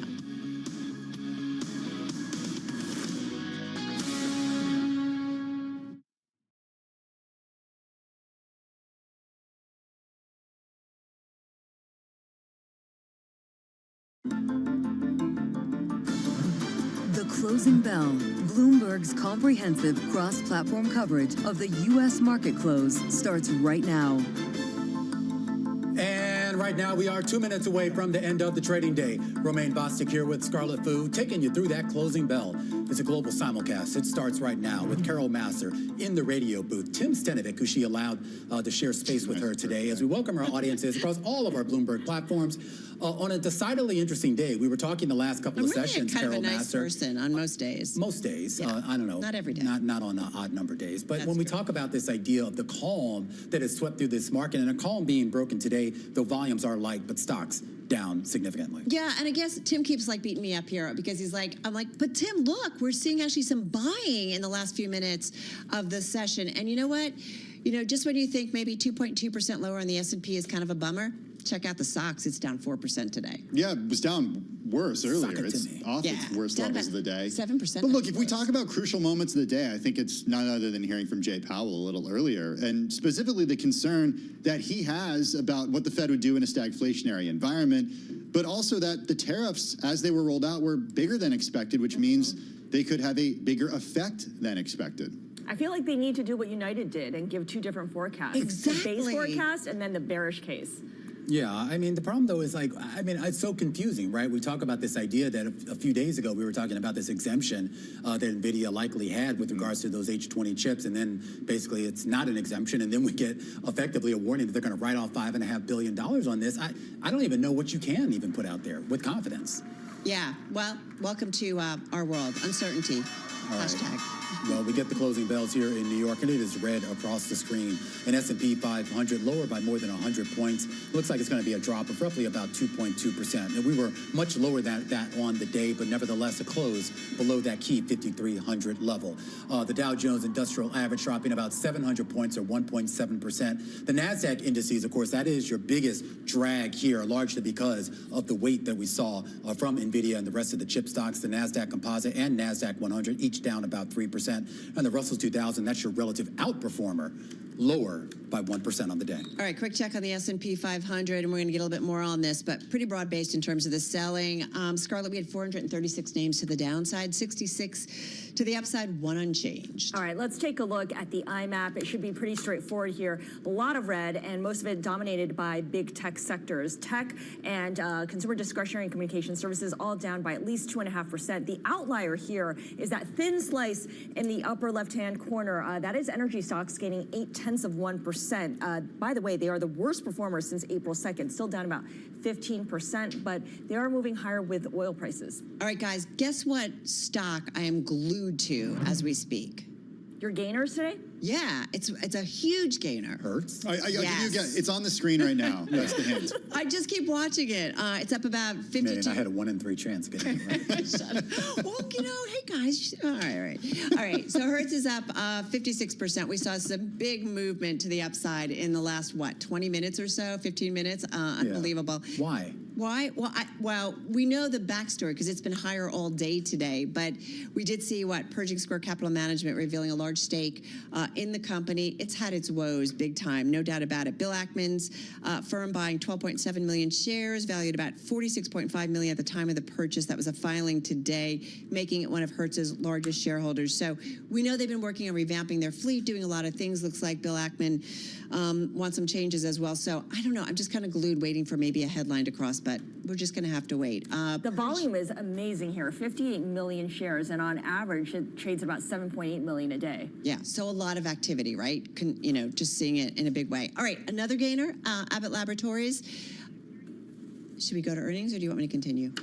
I'll just pick up here. We are getting earnings out of CSX, of course, the big railroad operator. On EPS for the most recent quarter, it did look like a miss. 34 cents a share. The street, on average, was looking for 37 cents a share. Revenue also coming in a bit light, $3.42 billion. The street was looking for 3.46. I need a little more time to dig in to see if there's any real commentary here on tariffs, as well, of course, as some of the issues with regards to economic conditions. But the share is lower by 5% in the after-hours trade. I will say the President and Chief Executive Officer, Joe Hinrichs, saying CSX faced operational challenges to start the year, which contributed to first quarter results that did not meet our expectations. So a little bit of commentary macro, there. Not, or micro, not macro. Like these are unique to this company. So right, operational, not negative on the economy. Which it'll be interesting to see what they have to say, though, maybe about the economy. Still, though, CSX down, bouncing around here, unchanged, but we did see initially a big drop here.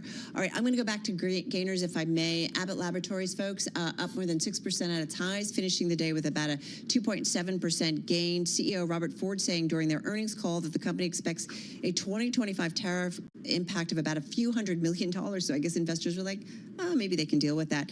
Companies also making some new investments in U.S. manufacturing here in the United States with the impact of tariffs on medical devices and diagnostics looming over the industry. So they're going to spend about $500 million on 2 facilities located in Illinois and Texas. I should say with earnings, they reaffirmed its annual guidance and reported adjusted EPS that were in line with Wall Street estimates. And then here's a smaller market cap company. It's a grocery company, $1.4 billion market cap. It's based in California. We're talking about Grocery Outlet Holding. It was up 5.3% at its highs, up almost 11% today, but still closing with a 5% gain.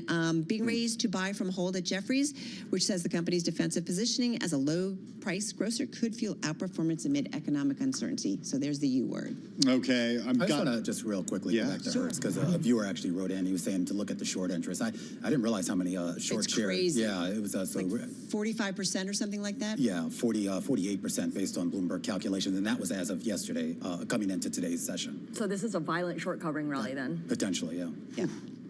All right, certain outlier today in today's trade. I want to go to NVIDIA, the one that really started things off on the downside today after we got that news late yesterday that the Trump administration has restricted the company from selling those H20 chips in China. It'll cost the company billions of dollars and affect its product line down 6.9%. in today's trade. At one point, it was down as much as 10.5%, but it came off of those lows. The restriction will impact NVIDIA's revenue with estimated write-downs of $5.5 billion. It could affect other chip makers, too, which is why we saw AMD fall today. Samsung and SK Hynix could be affected as well. And staying with the semiconductor space, I want to look at ADRs of ASML because this is actually a tariff story, not a restriction story. Those shares fell 7% today after the company reported first quarter orders that were almost €1 billion less than expected and warned it doesn't know how to quantify the impact of recent tariff announcements that has threatened to upend the semiconductor industry. The company outlined potential risks from U.S. tariffs, including additional charges on shipments, and said it has no plans to move production to the U.S., but it may pass on some tariff costs to customers. And finally, the company that reported after the bell yesterday, J.B. Hunt shares falling 7.7%. The company reported revenue in multiple segments that fell short of consensus estimates. It did beat expectations when it came to intermodal, and first quarter profit came in above estimates. Analysts, though, pointed to continued concerns about the impact of tariffs and, of course, the broader economy. We saw price targets cut at least 3 firms that followed the stock. All right, let's take a quick look at yields because the volatility there did continue here. Although we did see a little bit of a flip-flop from what we had seen a little bit last week, this time a drop in yields of about 7 basis points on that most rate-sensitive, Fed-sensitive part of the curve on that 2-year, down about 7 basis points. On the longer end of the curve, you're only looking at a drop of about 3 basis points. But look at those absolute numbers here, 3.7, 3.9, 4.2, 4.7, and that gives you a sense here as to why some folks are in the other asset classes are being rattled.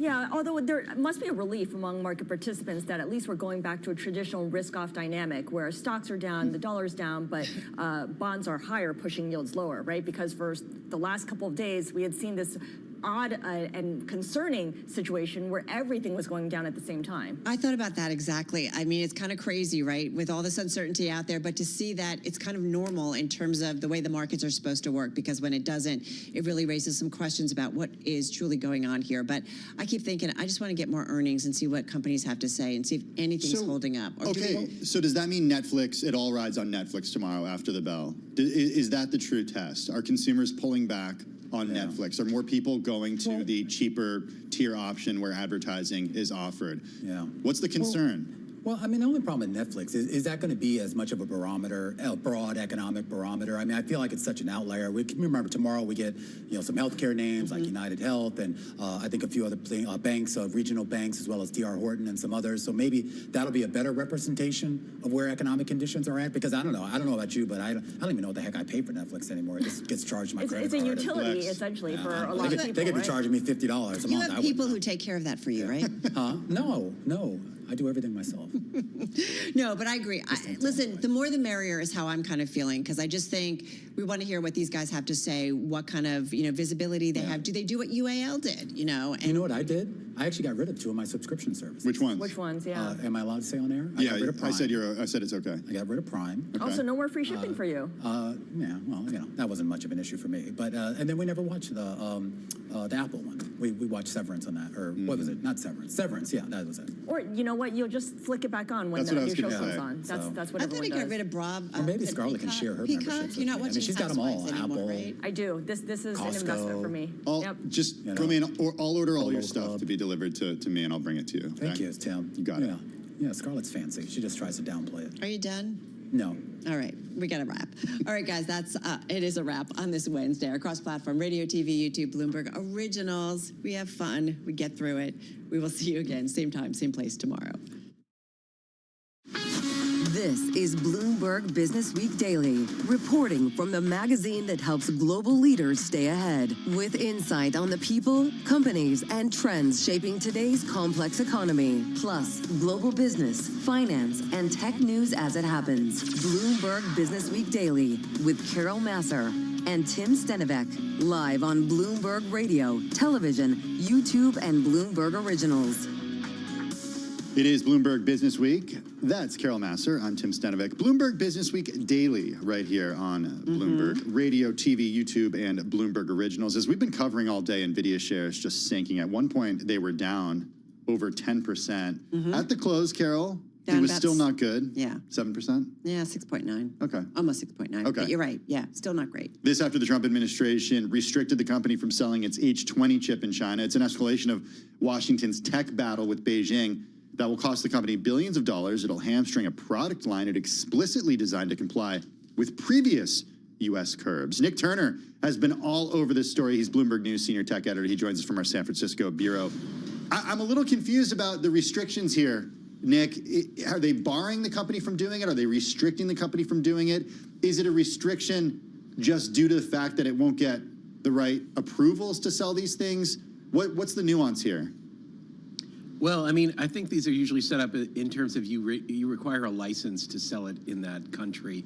Essentially, the question is whether you can actually obtain that license, whether it's something possible to do or practical to do. And in this case, it seems like it's probably not. So essentially, it is somewhat of a ban, but it is set up that way in terms of requiring a license. Okay, so it's not just a case of, oops, we forgot to sign on the bottom line or something like that. It's something much more complicated, and so it's serious. Yeah, I mean, either more complicated or less complicated, but the fact is, I think that this product that they designed to comply with the existing trade restrictions, so it was something they developed explicitly because, you know, they wanted something that they could sell to China, they can no longer sell to China. So that's seems to be the bottom line. What's ostensibly the point of this?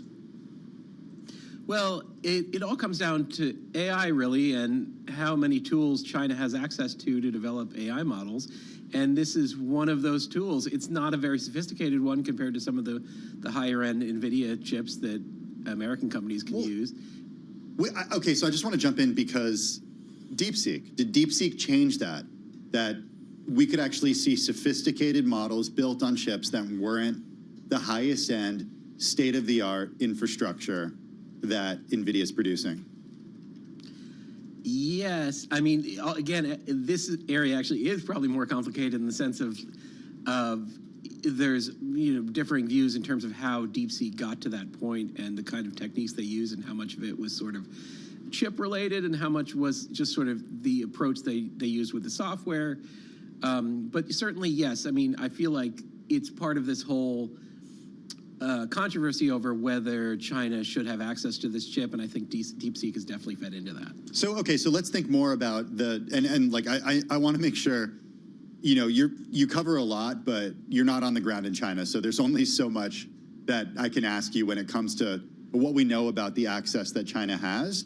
But just based on your reporting, your editing, how would you describe, and what we've heard about DeepSeek, how would you describe the technology that China has access to, short of what we know about what they can and what they can't get with NVIDIA? Because it does seem like, you know, based on the EVs that we see and we hear about out of China, based on DeepSeek, what we hear, and, you know, it's fair to say we don't know all the details there, things look, from a technological perspective, pretty good. Yeah, just in terms of their AI capabilities, or... Yeah, their AI capabilities. I think that's that is sort of at the heart of what the big gambit here is that you can restrict China and you can keep restricting them and restrict them further as we are this week. But it doesn't seem to be achieving that result in terms of really hamstringing their ability to advance in AI. And of course, the long-term risk is that they develop more and more of this technology, including the hardware, on their own, and can make things that are comparable, and they don't need any U.S. technology. And what have we achieved at that point? I think that's the question that lawmakers might ultimately ask. Nick Turner, I want to ask you, you're out there in our San Francisco bureau, right? Yeah, so lucky. The place is the best. It is really. It's so awesome. The heart of Silicon Valley, the tech sector, and I am curious what is kind of the conversation at bars or when you meet up with people within, you know, the industry. Are they worried about DC, a little confused after seeing the big tech CEOs at the Trump inauguration? Are they, as they watch U.S. and China talks, not talks, and, you know, potentially a trade war, that they are concerned about what it means for their access to global markets and the Chinese market? I mean, give us an idea of what people are talking about with this big macro environment.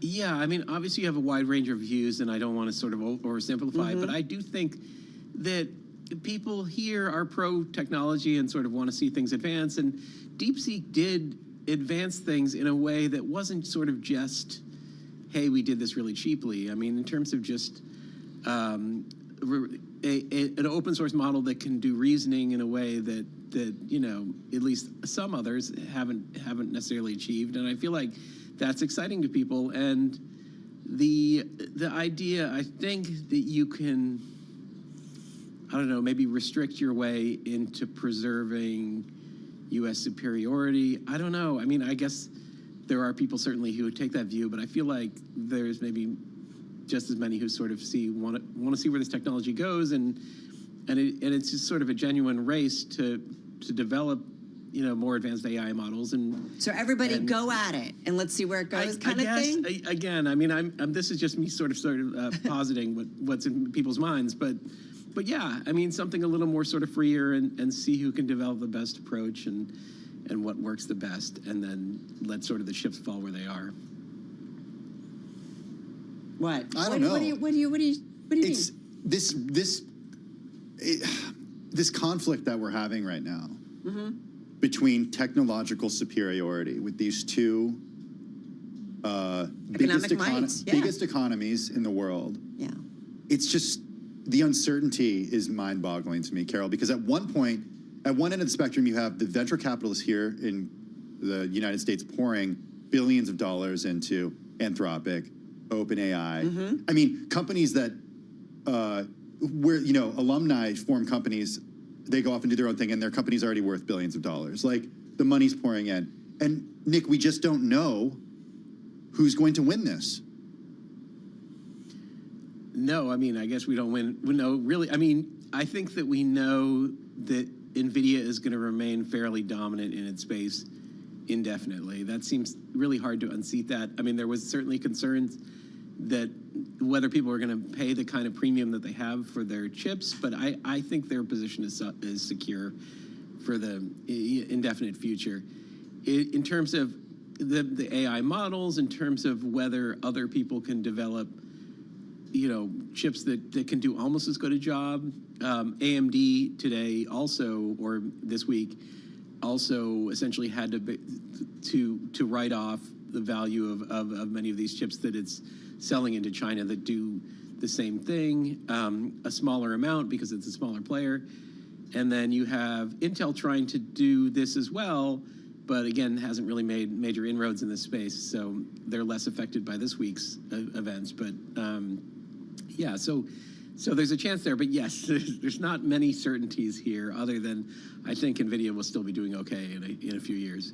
Hey, Nick, before we let you go, I do want to kind of go back to where we started and bring up a story that you edited earlier today by our own Jackie DeValos. Chinese AI firm DeepSeek is a, quote, profound threat to U.S. national security. This is a bipartisan House committee who said this earlier today, urging NVIDIA to hand over information on sales of chips that the startup may have used to develop its breakthrough chat model. Why is this House committee saying that DeepSeek is a profound threat to U.S. national security?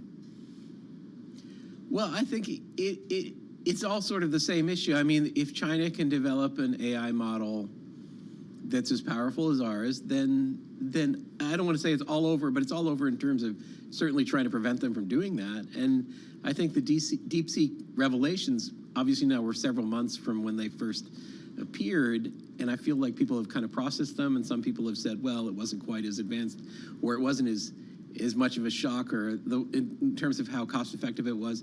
But what I think we're seeing from this is that, yes, they did have a lot of NVIDIA chips that they used, and they got to a point that I don't think people in the U.S. government wanted them to get to for a long time, maybe years. And so the genie's kind of out of the bottle. I don't know how you put that back in, but certainly they're there now. Well, is this a case of trying to figure out how DeepSeek might have circumvented U.S. export controls in getting the chips, or is it also to say, do they really do it with lower-end chips, or do they actually have higher-end chips, and so their findings may not be what they presented, or is it both?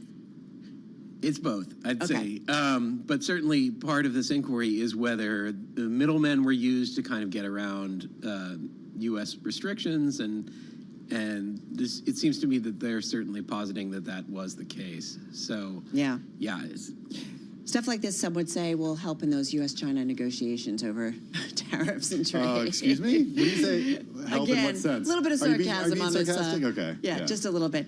Hey, Nick, thank you so much. We got to run, but glad we could check in with you. Nick Turner, he is Bloomberg News Senior Tech Editor. He's out there in our San Francisco bureau. We want to go back and talk a little bit about the market. Okay, when you see Eric Weiner walk into the studio, it's like bum, bum, bum, you know, omen. we're going to talk. You know, it's been a wild day in the markets. I just kind of want to remind everybody about where we ended and what happened. Yeah. Warnings from Jay Powell that trade tensions risk undermining the Fed's employment and inflation goals whipped up fresh volatility on Wall Street today. Stocks resuming sharp declines while haven assets like treasuries and gold surged. Yeah, it's something our Amy Morris has definitely had to keep check on. We're going to get to Eric in just a moment, but right now let's toss things over to Amy, who's been tracking it all, including those top business stories. Hey, Amy Morris. Hey, Carol. Stocks did fall. Bonds did rise. Fed Chair Jay Powell warning trade tensions may undermine employment and price stability. As we bring you closing numbers each day here at Bloomberg, the S&P dropped 121 points. NASDAQ down 516. The Dow down 700. 10-year Treasury yield at 4.28% and the 2-year yield at 3.77%. A tech sell-off contributed to the rout, as did the warning from Fed Chair Powell, who told the Economic Club of Chicago that the U.S. will likely see inflation because of tariffs. Powell says the U.S. cannot have a strong labor market without price stability and that the Fed is well positioned to wait for more clarity for now. For on-demand news 24 hours a day, subscribe to Bloomberg News Now wherever you get your podcasts. I'm Amy Morris. That's a Bloomberg Business Flash. Let's go back now to Bloomberg Business Week Daily with Carol and Tim. All right, Amy Morris, thank you so much. Amy Morris in for Charlie Pellet.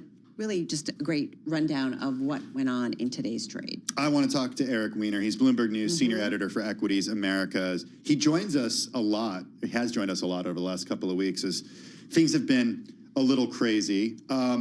Eric, Carol reminded us today that at least bonds did what they were supposed to do, which I think is maybe a silver lining here. That's progress. Well, they did. Yeah. So we were looking at it actually as it was going on, and we were saying that isn't what's normally been going on. So bonds move in the opposite direction of stocks. So are supposed to, right? Yeah, Supposed to. not last week or the week before. But. Right. They had not been, and it was starting to look as if somebody or some buddies were unloading treasuries. And it would have to be like a country or, you know, somebody who owns a lot of treasuries would have to be moving. That's not a great thing to happen. No, that's a horrible thing to happen. And it's exactly what's behind like a lot of the fears of trade wars and where China really has us and whatnot. Today, things kind of worked well. And we still don't exactly know, correct? Or do we know? We don't know. Exactly. We don't know. Okay. And the other thing about China, I mean, this was actually in my first book was about capital flows around the world. And one of the things that I did was talk to people who were in an economic war game study. Yeah. And it was officially done by the Department of Defense. Really fascinating. We kept losing because China can do a lot of different things. Particularly, they can sort of bleed out our treasuries. They can damage our currency and just sort of bring us to heel in a way that nobody else can. So this is something that we've actually we've seen and Washington knows about. Right. But what's been going on today and for the last couple of days is just sort of normal trading to the extent that being down 2% is normal. Remind us the book title because I go to Shadow Market. Shadow Market. Okay. Yeah. You've written a few books. Yeah. So. That was my second one, and it was really more about sort of the global economy. And there was this war game. It was done by the Defense Department, and they had, instead of like generals walking around, they had hedge fund managers and central bankers and whatnot, basically gaming out different situations. How much of a threat is this scenario right now? Well, this is the scenario. So, right. Yeah, this is where, like... But if they do too much sell, I mean, they hold a lot. They can't, right. So that means if they do it and they sell, I mean, they still hold a lot, and that reduces the value. Right. And so meaning the incentive is not for them to sell because then it will devalue their own holdings. And Right. They can sell just enough. Well, they hold it China's very strange. So they hold it in different places too, right? They can hold it in a million different places, Yeah. some of which are private, some of which don't exactly track to the government. Like there's the SAFE fund, which is their big fund where things are held. They have a sovereign wealth fund as well. But then there are a lot of other entities that are investment entities that are around the government that hold this stuff. Right. So there are a lot of different ways you can kind of bleed it out, take the losses a little bit, but really scare the other side. And that's what's seemed to be going on last week and the week before, where it appeared as if somebody was trying to make a message to the government. Well, that's what I wanted to ask you, because I'm really trying to figure out, as we watch what's going on between U.S. and China, and it's just this dangerous game back and forth of the two largest economies in the world. And what happens here, how it plays out, is going to determine a lot longer term. Yeah, you're wondering if you put the gold bars under your bed or you bury them in the backyard. I'm wondering, where do I go hide? But I do think about, Target, like when China came back with targeted on rare earth minerals, right? Like just these strategies of saying, look what we can do. And so is it a way of them just kind of reminding everybody, and does it mean that ultimately they do need each other and they've got to figure something out? But we're going to show you how strong we are and you can show how strong you are. And we're going to do that. China knows us better than we know them, I would say. And so when nobody wins a trade war, this has been told to me many, many times. It's degrees of losing. Yeah. And it's who can take the most pain. So when you're looking at whether we're going to win, I think it was J.D. Vance said, you can't beat us in a trade war. What he's basically saying is our people can withstand more pain than you. And if you know anything about Americans, J.D. Vance, he's wrong. He was wrong. Well, he can't say, we can't really withstand pain like that, and China can. So that's really the point. We talked about this with an earlier guest as well. Oh, you were? But I'm like, Caroline Freund at the UC San Diego School of Global Policy and Strategy, Eric said the exact same thing you did, which is that the Chinese consumer can withstand a lot more pressure than the American consumer. So play that out. Go ahead. And the government can actually encourage them to withstand more. I mean, not just in the Mao sense, but also they'll do things like stimulative measures and all this stuff. They will manipulate their currency. They will do different things to make sure that things are okay at home that we can't really do. Right. And what you end up getting is they also don't have midterms. So they don't have to be quite as responsive to the people the way that we do. If you're a Republican congressman right now, you're looking ahead and going, oh my God, in like a year, I'm going to be starting to face people. Okay. Something came to mind when you were speaking, and it was what happened during the Cold War, mutually assured destruction. Would you say we're in a similar point between the U.S. and China when it comes to this trade war, that neither partner can afford to lose the other partner? So essentially, if it were to blow up, it would be mutually assured destruction. We need China's products, and China needs us as consumers. Yes, with a big caveat, which is I don't know what our president and the administration actually understand as far as that is concerned. I'm sure Xi understands it really well. I'm sure Scott Bessent understands it really well. But if Trump wants to push the envelope, he can push it way further. And he can push us into a situation where he can push us into a recession easily if he wanted to. I think there was some relief collectively last week when it looked like the bond market had some sort of ability to pressure the president to do. Look, I don't know his motivations. Finally, a guardrail, right? He did say the bond market got yippy. Right. He said that. And that was when we started thinking, that was where we were thinking, somebody told him that somebody's selling. And the bond market getting yippy means somebody's bleeding treasuries into this thing. We're not exactly sure who, but it's somebody that's trying to get your attention. Which is the ultimate kind of like, in a relationship where somebody has the money, right? It's just kind of like, do what you want, but just remember, I've got the cash. I've got the key. Yeah. Right? And you think about that in terms of China. All right. In terms of the market, I do want to ask you about the trade today, because we did see, I thought you were going to go that we saw some buying into the close, which I consider always a positive, especially maybe volume was, although was volume. Volume was low today. Volume was low. And we've got a long weekend coming up. We have tomorrow. but I did find that surprising. So did we. We were actually thinking more like 4%, 5% down, and we ended up like in the 2s. So what you saw at the end, well, the setup was really bad today, right? We came in, chips down, chips drive everything. Morning. And if you look at the breadth of the market, it's really bad. Like only 60 some odd stocks are up. So there was a lot of selling overall, but at the end of the day, we got this kind of bounce off of levels where things had broken through. We were heading down toward 15%, from a high on the S&P, and we came back.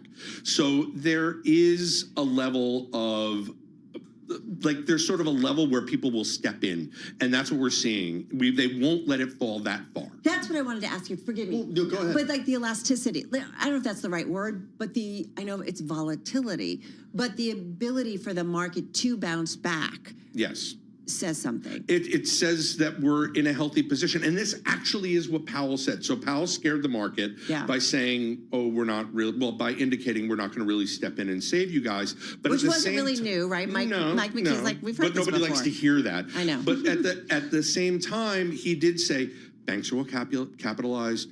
The consumer is still there. With the bank results. Yeah, exactly. And so there isn't, and you've asked me about stability. There are no counterparty problems. Trading is orderly, although down. Yeah. So these are the kinds of things where when you start looking at it, you're like, okay, things could get worse.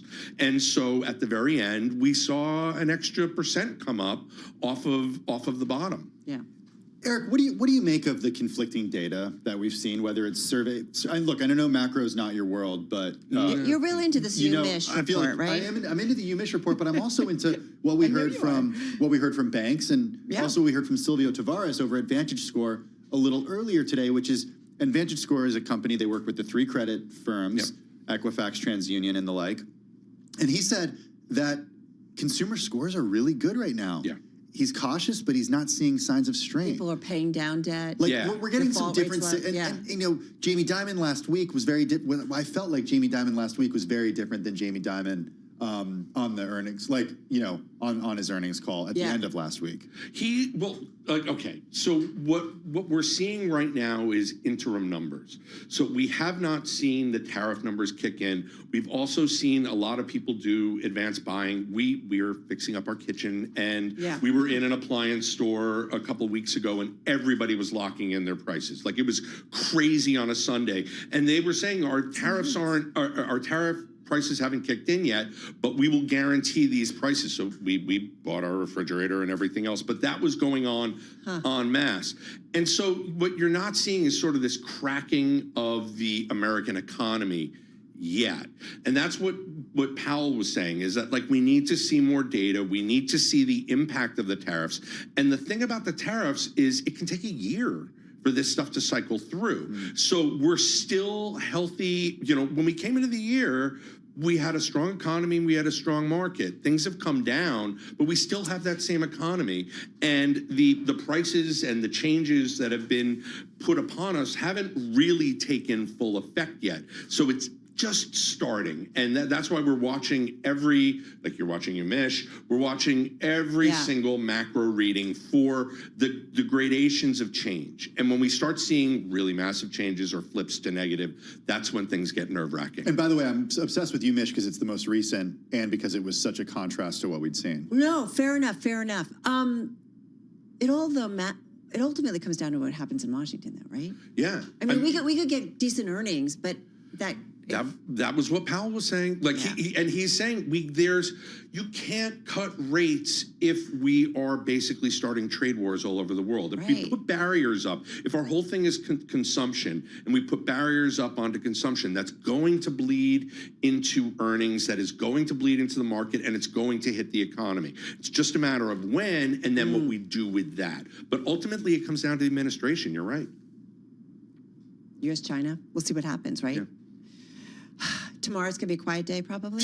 I mean, at least in terms of volume. I hope so. In terms of volume, would you anticipate it's going to be mellow? It's been quiet all week, but Yeah. like we still get the swings. And actually, sometimes the quietest days when in you get terms the of swings. volume, you get these wild moves. I was just hoping, like, Yeah, crystal it would be ball, nice. like mellow. Or you could be Hertz and you're up 66%. Or Well, whatever. exactly. Sometimes it works for you. Bill Ackman steps in for the day. Unbelievable. Thank you so much. Happy to be here, guys. Everything you needed to know. Great Eric, stuff. Yeah, Eric, always good to see you. Eric Weiner, Bloomberg News senior editor, Equities Americas. His books, What Goes Up, The Uncensored History of Modern Wall Street, as told by the bankers, brokers, CEOs, and scoundrels who made it happen. Also, The Shadow Market, how a group of wealthy nations and powerful investors secretly dominate the world. Buy his books. He's redoing his kitchen. So you got to buy the books. Come on. Did you get the fridge? We did get the fridge. We got everything. So you got everything, the whole package. Yeah. Okay, but still buy the books. Locked in. All right, folks, you are listening and watching Bloomberg Business Week Daily. We're back in just a moment.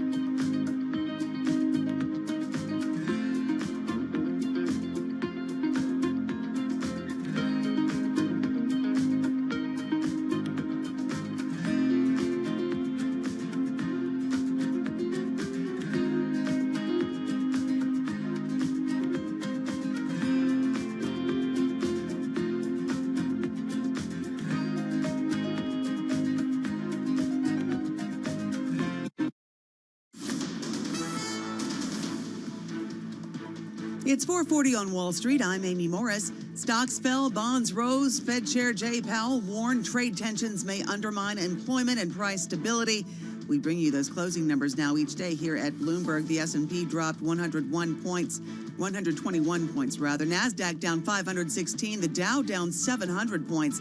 The 10-year Treasury yield at 4.28% and the 2-year yield at 3.77%.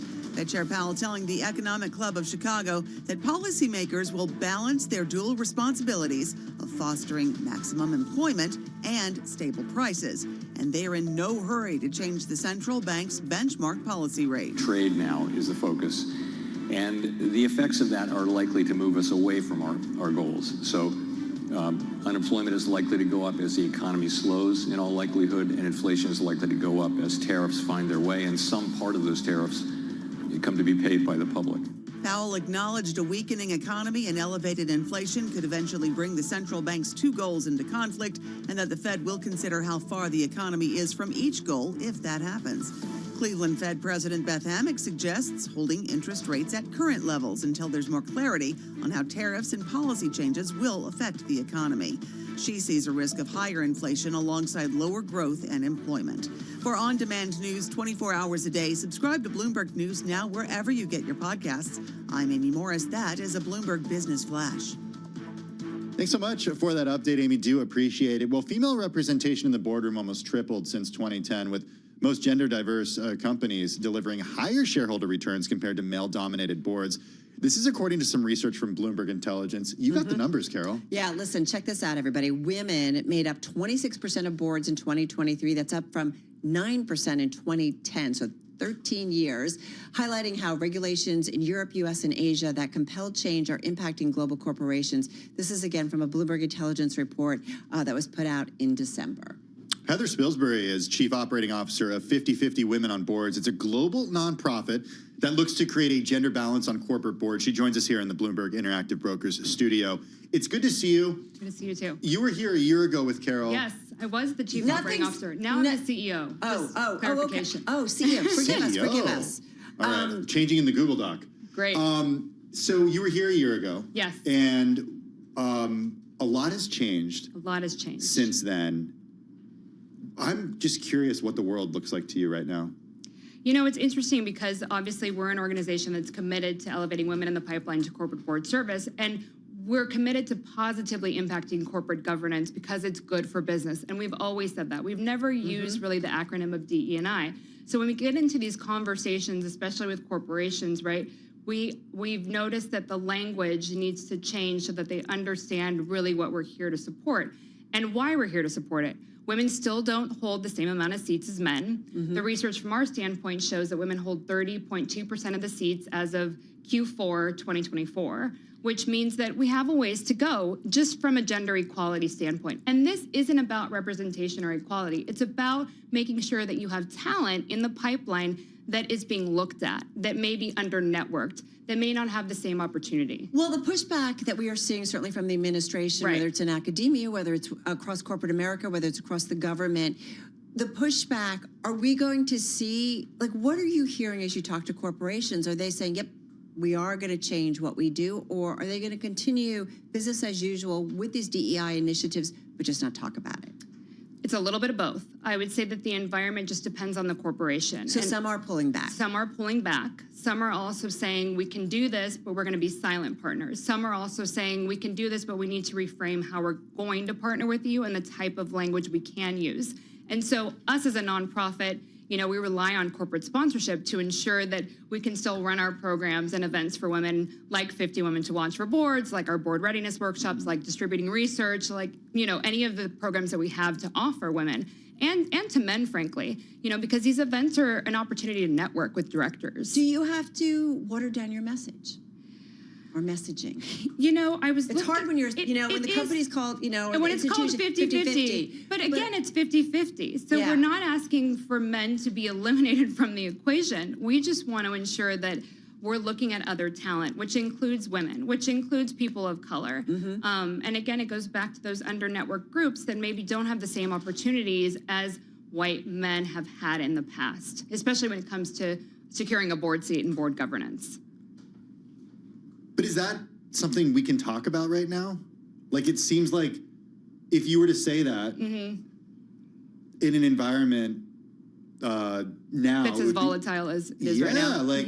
It's like you're persona non grata. It's like, you know, it's a 4-letter word, Right. DEI. It is. Well, yeah, and it's the acronym in and of itself that I think is being weaponized, and we're talking about merit. And when you look at the composition of a board, everybody that's appointed to a board seat should be viewed at it from a merit standpoint. Do they have the expertise? Do they have the skills? You know, is that board also succession planning? Are they doing the right things? So that's what when we look at governance, we really need to look at that holistically. Heather, one thing I do wonder, because women are now more than a third, right? Right. Of board members, and non-white directors, I think, are more prevalent as well. Does that ultimately help women going forward because the composition is more? It does. And just diversity in general. It does. There is also some other research that shows that women are leaving boards much sooner than they used to, which means they may not have a voice on that board seat. There's more research on our end that needs to be done there, but there's also other things to look at, right? So even though they're attaining board seats, the amount of time that they're spending on that board is something that needs to be reviewed. I would say that it does help because women end up supporting other women, like men end up supporting other men. I mean, it's just natural, right? It's in our own bias. But I think what we've seen from our research is when women are appointed to boards, they are committed to diversity. And that's not a bad thing because when you're looking at your company, who are you serving as customers, clients? Are you a global organization? Do you need that expertise and experience? So I reached out to Jeff Green, who covers some of these issues here at Bloomberg. And he made the point to me that women are now more than a third of board members. But there are some questions he pointed out about 40% being some sort of level of resistance, at least, you know, in terms of what the workforce looks like right now, maybe until we see more retirement from baby boomers. Yep. Do you see that? Is there a resistance when you get to 40% of women on boards?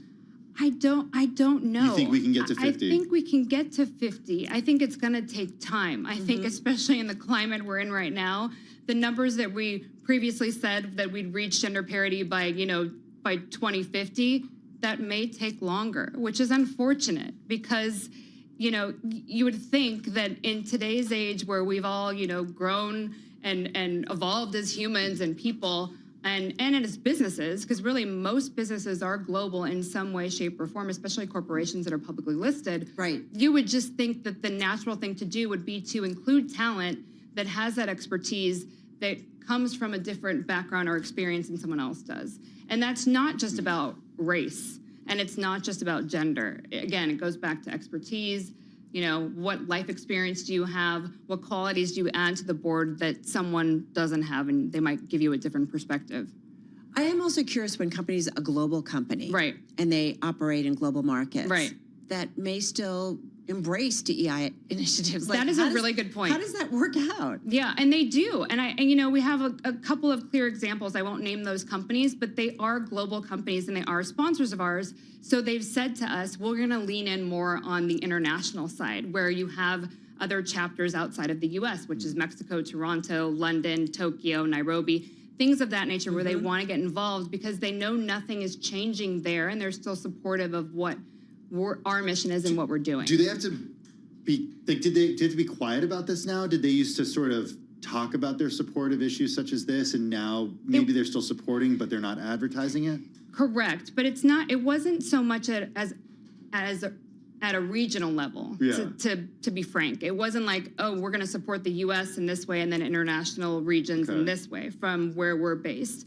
It was more of holistic conversations about supporting women on boards. I think now we're seeing more of a shift with those global companies specifically who are saying, let's put more of our dollars into this part of the business where you have events and where you're supporting women through educational programs. But then that tips the scale in a very different way. So then what does it look like? What does the environment look like in the U.S. 5 years from now? Exactly. Because that's when we'll start to see the effects of this. And that's where I think globalization is so important and is key. We cannot look at ourselves as a country that's separated from other countries because we're not. We're all so intertwined. From a perspective of, for example, a head of state, we are separate from that. True. In that we're a country that has never had a female head of state. True. And a lot of, our quote-unquote peer countries have.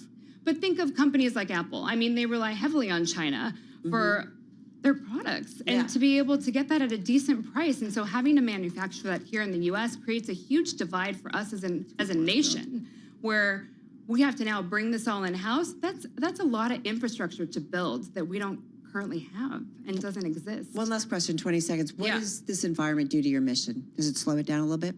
No, we are leaning in, and I know other organizations are doing the same thing. I think it's really important for us to stay committed to what we're doing. We're committed to elevating women in the pipeline to corporate board service with allyship from men, also supporting men on their journeys, of course. If they, they're welcome to come to our events and meet corporate directors. We just want to ensure that corporate governance is positively impacted, because again, it's good for business, and so it doesn't do us any good to be quiet and sit back. Have you called the White House? Are they taking a meeting? No, they have not. Okay. TBD. Heather, thank you so much. So Thanks glad for having me. We could check in with you. Heather Spilsbury, she's the Chief Executive Officer of 50/50 Women on Boards, joining us in studio. Thank you so much. Thank you. All right. Just an update on the markets. We closed off our worst levels of the day, but still saw some selling today. NASDAQ composite down more than 3%. The S&P 500 down 2.24%. Let's go to Jess Menton. She's Deputy Team Leader of Equities at Bloomberg News. She joins us from New York City. Jess, as Carol mentioned throughout the day today, we saw some buying into the close, which maybe was a good sign. It's interesting, too, because we've obviously had so many intraday swings in recent weeks. Even when you look at today's intraday move, it was around 2.8%. If you compare that to just a week ago, I mean, that was that day last Wednesday when the S&P was up about 9-10%. I mean, that day of the intraday swing was close to 11%. So something like this kind of pales in comparison to that. But you do see people going in and buying into close. And I actually did a Taking Stock column this morning about looking at corporate insiders and how they've actually, during the correction that we've seen, they've been stepping in and they have been buying back their stock more so, and it's actually around the second highest level in about the last 18 months, and that's when the S&P had been in a correction in the fall of 2023. I mean, obviously executives can do that for a variety of reasons, but that is more of a near-term kind of bullish sign that I've seen developing, especially when you're thinking about how stocks have been basically pairing some of those losses going into the close now. So how are you thinking about, Jay Powell made a point of like markets are working, they're functioning, right? Things are clearing and so on and so forth. I mean, it was lower volume today, Jess, but, when you look at the internals, it was pretty broad-based in terms of selling.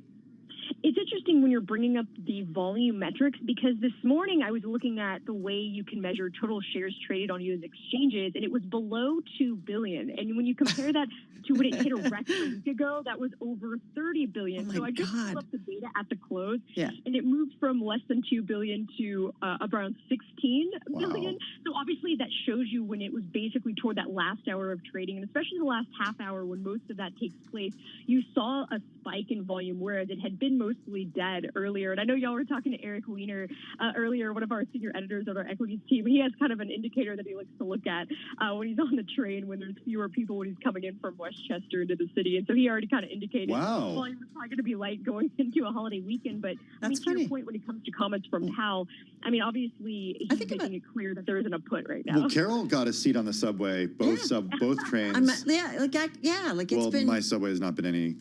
Not been good. No, it's just like never arrives, never leaves. Anyway, late to work It's not easy being a New York commuter, Jess. We all know that, right? No doubt about it. All right, kiddo, thank you so much. Good that we could get some time with you as well. Bloomberg News, Deputy's Team Leader for Equities, Jess Menton, the ins and outs of the markets, just covering it all for us. So appreciate it. Just a reminder of where things stood today. Finished off our worst levels of the day, but the S&P 500 fell 2.24%. The NASDAQ fell 3.07%, and the Dow down 1.7%. Let's take a look at some stocks on the move today. Red Brown is Bloomberg News earnings reporter joining us right here in studio. Easy to find decliners, easier than it was to find gainers, but let's talk about defense stocks. Let's do it. Yeah, I mean, like you said, I was really struggling to find a winner today, but Northrop, Lockheed Martin, two of those kind of select few that were up today. Northrop actually up 15% this year, so just kind of worth calling out that this whole industry is still performing quite well. So kind of a lot of things in their favor between, we talked about this a little bit last week, $1 trillion defense budget that's being floated around. And I also think it's worth calling out that the worst fears around DOGE cuts really haven't come to fruition quite yet. within this industry. So again, another thing, just kind of letting these stocks uncoil a little bit. So yeah, just kind of positives to keep in mind for the defense companies. And was it Morgan Stanley that did an upgrade, right, of those U.S. defense shares today? Exactly. Yep. They made they upgraded their view for the industry as well, and I think they're calling out a lot of really important and interesting things. And if we think about all the things that are going bad for the industry, none of those really apply to the defense companies, right? They're insulated from tariffs because on the supply side, it's in the nature of these companies that they have domestic supply chains, right? Just national security. We need everything to be made on U.S. shores. And then also think about who their customers are. It's not necessarily like you or me or anything that we need to worry about a consumer not being able to buy. Well, I saw Tim take a delivery on a missile the other day. Excuse me? Yeah. Oops, Yeah. Sorry. I was not supposed to. I was not to talk I about. was riding the missile. I was wasn't literally on supposed the to missile. talk Yeah. Maybe you'll get to work on time if you don't know how to missile. Exactly. Thank you. Ooh, but I'm bummed. Okay, well, speaking of deliveries, Yes. let's talk about Nice. trucking and what happened with JB Hunt today. Yeah, they had their worst day since Liberation Day, actually. So it was the worst performing stock in the S&P 500. Liberated from value? It sounds like it. Liberated from business going well. So they're one of those companies that if you had to pick a group that would do bad in a situation where tariffs are permanent, semi-permanent, what have you, they're among those very high list of companies. There's a list of companies. Yeah, they bring things to people. And it if sounds there are like fewer things and they're more expensive, it's an issue. It doesn't take any of us geniuses here, I guess, to tell people that. It's we geniuses. Whoa, coming in hot. Is it hot here? All right, so that one got beaten up. I mean, I love the transportation space. But yeah, right? Like a great macro indicator. Definitely. And I think just to kind of put a number on how this is affecting companies day to day is JB Hunt slashed their CapEx expectations by $200 million. So like already quickly moving to find some ways in which they can maybe save some money. That might mean we're not buying new trucks, we're just repairing the trucks that we have. But they're really doing, real immediate action to conserve cash where they can. Well, and just perspective on that. So they now expect net capital expenditures for the full year between 500 and 700 million. Their prior view was a 700 to 900. So that $200 million haircut, that's a pretty big deal. Really quite a bit from what they were. I think around 25% or something along those lines. So you look kind of Mad Men. So why don't you bring in this next one? Okay. Omnicom. They do everything when it comes to communication. They do advertising. They do PR.